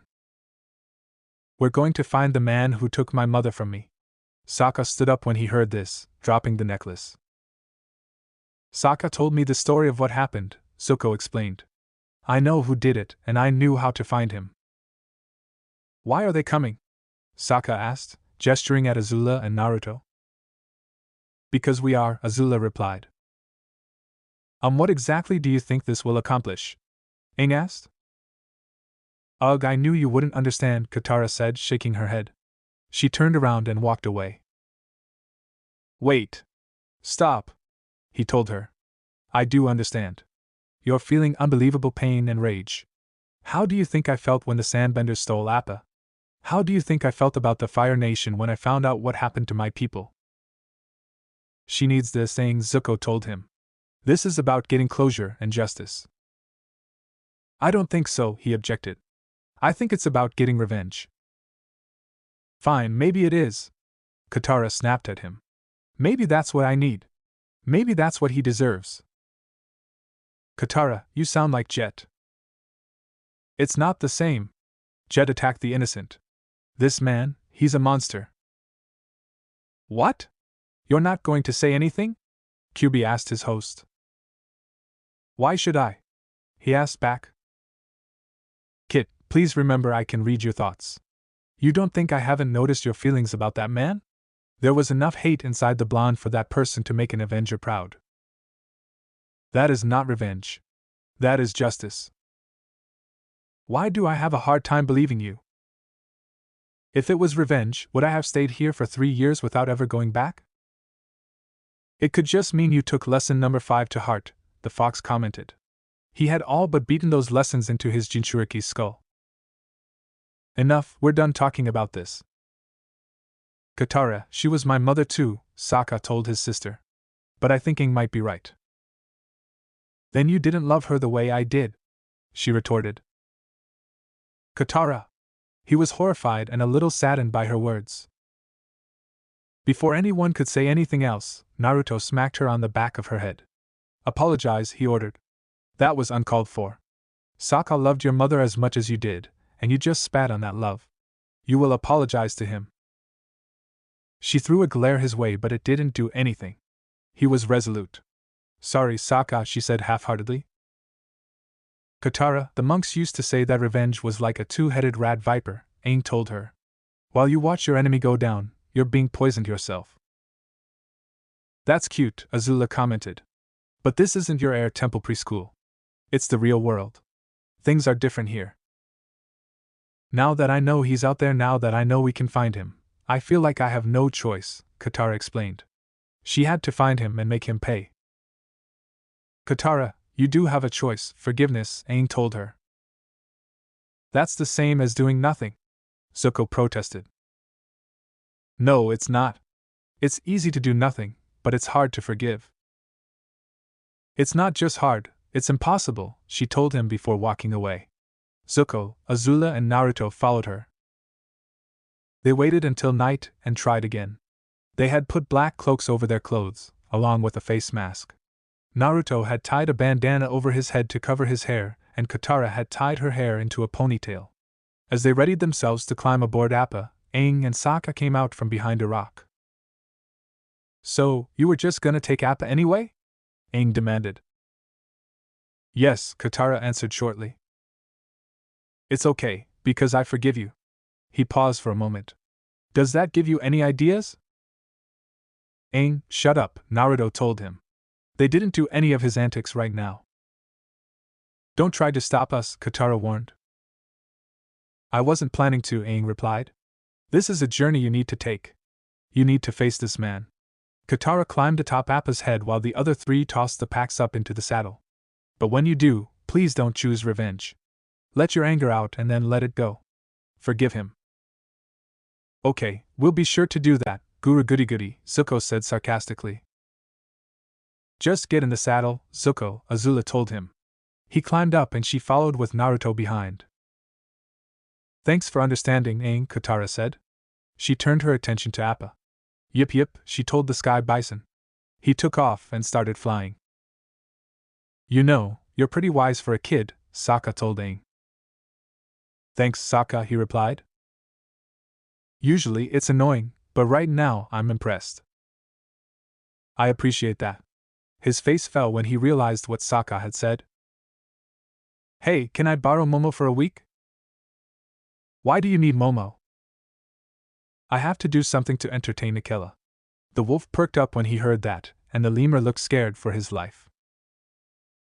Location: Fire Nation. By the time Yu Jing returned to the royal palace, she noticed several imperial guards scattering in fear while the courtiers stopped their conversation to see her walk into the throne room. Ozai sat on the throne, but she can tell that his dark expression meant only one thing: displeasure. Yao Jing bent her knee before her father, ready to explain herself. Ozai merely closed his eyes and shook his head in frustration. I don't need to hear it from you, Yao Jing. He looked at her dejected face and scoffed. Your failure to apprehend your traitorous siblings reflects badly on your status as the heir to the throne. Yao Jing looked up to her father, a fearful look on her face. Father, she started. Ozai held up his hand to silence her. You are rusty and unrefined. While your traitorous siblings focused on improving themselves, you were simply grooming yourself so you can look pretty. Yao Jing looked down on the floor, but Ozai grew more irritated. Look at me when I'm talking to you, Yao Jing. She did as she was told. You need to improve yourself before fighting your siblings on an equal level. Until I see improvement in your competence, you will not join in any hunts for your siblings. Get out of my sight. Yao Jing had walked the throne room with her head held high.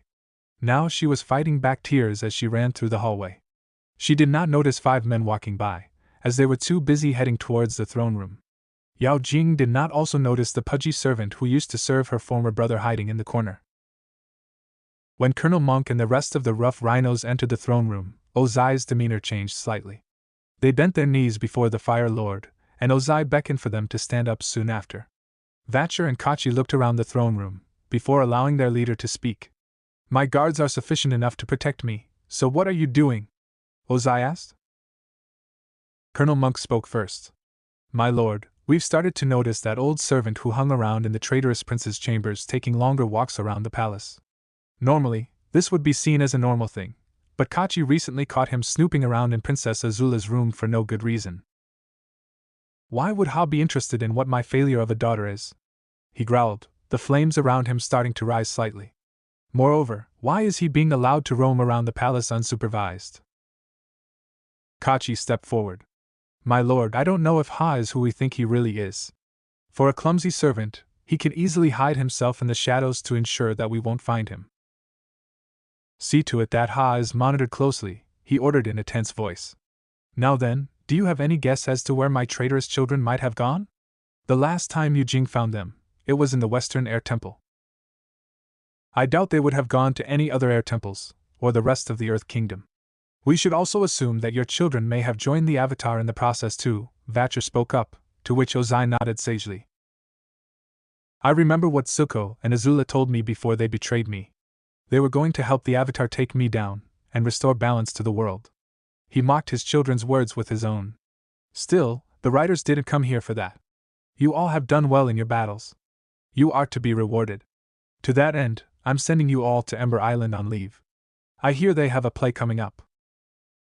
You grace us with your mercy, Fire Lord Ozai, the rough rhinos said in unison as they bent the knee and left the throne room.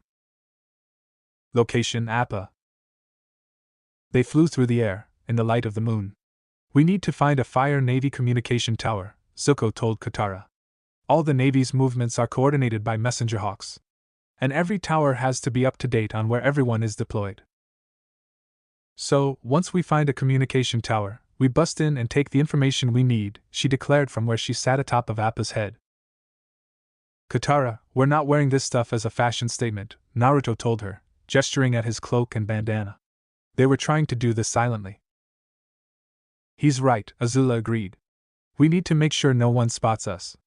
Otherwise, they'll warn the Southern Raiders long before we reach them. Katara didn't reply. She was focused on her mission. They soon found a communication tower.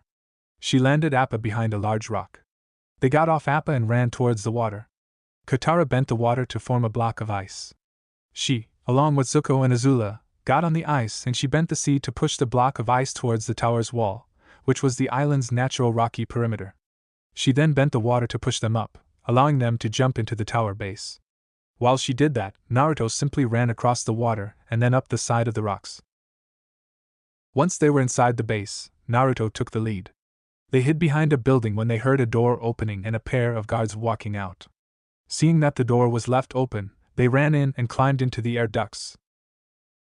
They crawled through the ducts, using Naruto's knowledge of the tower's layout to get around. They soon found the information room as they noticed the guard at the desk was writing positions on a map. Katara bent the ink in the nearby pot to spill, covering the guard's hands. The guard walked out of the room to clean them, allowing the four to drop into the room. While Naruto and Azula covered the door, Zuko and Katara went through the records. Okay, the Southern Raiders, Zuko announced as he found the scroll for their location. He unfurled it and examined it closely. Bam, he stated, pointing at a particular spot on the map. They're on patrol near Whale Tail Island. Whale Tail Island, here we come, Katara declared. They put the scroll back and climbed up into the air ducts. They made their way back to Appa and flew off. Zuko, Azula, and Naruto had fallen asleep. When they woke up, the sun was rising. They also noticed that Katara had stayed awake the entire time. You should get some rest, Zuko told her. We'll be there in a few hours. You'll need all your strength. Oh, don't you worry about my strength, she told him. I have plenty. I'm not the helpless little girl I was when they came. Flashback. I'm going to find Mom, she told Sokka as they watched the black snow fall. As everyone ran towards the wall, she ran back to her igloo. Mom! She cried, running through the curtain, only to see her mother and a tall, scary man with her. The scary man turned to face her. Just let her go and I'll give you the information you want, Katara's mother pleaded. You hear your mother, the scary man told her. Get out of here. Mom, I'm scared, she whimpered. Go find your dad, sweetie. I'll handle this, her mother reassured her. She looked at the scary man one more time before bolting out of the igloo. She ran towards the walls as fast as her little legs would allow her. Dad, Dad! She called out as she saw her dad shoved a bad man's head into the ice. Please, I think Mom's in trouble. There's a man in our house. Hakoda realized what that meant. Kia! He shouted. Both he and his daughter ran back to the house and pushed through the curtains. What they saw made them wish they hadn't. End flashback. I ran as fast as I could, Katara told them. But we were too late. When we got there, the man was gone. And so was she. Your mother was a brave woman, Zuko declared. I know. Naruto climbed out of the saddle and got onto Appa's head. Get some rest, Katara, he told her. I'll take care of the flying. She handed him the reins, climbed into the saddle, and fell asleep. Azula, Zuko, and Naruto kept handing off the reins to one another for the rest of the day, allowing her to sleep. By the time night had fallen again, they had found what they were looking for. There! Zuko shouted from Appa's head, waking up Katara. See those sea raven flags?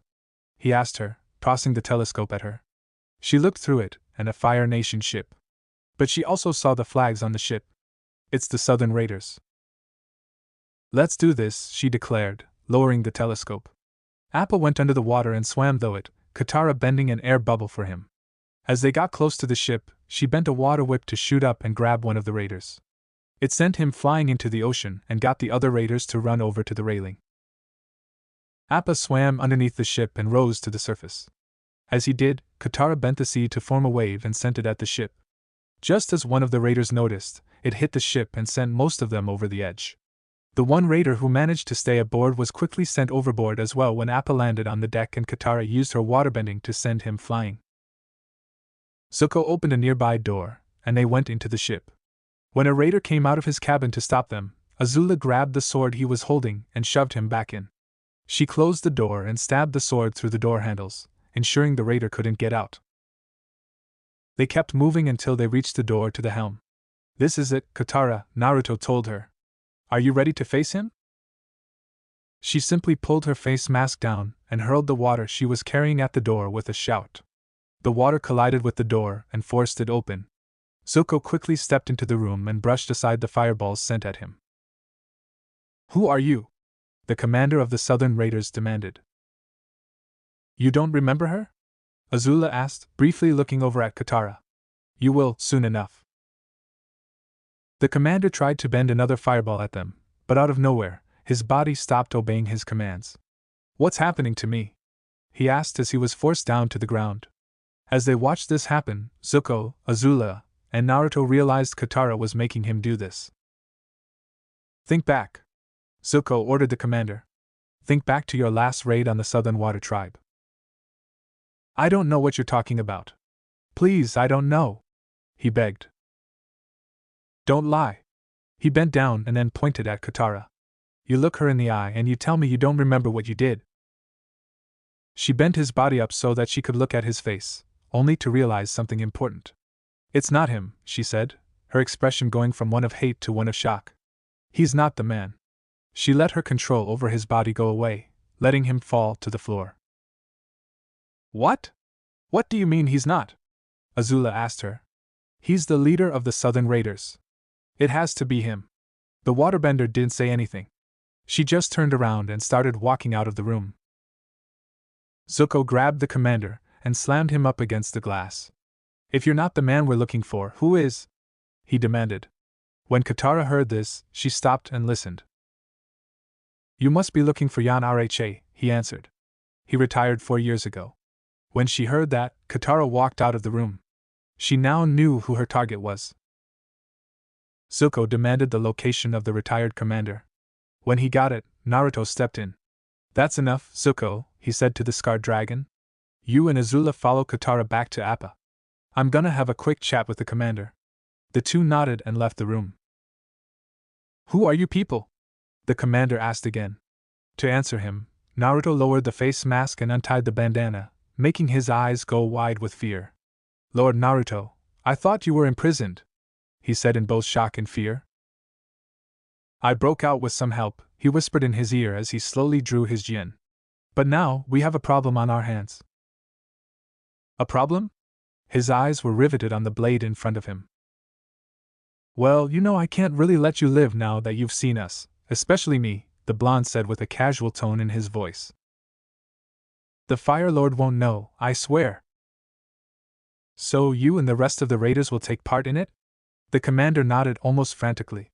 Okay then, that's what I was hoping you'd say. He sheathed the jin, put the bandana back on and walked out of the room. He made his way down the corridor, out onto the deck and back onto Appa, who then took off. What did you talk to him about? Azula asked him. I ensured that the commander and the Southern Raiders would be a part of a time-honored tradition, he answered, leaning against the saddle. And which tradition is that? The tradition of not seeing a damn thing, he answered with a small grin. But when he turned to look at Katara, who was holding the reins, the grin disappeared. That was bloodbending back there, wasn't it? He asked her. Yes, she answered shortly. Not gonna ask how I know. I don't care. Katara, you need to calm down, he told her. If you keep going like this, the hatred you hold will consume you. What gives you the right to say that? She snapped at him, turning her head to face him. Who did you lose, huh? Probably no one, I'll bet. You're wrong, he replied with a harsh tone and a hard look. I told you when I was posing as Shia that my parents were dead. They had died when I was born. But I would like to think I had a grandfather figure when I was young, and he died in an attack. So yes, I have lost someone. Don't ever think that you're the only one who's lost somebody. She didn't say anything back. She just her head back around and kept facing forward. Location: Fire Nation. Yan Rha knelt before his garden, raking the soil with his trough. Yan Rha, you lazy piece of work! Screamed an old woman from the house behind him, standing in the doorway. I need something. Yes, mother, he answered. What is it? The tomato carrots from your garden are too hard for my gums. I need something soft and juicy. Would you like something else from the garden? He offered, turning to face her. I would be happy to. Forget your stupid garden, his mother shouted at him. Get your grimy hind to the market and get me some real food. She walked back into the house. He made his way down to the village and started buying groceries. When he was getting a few things from one store, he felt someone's eyes on him. Hello? He called out, turning around. He didn't see anyone. Did you see someone? He asked the store owner, who shook his head. Thinking it was just his mind playing around with him, he shrugged it off. Once he had all his groceries, he started to walk back to his house. As he went down a set of stairs, the feeling came back, making him stop. Hello? He called out, looking back at the staircase. Is someone there? When he didn't get an answer, he scowled but kept on walking. However, his feelings were right, someone was watching him. That was him, Katara told the others as they watched him walk away. That was the monster. He's not a monster, Naruto told her. He's just a man. The storm clouds overhead had finally opened and poured down rain. Yan Rha kept on walking home. The feeling of eyes watching him never went away. Nobody sneaks up on me without getting burned, he declared, suddenly whipping around and bending fire at a bush. As he watched it burn, he sighed and picked up the groceries he had dropped. He began walking again, only tripping over a wire and making him fall. A burst of fire made him leap back. We weren't behind the bush, Zuko informed him as he stood in a fire-bending stance. And I wouldn't try fire-bending again. You really shouldn't, Azula said, leaning against the tree behind him with a hand on one of her daggers. It might not be good for you. Whoever you are, take my money, he told them in a frightened voice. Take whatever you want, I'll cooperate. We're not here for your money, Naruto said as he walked up beside Zuko. But you will cooperate with us. Katara walked up to him and pulled her face mask down. Do you know who I am? She asked him. No. I'm not sure, he answered. The face seemed familiar, he just couldn't place it. Oh, you better remember me like your life depends on it, she told him. Why don't you take a closer look? Yes, I remember you now. He recognized the face. You're the little water tribe girl. Flashback. Just let her go, the water tribe woman pleaded with him. And I'll give you the information you want. You heard your mother, he told the little girl. Get out of here. Mom, I'm scared, she told her mother. Go find your dad, sweetie. I'll handle this. He watched as the girl ran out of the igloo before turning his attention to the mother. Now tell me, who is it? Who's the waterbender? He demanded. There are no waterbenders here, she told him. The Fire Nation took them all away a long time ago. You're lying. My source says there's one waterbender left in the Southern Water Tribe. We're not leaving until we find the waterbender. If I tell you, do you promise to leave the rest of the village alone? He gave a single nod. It's me. Take me as your prisoner. I'm afraid I'm not taking prisoners today, he told her with an evil smile. End flashback. She lied to you, Katara told him, looking away. She was protecting the last waterbender. What? Who? He asked, surprised. She turned her gaze back on him, her eyes filled with anger and hate. Me. She bent the rein to stop and form a dome over their heads. It held there for a minute before she bent it apart and hurled it at him, changing it into a barrage of ice spikes. He flinched away, covering his eyes with his arms. When he felt no pain, he looked beyond his arms. The spikes just floated in the air, inches away from his face. Closing her eyes, she lowered her hands, turning the ice back into water and letting it collapse to the ground. I did a bad thing, he admitted, getting onto his knees. I know I did, and you deserve revenge. So why don't you take my mother? That would be fair, he offered with a weak smile. I always wondered what kind of person could do such a thing, she said. But now that I see you, I think I understand. There's just nothing inside you, nothing at all. You're pathetic and sad and empty. Please spare me, he begged, bowing his head. But as much as I hate you, I just can't do it. She walked away and the others followed her. He stayed there on the ground. The three of them walked away, leaving the retired commander of the Southern Raiders weeping on the ground, his groceries scattered all around him. Location: Ember Island. They had flown to Ember Island, to the beach house the royal family once used. While everyone shared what happened, Katara went down to the beach. She sat on the dock, kicking her feet back and forth in the water and looking at the sunset. I miss you, Mom, she thought to herself in sadness. I miss you so much. Katara? Said Aang as he, Zuko, and Naruto joined her on the dock. Are you okay? I'm doing fine, she answered. Zuko and Naruto told me what you did. Or what you didn't do, I guess. I'm proud of you, the air nomad told her. I wanted to do it, she replied, casting a glance at him. I wanted to take out all my anger at him, but I couldn't. I don't know if it's because I'm too weak to do it or because I'm strong enough not to.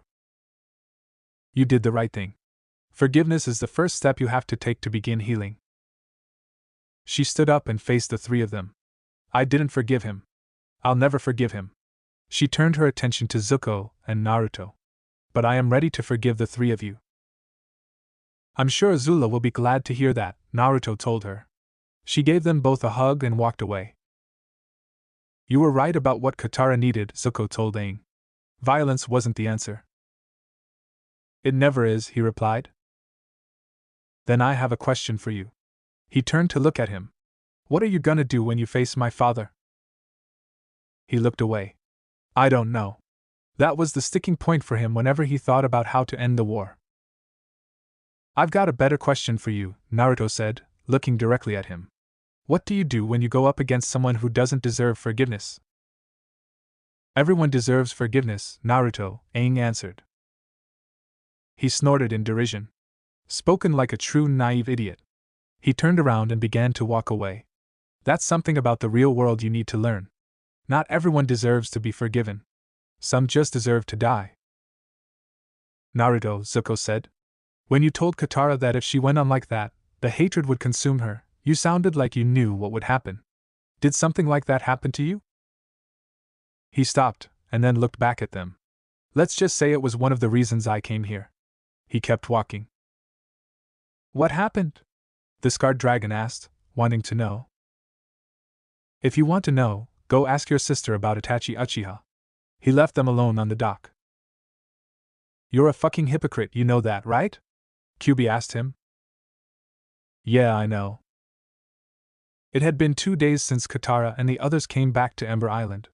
That morning, as Katara and Toph relaxed, Aang and his teachers, Azula and Zuko, were practicing their fire bending. Nearby, Naruto was sparring against a clone of his. Aang, Azula, and Zuko finished their sets, breathed in deep and bowed to one another. Doesn't it seem kinda weird that we're hiding from the Fire Lord in his own house? Katara asked.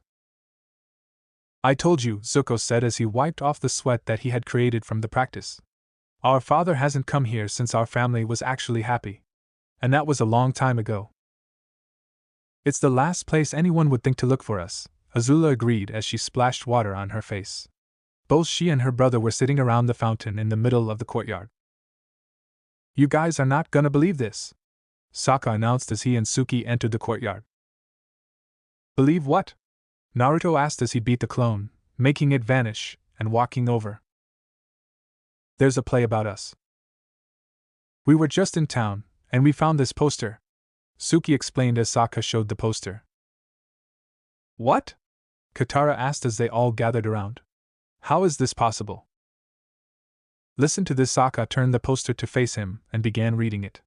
The Boy in the Iceberg is a new production from acclaimed playwright Puan Tim, who scoured this side of the globe gathering information on the Avatar, from the icy South Pole to the heart of Ba Sing Se. His sources include singing nomads, pirates, prisoners of war, and a surprisingly knowledgeable merchant of cabbage. Brought to you by the critically acclaimed Ember Island players, Suki finished reading, making Zuko, Azula, and Naruto groan in disgust. Our mother used to take us to see them, Zuko explained as everyone looked at them. They butchered love amongst the dragons every year, Azula said. I went to see that play when I was first here, Naruto told them. Believe me when I say I was glad when the play was over. It wasn't that bad, the QB argued. Yes, it was. Sokka, do you really think it's a good idea to attend a play about ourselves? Katara asked her brother. Why not? It's the kind of wacky, time-wasting nonsense I've been missing, he told her. Please, let's not, Naruto half begged. I really don't want to gouge out my own eyes. It can't be all that bad, Aang told him. At least give it a try, the fox agreed. Fine, but don't say I didn't warn you, the blonde told the non-Fire Nation members of the team. That night, they went to the theater to watch the play. By the end of it, they were thoroughly depressed and disgusted with it. The so-called play was nothing more than Fire Nation, or to be more precise, Fire Lord propaganda. The characters acted nothing like their real-life counterparts. By the time the second act had started, Naruto was seriously considering leaping onto the stage and murdering everyone there. By the time the third act had started, Zuko and Azula had joined him in the planning. Unfortunately, they didn't actually put any of it into action, might have saved a lot of misery if they had. When the play ended, with the Fire Nation's victory, of course, the rest of the audience gave a standing ovation. They, on the other hand, couldn't have left the theater faster. That wasn't a good play, Zuko stated as they walked away. I'll say, Aang said. No kidding, Katara agreed. Horrible, Suki declared. You said it, Toph supported. But the effects were decent, Sokka commented. Oh great, a saving grace, Azula remarked dryly. Kit, I am so sorry for doubting you, the QB told his host. Even he had been offended by what he had just seen, and considering how long he had been around, that was saying a lot. No problem, he replied. I want you to promise me something. What's that? Promise me that that abomination never gets into the hands of one of those movie makers back home. QB, if that happens, I will gladly kill the entire movie crew, okay? Thank you. Thank you so much. The walk back to the beach house was quiet. But when they got back, it was quiet. That's strange, Aang remarked as they entered the house. I thought Momo or Akela would greet us. You're right, Naruto said, taking the lead. That is strange. Everyone, be ready for a fight, something tells me we're not alone here. They walked carefully through the house. Sokka and Zuko had their swords out while Azula readied her daggers. Katara, Toph and Aang were ready to move into a bending stance at a moment's notice, the same as Suki. They didn't see anyone, but Toph suddenly bent some earth to cover them as 3 bombs went off from where they stood. We have company, and they're not friendly, Toph shouted as she bent the earth back down. To everyone's horror, the intruders who ambushed them appeared at the house's entrance, and were familiar to most of the group, except for Toph. It was the rough rhinos. I knew something was weird when I saw a small group leave the theater after the show ended without clapping first, Thatcher said. He shot an arrow towards Aang, who quickly sidestepped it. Meanwhile, Colonel Monk engaged Zuko and Azula. To think that we've come across the 2 traitors and the Avatar's little group, plus a side bonus of the traitor Paragon himself, he said. Naruto snorted as he swung his Jien at Kachi. Still bitter about the incident over there? Not funny, Naruto, Azula growled angrily as she avoided a burst of fire. She and Zuko bent fire daggers and charged towards the leader of the rough rhinos. Suki ended up tag-teaming Ogode with Toph. He kept the earthbender away with his chain while handling Suki in close quarters. In the back, Yelu threw 3 grenades at them. Aang noticed and bent an air sphere to deflect the grenades, sending them back at Yelu. He dodged with practiced ease, missing the blast. However, it gave Vatcher a chance to press his attack against Aang, driving him back from the others. Zuko realized they couldn't keep the field open. The battlefield needed to change in their favor. Quick! Into the house, and to the courtyard! He shouted at the others. They started to fall back to the house. Monk simply grinned. Smart move, Prince Zuko. I wonder how that will last, until we occupy your whole house. Naruto's move towards the house was hampered by his fight. Kangchi was relentless, swinging his guandao again and again. No energy was wasted as he swung. He knew the weapon well. For anyone else, this could have been a problem. But Naruto didn't panic. When Kachi swung his guandao down from overhead, he swung his Jien up. Kangchi felt a sudden loss of weight. The blade landed in the sand beside him. It had been cut from the handle. As he stared at his broken weapon, Naruto went for the kill. He would have succeeded if Ogdi's BLO hadn't wrapped itself around the Jien. Game over, Lord Naruto. Just do all of us a favor and tell your group to surrender, he shouted gleefully. That was as far as he got before his arm was encased in ice. Katara bent the ice, dragging him into the wall. Kachi, on the other hand, recovered and used what was left of his weapon to keep fighting. By the time they reached the courtyard, all 5 of the rough rhinos surrounded them from multiple directions. Suki spotted Appa, Momo, Akela, and Fanning as they were all piled up next to each other. Hey! There they are, she said. She also noticed something else. Why weren't they moving? Azula noticed the same thing. Are they asleep? She couldn't have kept the incredulous tone out of her voice if she tried. There they were, in the middle of an ambush, and their possible backup was asleep. Aang managed to get away from Vatcher, who was accosted by Sokka. He looked over at the animals. Maybe we shouldn't wake them, he said. I don't know about the others, but Appa gets kinda cranky when he's suddenly woken up. Zuko had a different idea. Aang, take over. He broke off from Monk, letting Aang step in. He didn't take long to see what was wrong. Hold on, Fanning's not asleep. He's knocked out. Akela too. As Ogodi kept fighting Suki, he noticed something. Hey, Colonel! What are those paper things on the ground? He shouted. That was when Naruto noticed the papers attached to the granite floor in the courtyard. But it wasn't just paper. It had sealed tags and they were perfectly positioned to cover the entire courtyard. Oh no, he thought in realization. Everyone, get out! He suddenly ordered, surprising everyone. We need to get out of this house now. But before anyone could ask him why, the tags went off.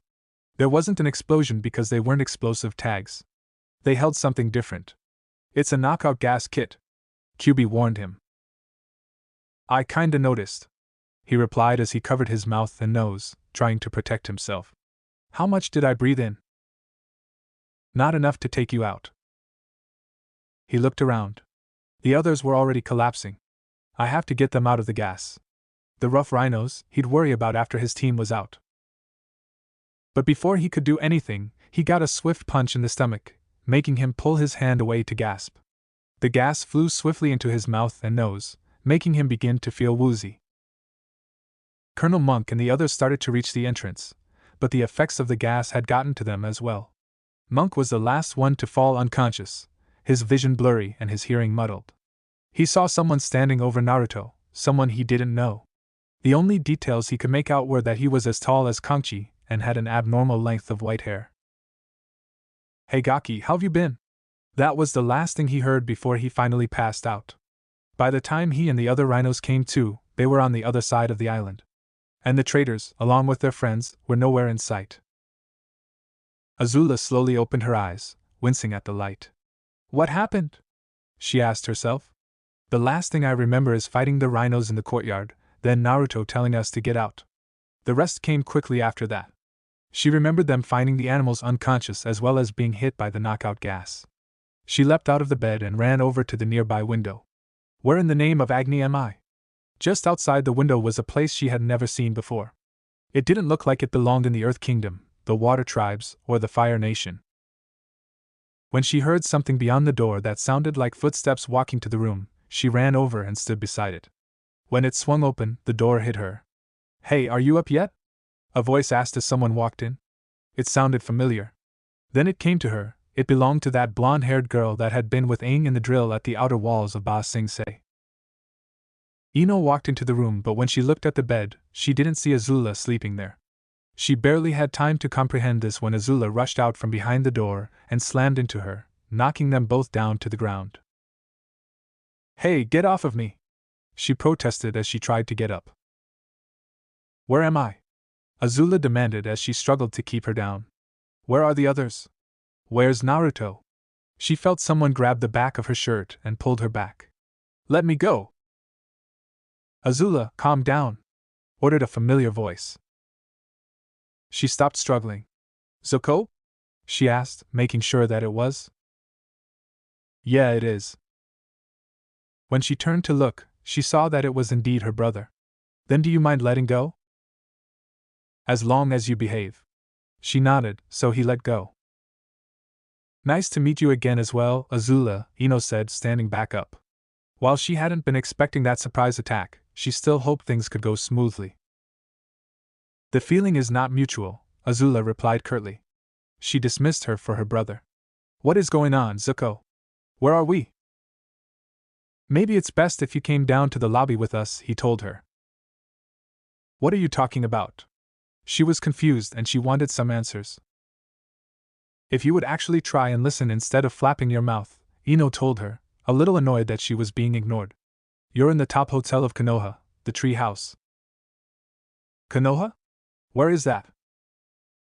"Azula," Zuko said, getting her attention. "We're in Naruto's home village." "Damn, Akela. You got big," Kiba said as he and Akamaru stood in front of the wolf. Akela was indeed bigger, having reached Sokka's stomach height-wise. And he was more muscular too. He was no longer a pup. "Seriously?" asked Sokka. "You greet the wolf before the rest of us?" They were all standing around in the lobby, a wide room that could hold a lot of people. The place was mostly empty at that moment, as they were the largest group there. They were standing, leaning against a wall, or sitting on a chair near the entrance to the hotel. "It's troublesome, but that's just how Kiba is," Shikamaru stated. "He is an Inuzuka after all. They would always talk to the dogs first." "Well, it's still great to see you all again," Katara told the members of the Konoha 11 that were there. "We weren't sure if you had made it out of Ba Sing Se alive. That was a worrying thought during the time Aang had been comatose." "We did," Niji said. "But we had thought Aang had died, and our mission failed." "Naruto was so unyouthful to have lied to us," Lee declared. "Well, to be fair to Naruto, he thought Twinkle Toes was dead too," Toph told him. "Even though it looked like she was lounging in a chair, her feet were planted on the ground." "So Zuko and Azula, who had been chasing you for the better part of a year, turned traitor and joined your team?" Shino asked Aang. "Pretty much, yeah," he answered with a big goofy grin, sitting on an arm of Toph's chair. "Why would they do that?" Hinata asked. "We don't actually know," Suki answered. "What do you mean you don't know?" Tenten said. "We never really bothered asking them," Sokka replied. "They were just glad they weren't chasing them anymore." "It's because we didn't want the future of the Fire Nation to be spas built upon broken homes and orphaned children," Azula declared as she, Zuko, and Ino walked into the lobby. Everyone in Team Avatar noticed how agitated she looked just by her expression. "I would like to say it's nice to see you again," Choji told her. "But it'd be hard to actually say." She ignored him and looked around, seeing only the young members of the shinobi teams. "Where are the adults? The last time I checked, you were being chaperoned," she asked them. A few of them scowled, figuring she was trying to be insulting. The others ignored the tone. "Kurenai-sensei went to the hospital to check up on the baby," Shino told her. "Asuma-sensei went with her," Ino chimed in. "How's the baby?" Katara asked. Even though they had known that Kunoichi was pregnant, She didn't really look like when they had seen her. Then again, it had been early spring and it was now mid to late summer. It's doing fine, Shikamaru answered. And where is the third one? Azula asked, looking around and not seeing him. Gai-sensei is off being Gai-sensei, Tenten answered a little evasively. He said something about running up and down the Hokage mountain 200 times in under 20 minutes or something like that, Niji explained, going where his teammate didn't want to go. YOSH! Exclaimed Lee. Gai-sensei is very youthful. I wish I could join him, but I wanted to meet our friends. Is that all you want to know, Azula? Sokka asked her. No. Where is Naruto? That question made everyone go silent. Naruto is sleeping, Choji said, trying to come up with an excuse. Yeah, he's still sleeping. He didn't finish, due to the fact Azula had grabbed him by the shirt and slammed him into a nearby wall, surprising everyone. Don't lie to me, she snarled, drawing back her fist and covering it in blue fire. Where is Naruto?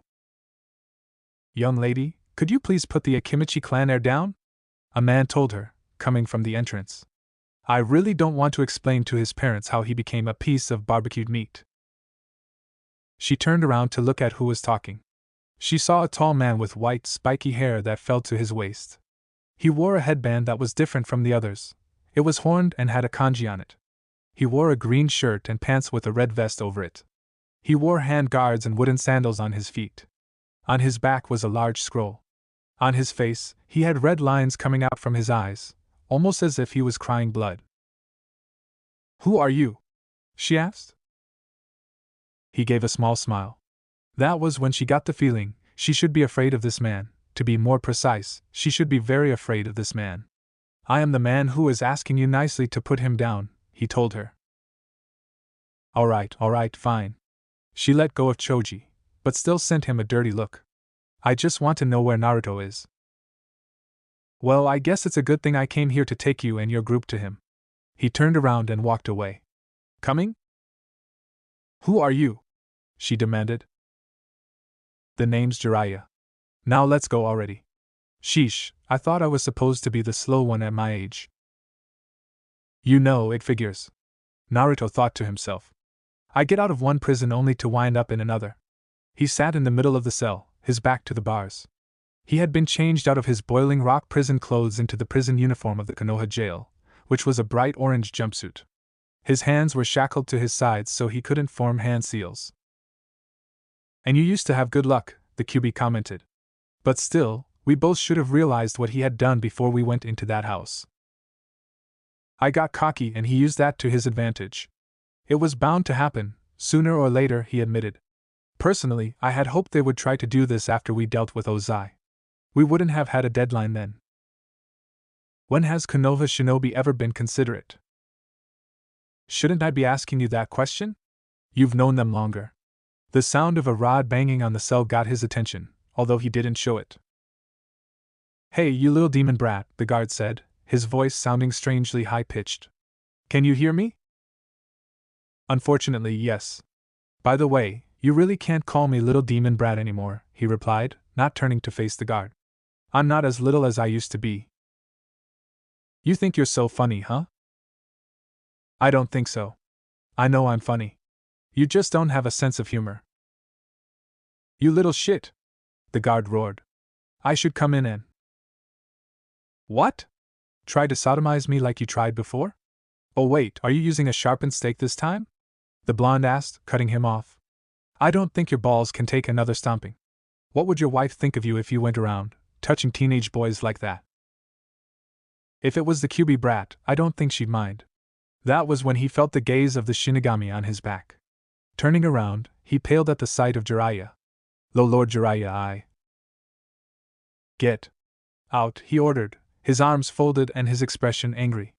2 simple words and the guard fled, but not before turning his angry gaze at both Jiraiya and Naruto. The rest of Team Avatar had felt some of what the guard was feeling and that put them on edge. Clearly, the man in front of them was someone well known, and one not easily trifled with. So, how are you, Naruto? Jiraiya asked as he walked up to the cell bars. Kicking myself for not seeing something so blatantly obvious, the blonde answered without turning around to face them. You were under my nose the entire time and I didn't even notice. You're good, kid, I'll admit that. But you still have things to learn if you want to beat me, he told him with a big grin. I was truly impressed with how you played Ba Sing Se. That was very, very good work. You heard about it? He asked, sounding a little glad, strangely enough. And I read the report you sent to the Fire Lord. Hell, I was there when he received the report. You should have seen the look on his face. It was priceless. That would be a moment he would treasure for the rest of his life. Naruto, the two of you are making it sound like this Jiraiya was there, Zuko said. That's because he was there, Zuko, Naruto told him. You should know better than us all right now. He was your servant. He finally turned around and looked Jiraiya straight in the eye. Isn't that right, huh? It only made the old man laugh. I see you figured it out. Wait, how is he, huh? Azula asked, looking at the man. He and the servant assigned to Zuko looked nothing alike. He used the Henj no Jutsu to disguise himself, and used a different name, Naruto explained. It should have been so obvious, considering he used that particular name. Why's that? Sokka asked. Ha means toad, right? Everyone in Team Avatar nodded. There are many stories here in the elemental countries. Quite a few of those stories are about the Sannin, the 3 students trained by the 3rd Hokage. This man, he gestured at Jiraiya with his head. He's one of those 3. His name is Lord Jiraiya, the Toad Sage of Konohagakure, student of the 3rd Hokage and sensei of the 4th Hokage. Pleasure to meet you, Jiraiya told them with a small bow of his head. When you say toads, Zuko said, do you mean like? He left the question hanging.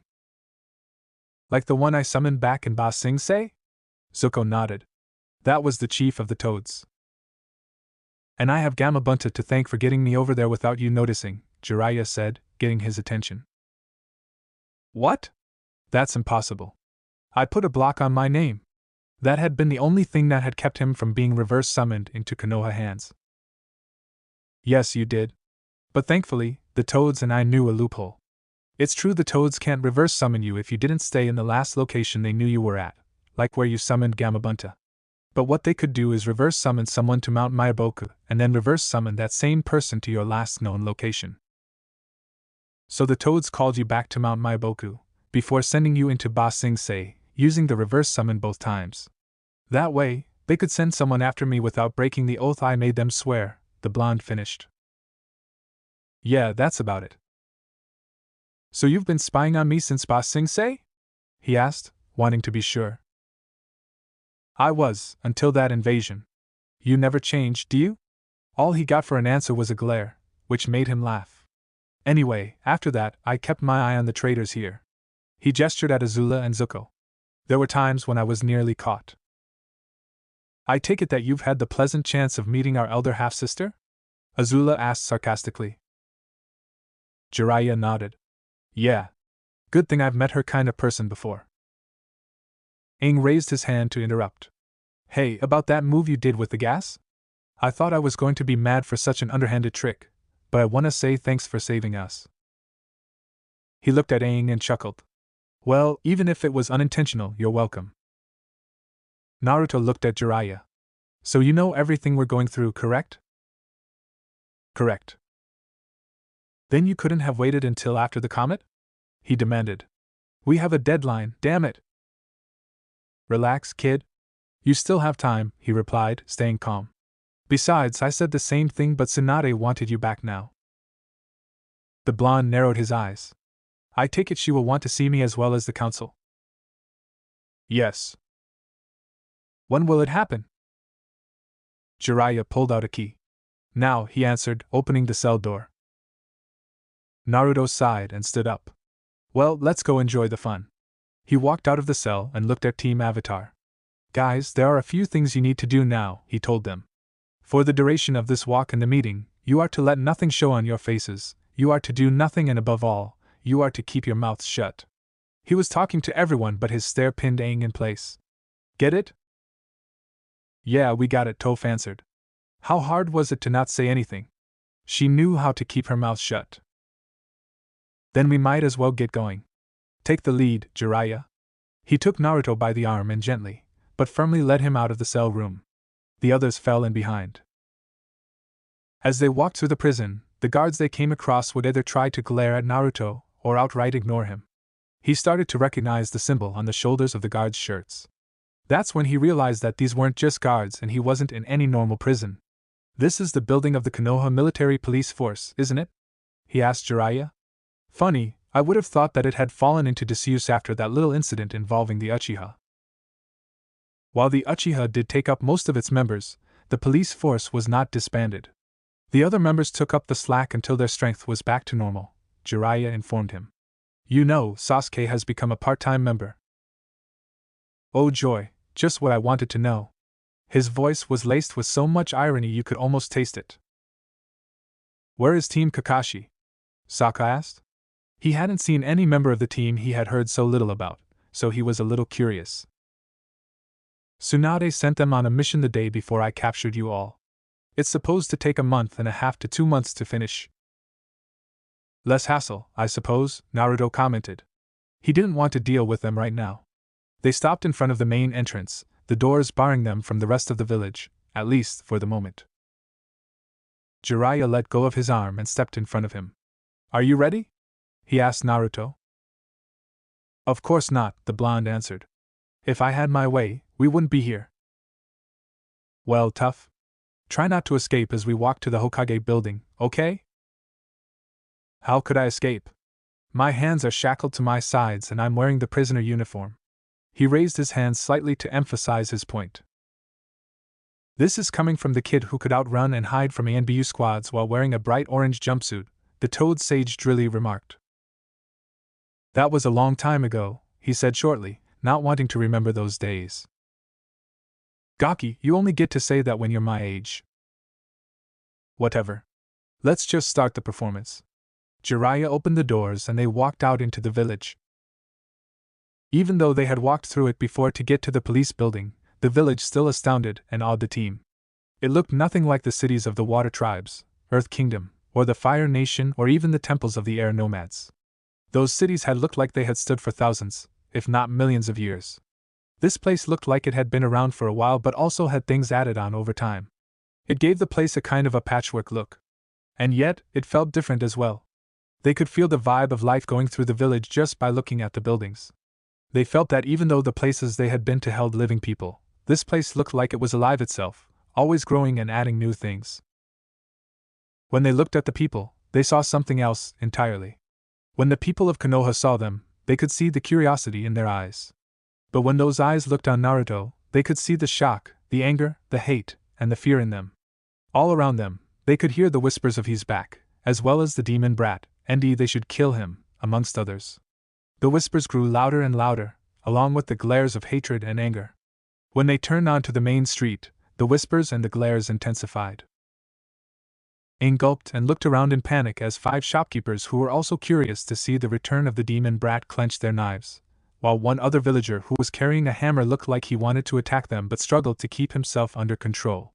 Surprisingly, it was Toph who walked closer in case they tried anything.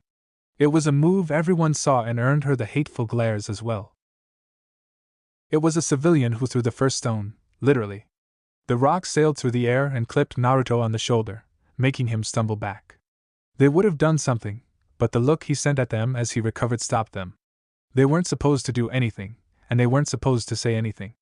Another rock flew out from the crowd, but a hand shot out and grabbed it before it hit him. He looked at the hand and then followed the arm up to the face, even though he knew who it was due to the green leotard the person wore. Lee stood in front of him, a smile on his face. He turned to where the rock had been thrown from. The smile disappeared from his face as he crushed the rock in his hand. He held out the hand and opened it, letting the remnants fall to the ground. He then walked around behind Naruto. The rest of teams Kurenai, Guy and Asuma came out of the crowd.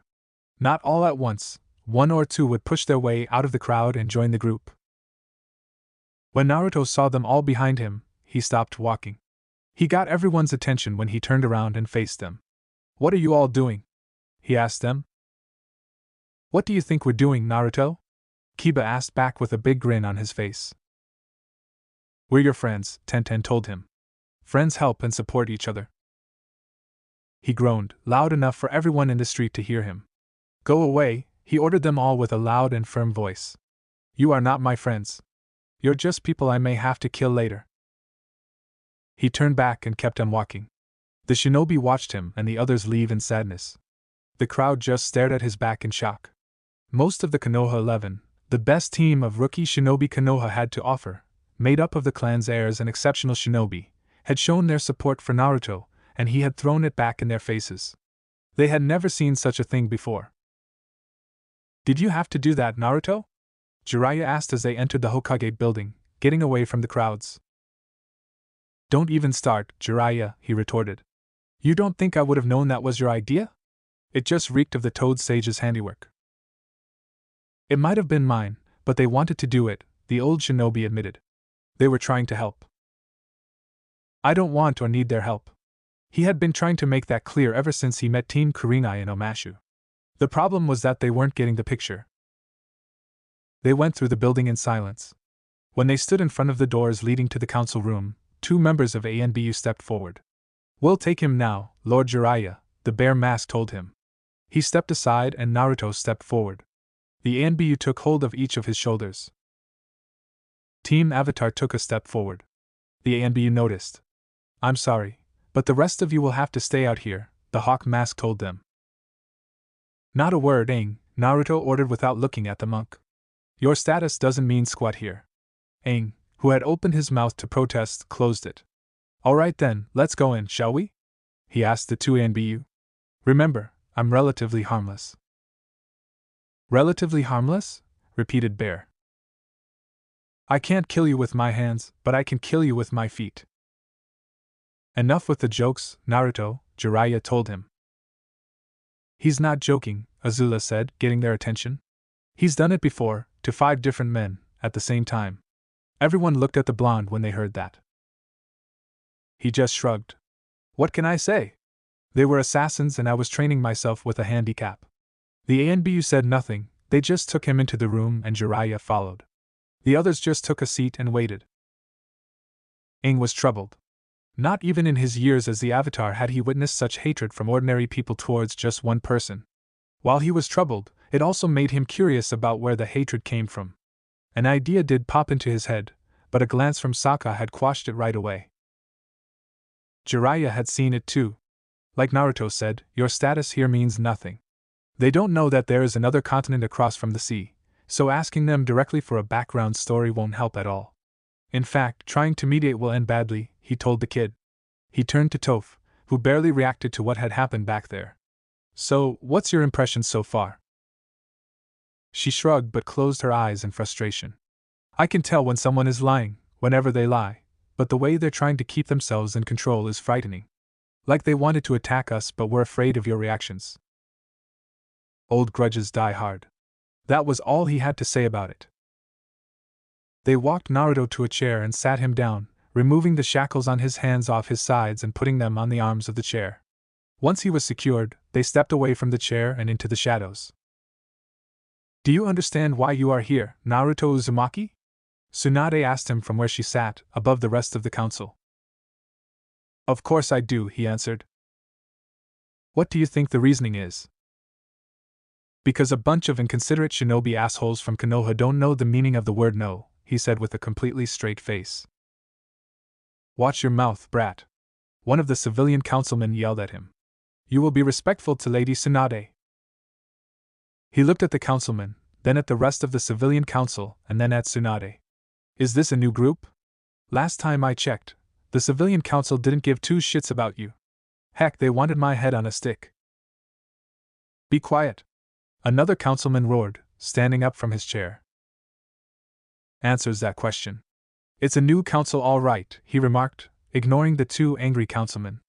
Although how long will it take until they become as corrupt as the previous batch? I'm starting to miss the sound of the shouting from the ones who wanted me dead. We are not here to discuss the Hokage's choices for the civilian council, Inoichi, Ino's father and head of the Yamanaka clan, declared from where he sat to the right of Tsunade. Are you sure about that? They were the ones who spearheaded my last trial. Those councilmen have been imprisoned for their crimes, including the ones against you, Naruto, Choza, head of the Akimichi clan and Choji's father, told him, sitting to the left of Inoichi. However, Konoha almost descended into anarchy because of it, and we're still unsure as to who is the mastermind behind the riots. Besides, this isn't a trial, Kiba's mother and head of the Inuzuka clan, Sum said, sitting close to Inoichi. Now that I have a hard time believing, Naruto declared. And what is so hard to believe about it? Hayashi, head of the Hyuga clan, Hinata's father and Niji's uncle, asked him from where he sat. Well, let's see here. I'm strapped to a chair, I've left Konoha, I've been found, captured, and now you all are sitting on high and are waiting to condemn me, he said. He would have counted the points off of his fingers, if he could do that. On top of that, even if the charges against me were dropped, I still left the village on my own accord, so that technically makes me a missing nin, and thereby sentenced to death upon capture. Naruto Uzumaki, we are not here to condemn you, despite your valid claims about being a missing nin. We are here to reinstate you as a Konoha shinobi, Shikaku, head of the Nara clan and Shikamaru's father, told him. He sat next to Hayashi in a slightly slumped position. No thanks, the blonde automatically said. Seriously, what part of no do you people do not understand? Our understanding of the word is fine, the head of the Aburaim clan and Shino's father, Shibi said from where he sat to the right of Hayashi. We thought it would be logical that you would be happy to return. Wow, you really are that stupid. Pup, the bending countries have been at war for the past century. Sim told him angrily. I know, I've been fighting in it, and I'm sure you know I've defected. Now I'm helping the idiot and his team out. He made it sound like nothing was wrong. You are safer here, Choza told him. But I was happier over there, and free too. He looked at all of them slowly, glaring hard. Over there, I was Naruto. I wasn't the demon brat, the Kyuubi brat, or the monster. People didn't look at me with contempt, hatred, or fear for that. And now you want to take that away from me, all in the name of keeping me safe? And you wonder why I left in the first place. Enough, Tsunade said before anyone could speak. The decision is not up for debate. You will become a Konoha shinobi again, Naruto. You can't make me become a shinobi, he told her. I have the right to choose if I want to be one or not. Of course you do. And if you choose not to become a Konoha shinobi, you will be imprisoned to ensure your safety. If that should happen, your friends will be allowed to leave, she told him. The expression on her face was completely professional when she spoke. But he knew what she was silently saying. You heartless bitch. Why not just throw me to those same wolves who want me dead in the first place? He knew full well that neither Azula nor the rest would just leave him alone. They would try to break him out. The problem was that if he was imprisoned, Tsunade would be expecting it and be prepared for it. They might be able to succeed in breaking him free, but if Aang told them not to kill anyone, a few of them wouldn't make it out alive. The shinobi would be prepared to kill them if they tried it. He also wouldn't want them to try to get him out if that was going to be the outcome. Tsunade had him trapped, and they both knew it. Do you really hold my own happiness in contempt? The two of them just stared at each other in silence. The rest of the councils weren't so quiet. The civilian council and some members of the shinobi council stood up and yelled at him, demanding that he apologize or to be silent. Jiraiya just stood against the wall with an amused grin. This went on for about 5 minutes, until Tsunade blew a piercing whistle, silencing them. Are you all done now? She asked. But Lady Hokage, a councilwoman, protested. He called you a... I know what he called me. I do have ears, she replied, cutting the councilwoman off. She turned her attention back to Naruto. Regardless, those are your two choices. Now, which one will it be? It's not like I have a good choice either way, he replied with slumped shoulders. Fine, I'll become a Konoha shinobi again. There was a sigh of relief that rippled through the people in the room, particularly Jiraiya and Tsunade. Then I'm signing you up for the Chunin exams. Your teammates will. I'll pick my own teammates, he interrupted her. And why would you do that? Jiraiya asked, the first time he spoke during the meeting. I work better with people I know. Besides, you wouldn't want to find the two Konoha genin you assigned to me mysteriously dead, would you? He asked with a cold smile. They understood what he meant, even though he didn't outright say it. If they put two genin with him for the exams, he would kill them when he had the chance, without hesitation. Very well, you may choose your teammates, Tsunade stated. The exams begin tomorrow at the academy. Great. Can I go now? He asked, shaking the shackles. She nodded. The two A and BU stepped out of the shadows and unshackled his arms. Jiraiya will take you to your housing and will give you the application forms later, she told him. He didn't reply. He just walked out of the room behind Jiraiya. Well, that was uncomfortable, Inoichi stated. He had heard the reports of how the blonde was different, but they didn't really come to him until just now. He doesn't seem to hold us in high regard, Hayashi said sadly. Yet he also felt ashamed to have held the same mindset as the villagers who held Naruto in contempt, even forbidding Hinata from becoming friends with him when they were young. Can you blame him? Shikaka asked the Hyuga clan head. He ran away from us and after 3 years, he's brought back against his will and is told to either become a shinobi or be imprisoned. I wouldn't really hold us in high regard either.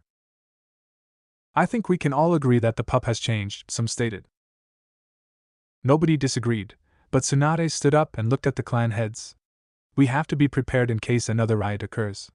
I have a nasty feeling that if we leave this unresolved, we will face a full-scale civilian rebellion, and we cannot afford any distractions while a similar war to the previous shinobi wars will break out, she warned them all before dismissing them. They walked out of the Hokage building and back down the street. The people in the street ignored them this time around, even though there was the occasional glare thrown at Naruto. So how did the meeting go? Suki asked as they walked down the street. I've been blackmailed into becoming a shinobi again, Naruto answered, sounding very annoyed with what happened. To make things worse, I've also been signed up for the Chunin exams and I need 2 teammates. Who are you going to choose? Azula asked. She didn't know what that was, but she guessed it was some kind of tournament. Not Aang or Katara, that's for sure. Why not? Asked an annoyed Katara. Death is involved in these exams. If my teammates don't have what it takes to kill someone, then they're not going to be much help. Last time I checked, your team managed to make it through the Chunin exams without killing anyone, Jiraiya told him. That was sheer dumb luck. The blonde kept walking and thinking over his options. Toph's out of the question too. This kind of thing needs finesse and quite frankly, she doesn't have that. No complaints here, Toph said. I'm considering this my mini vacation. No way am I doing any exams. She was just going to relax. So, then Sokka will be one of my teammates, he decided. Why's that? Zuko asked. His skill with the Jian and Boomerang will come in handy, as well as his training with the bending forms. Also, Akela will be a great help if we come up against any Inuzuka clan members. Thanks, Naruto, Sokka told him, feeling proud for the praise. And who'll be your second teammate? Azula asked Naruto. Zuko, he answered. He looks intimidating, he's a master with those Dao swords, and he's good with seeing what people are really going to do. That's it. And I don't want to put you in that kind of danger, not if I can help it, he admitted after a moment of silence. Ah, that's so sweet, the more romantic minds of the group thought. Who knew you would have a way with girls, Naruto? And you've got a nice one too, Jiraiya commented with a big grin. Just keep walking, you pervert, the blonde told him with a scowl. I'm not a pervert, he replied with indignation. I'm a super pervert. Could you please repeat that? Suki asked in a calm and deadly voice. The rest of the girls had similar thoughts. Suki, trust me, Naruto said to the Kyoshi warrior. If you think you'll be able to make him reconsider his ways, it won't matter. This guy has been on the receiving end of many beatings from angry women and has always bounced back. He regularly peeps at women in the bathhouse and in the hot springs here. You make it sound like I peed on every woman in there, Jiraiya commented. You mean you don't? He was surprised to hear that little tidbit of information. I have standards, Naruto. I don't peep on any girls who are under 16. He actually sounded a little offended. But before anyone could say anything in response, he stopped in front of a building. We're here. Naruto looked up at the building, looked at Jiraiya, then back at the building. You cannot be serious, he finally said. Very. I think I'd rather be back at the prison. Too bad, because you're staying here, he stated before he grabbed the blonde by the arm and essentially dragged him into the building that Naruto had once lived in. This place is different, he declared as Jiraiya let go of his arm, looking around the ground floor. This was a lobby the last time I checked, not a living room. Well, I think it looks pretty neat, Suki declared, looking around. It was big and comfy looking, with enough sofas and couches to make it look like it was a place to relax at the end of the day. Not even the finest luxury homes in Ba Sing Se would match the kind of setup that this place has here. The new tenants had the entire place renovated. It's more like a mansion than an apartment building now, Jiraiya explained. New tenants? Repeated Naruto, surprised by that. What new tenants? The place didn't really have any tenants when he had been living there. The Konoha 11 live here now. Hey, where are you going? He asked as Naruto started walking out of the building. Back to the prison, I'll stay there, he answered. Jiraiya grabbed his arm again, stopping him. I am not staying here. Yes, you are, he told him. If you don't like it, you can get over it. Now come on. The blonde was frog marched up the stairs and to the door that led to his apartment. Here's your key, Jiraiya said, handing him the said key. He gave a sigh of defeat. He wasn't going to win this one. Fine, he said as he put the key in the lock and unlocked the door. Can we come inside? Katara asked, curious to see what Naruto's old apartment looked like. No, Jiraiya told them as the blonde walked into the apartment and closed the door behind him. Let's leave him to be reacquainted with his old home. He ushered them back down the stairs and into the living room. So Kiba and the others really live here? Sokka asked as he sat down on the sofa. How did that happen? It started out with Sasuke, the Toad Sage started. He wanted to get away from his clan's compound and the bad memories there. He heard that this building was to be demolished, and since he didn't want Naruto to be homeless when he came back, he used the clan's money to buy the entire building. He took one of the rooms and started to live there. Sakura soon joined him so he wouldn't feel so lonely, and Shikamaru followed, wanting to get out away from his house and live on his own for a bit. Kiba was the next one to join them, followed by Hinata. Niji began living here on Haishi's orders to keep an eye out on Hinata. Pretty soon, the rest of the Konoha 11 had started living here and had the place renovated. So, what should we do now? Tofast? You guys slept late due to the knockout gas. It's about late afternoon, why don't you go look around the main street? You might find something interesting. He made his way over to the front door. Where are you going? Katara asked him with a suspicious look. I have to go see the Hokage about some things, he answered without looking back. You kids enjoy yourselves. He opened the door and walked out onto the streets. They gather around one of the couches. Should we leave Naruto alone? Aang asked the rest of the team. It's probably best if we do, Azula answered him. I think he wants to be alone right now. She knew enough of her bodyguard to know what he was thinking, most of the time. So what, we do as the old guy suggested and take a look around the village? Tofast? If we're gonna be here for a while, we might as well get to know the place, Sokka told her. He held Aang back after the others began to leave. Aang, just follow our lead, and don't do anything stupid. I'm already scared enough, Sokka, Aang admitted. Sokka patted him in the shoulder, and both boys rejoined the group. Let's go then. We will come back to see Naruto later, Zuko said. They walked out of the building, intent on exploring where they were stuck now, for that was what they were stuck. Naruto closed the door behind him and looked around the place. Because of him being arrested and leaving soon afterwards, he had left the place somewhat messy. Now, it looked like it had been cleaned recently. So, who had the guts to come in here and clean up? He wondered aloud as he walked through the apartment. He walked into the kitchen, which looked spotless. He opened the fridge and looked inside. It was stocked with fresh food that had been bought recently.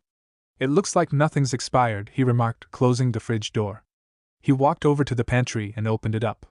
Fresh food was also stocked there, along with plenty of something else. That is a lot of ramen, the QB declared as he looked at the abundance of instant ramen cups. They probably thought you would be craving the stuff after being away from it for 3 years. He didn't say anything in response. He just closed the pantry door and walked out of the kitchen. He made his way over to the bedroom. The room looked like the rest of the apartment, cleaned. The sheets on the bed even looked freshly laundered. Clothes lay on the bed, neatly folded and freshly pressed, along with a familiar-looking headband. I guess they knew you were coming, the fox commented. Are you not going to say anything, Naruto? They kept the CD player, he finally spoke, looking at said player. I'd figured they would have thrown it out, considering how old it is. It's not that old. You bought it when you were 10. He reached for the stack of CDs next to the player, and picked up the one on the top. He looked at it before turning on the player. He opened up the case, took the disc out, put it into the player and hit the play button. As the song began to play, he put the case down and sat down against the wall. He closed his eyes and listened to the music as well as the lyrics. I am a question to the world. Not an answer to be heard. Or a moment that's held in your arms. And what do you think you'd ever say? I won't listen anyway. You don't know me. And I'll never be what you want me to be. And what do you think you'd understand? I'm a boy, no, I'm a man. You can't take me and throw me away. And how can you learn what's never shown? Yeah, you stand here on your own. They don't know me. 'Cause I'm not here. And I want a moment to be real. Wanna touch things I don't feel. Wanna hold on and feel I belong. And how can the world want me to change? They're the ones that stay the same. They don't know me. 'Cause I'm not here. And you see the things they never see. All you wanted I could be. Now you know me and I'm not afraid. And I want to tell you who I am. Can you help me be a man? They can't break me. As long as I know who I am. And I want a moment to be real. Wanna touch things I don't feel. Wanna hold on and feel I belong. How can the world want me to change? They're the ones that stay the same. They can't see me. But I'm still here. They can't tell me who to be. 'Cause I'm not what they see. Yeah, the world is still sleeping. While I keep on dreaming for me. And their words are just whispers and lies. That I'll never believe. And I want a moment to be real. Wanna touch things I don't feel. Wanna hold on and feel I belong. And how can they say I'll never change? They're the ones that stay the same. I'm the one now. 'Cause I'm still here. I'm the one. 'Cause I'm still here. I'm still here. I'm still here. I'm still here. As the song ended, he reached out and turned the player off. He didn't move from where he sat. You always did enjoy listening to that song, the Kyuubi said. He had lost count of the number of times his Jinchuriki had played that song. It always seemed to describe my life perfectly, he replied. I felt like the song was created for me. What about now? I'm not sure. My life has changed, but when I listen to that song, it feels like it hasn't changed at all. He gave a bitter chuckle. How ironic, people would lie to me and keep secrets from me. Now I'm doing the same things to my friends. He stood up and walked to the balcony door. Kit, what are you doing? I'm going to see a couple of people. He opened the door and walked into the balcony, looking down at the people below. We're probably not thinking of the same people, are we? The fox asked him. Probably not, he admitted before jumping over the railing and into the air. Tsunade sat at her desk, looking over some paperwork, when she felt a familiar presence. Jiraiya, get in here, she ordered without looking up. He entered through the window. Was it necessary to sign him up for the Chunin exams? He asked her, looking at the back of her chair. If it were up to me, I'd promote him as soon as he took the offer, she replied. But both the councils want to evaluate him. So we made a deal. If he makes it to the third stage and at least to the semi-final round, he'll be given the rank. You know that he'll want to go back once the exams are over, he said, walking around to face her directly. And I will make it a mission. He and the members of the Konoha 11 here will be able to go back to the bending countries and stop the Fire Lord as well as help with the aftermath. And once that is all done, he will come back, the Hokage stated as they finally faced one another. And if he refuses? He asked her. He has friends over there, Tsunade. He's got a girlfriend too, if I'm not mistaken. He won't just leave them and never come back. He's not like that, and we both know it. If he refuses to come back to the village voluntarily, the Konoha 11 will have orders to knock him unconscious and bring him back. He'll just escape like the last time, he told her. No, he won't. If he must be brought back forcefully, I will have no choice but to erase his memories of the past 3 years, she told him in a calm voice. What? He shouted, sounding completely surprised by that. Tsunade, you can't implant false memories in that long a period. He's likely to go mad from that. I will not implant memories. I will simply tell him that his fight with Sasuke left him in a coma that lasted 3 years. What about the Kyuubi? It'll be likely that the fox will try to bring back those memories.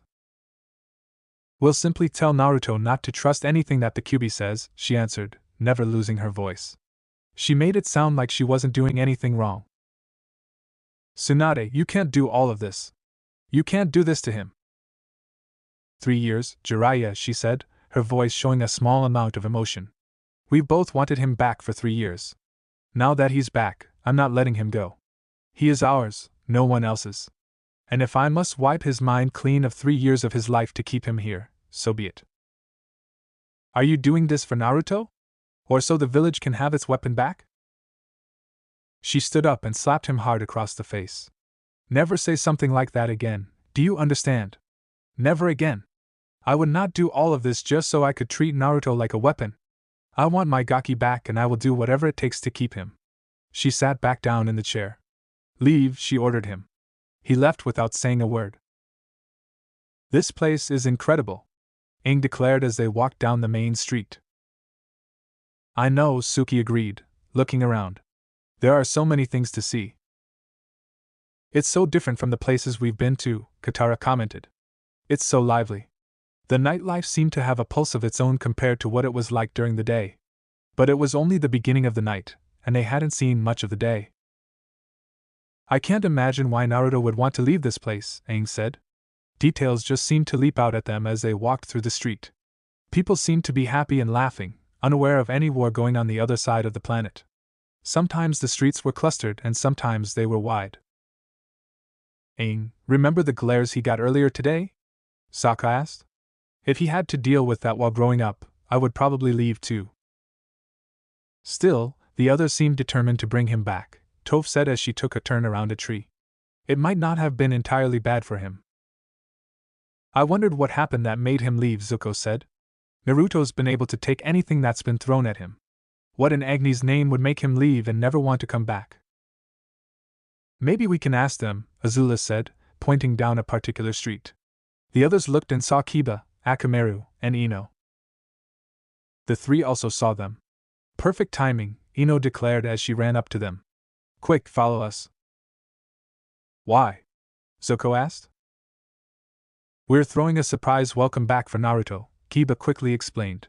You guys can help him ease in better. They all looked at each other. It didn't sound like that bad of an idea. Alright, where's the party at? Sokka asked. Follow us, Ino told them before quickly walking away with Kiba and Akamaru right behind her. They quickly followed them through the streets until they finally stopped in front of what looked like a restaurant. What is this place? Aang asked them as he examined the place. It wasn't a huge place, just a modest one. Welcome to Ichiraku Ramen, Kiba announced as they walked in. I guess Naruto told all about this place. Actually, no he hasn't, Azula replied as they sat down. The place had been renovated as well, thanks to the Konoha 11 paying for said renovations, making the place big enough for 20 or so people to be seated comfortably. You're kidding, Choji said as he looked at her along with the rest of the Konoha 11 there, sitting along the bar. Naruto's never told you about this place? That's what I said. Did he at least tell you about ramen? Niji asked with a little concern in his voice. What is ramen? Zuko asked. I guess it's some kind of dish, Sokka said. What gave it away? Toph asked sarcastically. Cammy, they're not kidding, Tenten said. They never would have thought this could have happened. Hey, Mr. Tucci, called out Kiba, getting the attention of the man and his daughter. We need 7 bowls of miso ramen, stat. It's coming, Tucci told him as he and I.M. made the ramen. Why would you guys be surprised that Naruto wouldn't tell us about some kind of food? Aang asked, clearly confused by what they were saying. Because ramen was the only thing Naruto practically ate, Shikamaru answered. Whenever he had the chance to eat out, he would always come here, Tucci told them. He was our favorite customer, I.M. agreed. Which is why we're having the party here, Hinata finished up the explanation. Why here? Sokka asked. We left Naruto at his apartment. Ah, but you don't know Naruto like we do, Ino told him with a sly wink. He won't stay there. He'll leave and come straight here. So, you're planning to ambush him once he walks in, is that it? Azula asked. She was having doubts about their little plan. It's not ambushing, Shino defended. It is welcoming an old friend back by knowing where he'll go. Of course it is. The sarcasm in her voice was blatant and obvious. Here's your ramen, Tucci announced, handing out bowls. Considering it's your first time here, this one's in the house. Dig in. Team Avatar took the bowls and a pair of chopsticks each. They were hesitant at first, but Suki raised the noodles to her mouth and ate them. This is good, she declared after she swallowed the noodles. The rest of them started eating and agreed with her. They could understand why Naruto kept coming back to this place. Zuko was about to ask them something when Hinata spoke. He's coming, she announced with her Byakugan showing. He's walking down the street and heading this way. Is everyone ready? Kiba asked, looking around and seeing that everyone was in position. Of course, we are ready to give our youthful friend a welcome back party, Lee declared. Keep it down, Lee, Tenten hissed in his ear. They didn't need to blow the surprise early. Wait, something's not right, Hinata said as she watched Naruto. What's the matter? Shino asked her. He's seen it, but he's not slowing down. He's walking right past it. What? Are you sure? Ino asked. That wasn't right. He was supposed to come here. Niji activated his Byakugan to double-check. She's right. He hasn't stopped. Then where is he going? Kiba demanded. Naruto stared up at the building. Been a while since I've been here, he thought. Not being on the same continent for 3 years will do that for you, the QB commented with a small amount of sarcasm. You do realize that you're going to be smacked repeatedly once you go in, right? I'm expecting it. He walked up to the door and looked over at the bouncer. Hey, Bull, he greeted the man. Bull was like his namesake, big and bulky. He was also silent. He rarely spoke, so people were usually surprised when he did. He looked down at Naruto, and his gaze hardened. Can I go in? The blonde asked. He stared at him for a bit longer before nodding once.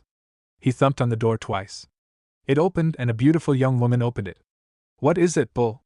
She asked. He jerked his head at Naruto, and she turned to look at him. The worried look she had turned to anger, and before he could say anything, she smacked him hard across the face and sent him to the ground. How dare you, she said.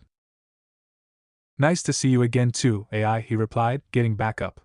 His cheek all but vibrated with the pain. You have a lot of nerve showing your face here after what you did. I had to leave.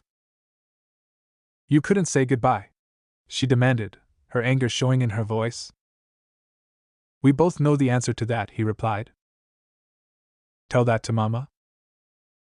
Actually, that's why I'm here. What?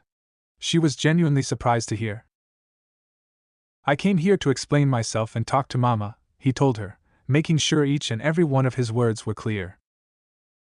You're serious? She asked him. Yes, I am.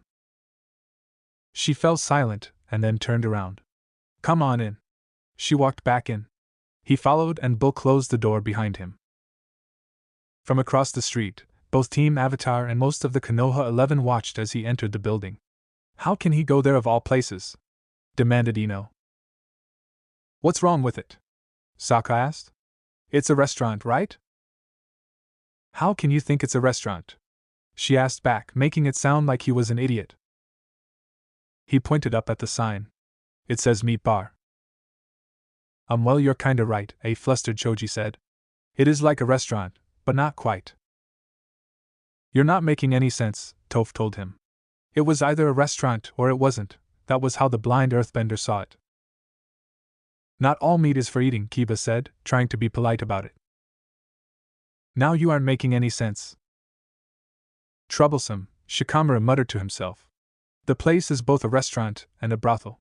The name refers to the fact that you can get different kinds of meat there, and just the ones for eating, he explained. The entire team, save for Azula, was flabbergasted. You can do that? Sokka asked with a stunned voice. It's rare, but yeah. And Naruto just went in there? Aang asked. That was a little disturbing to even think about.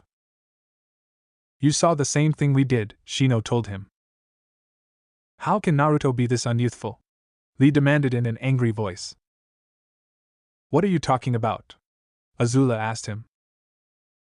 You can't see this? He just went into a brothel, Ino told her.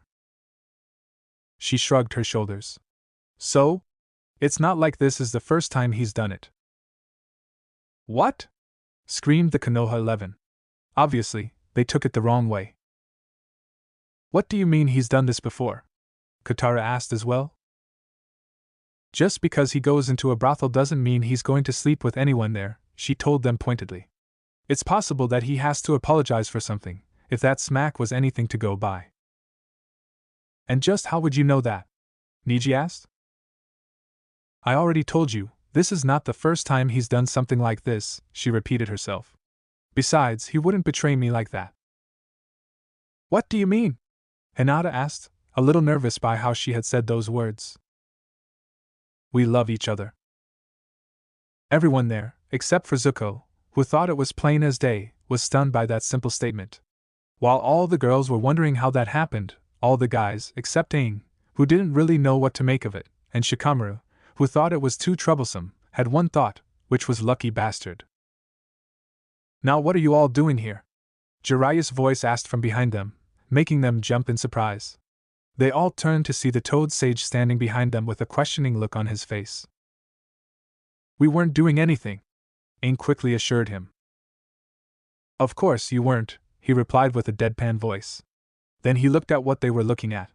Ah, the meat bar. I have such good memories of that place. He turned his gaze back on them. Why are you even looking at that place? Most of you are too young to even think about going there. We're not going in there, but Naruto did, Kiba told him. Did he now? He looked back at the building. I want you all to do something for me.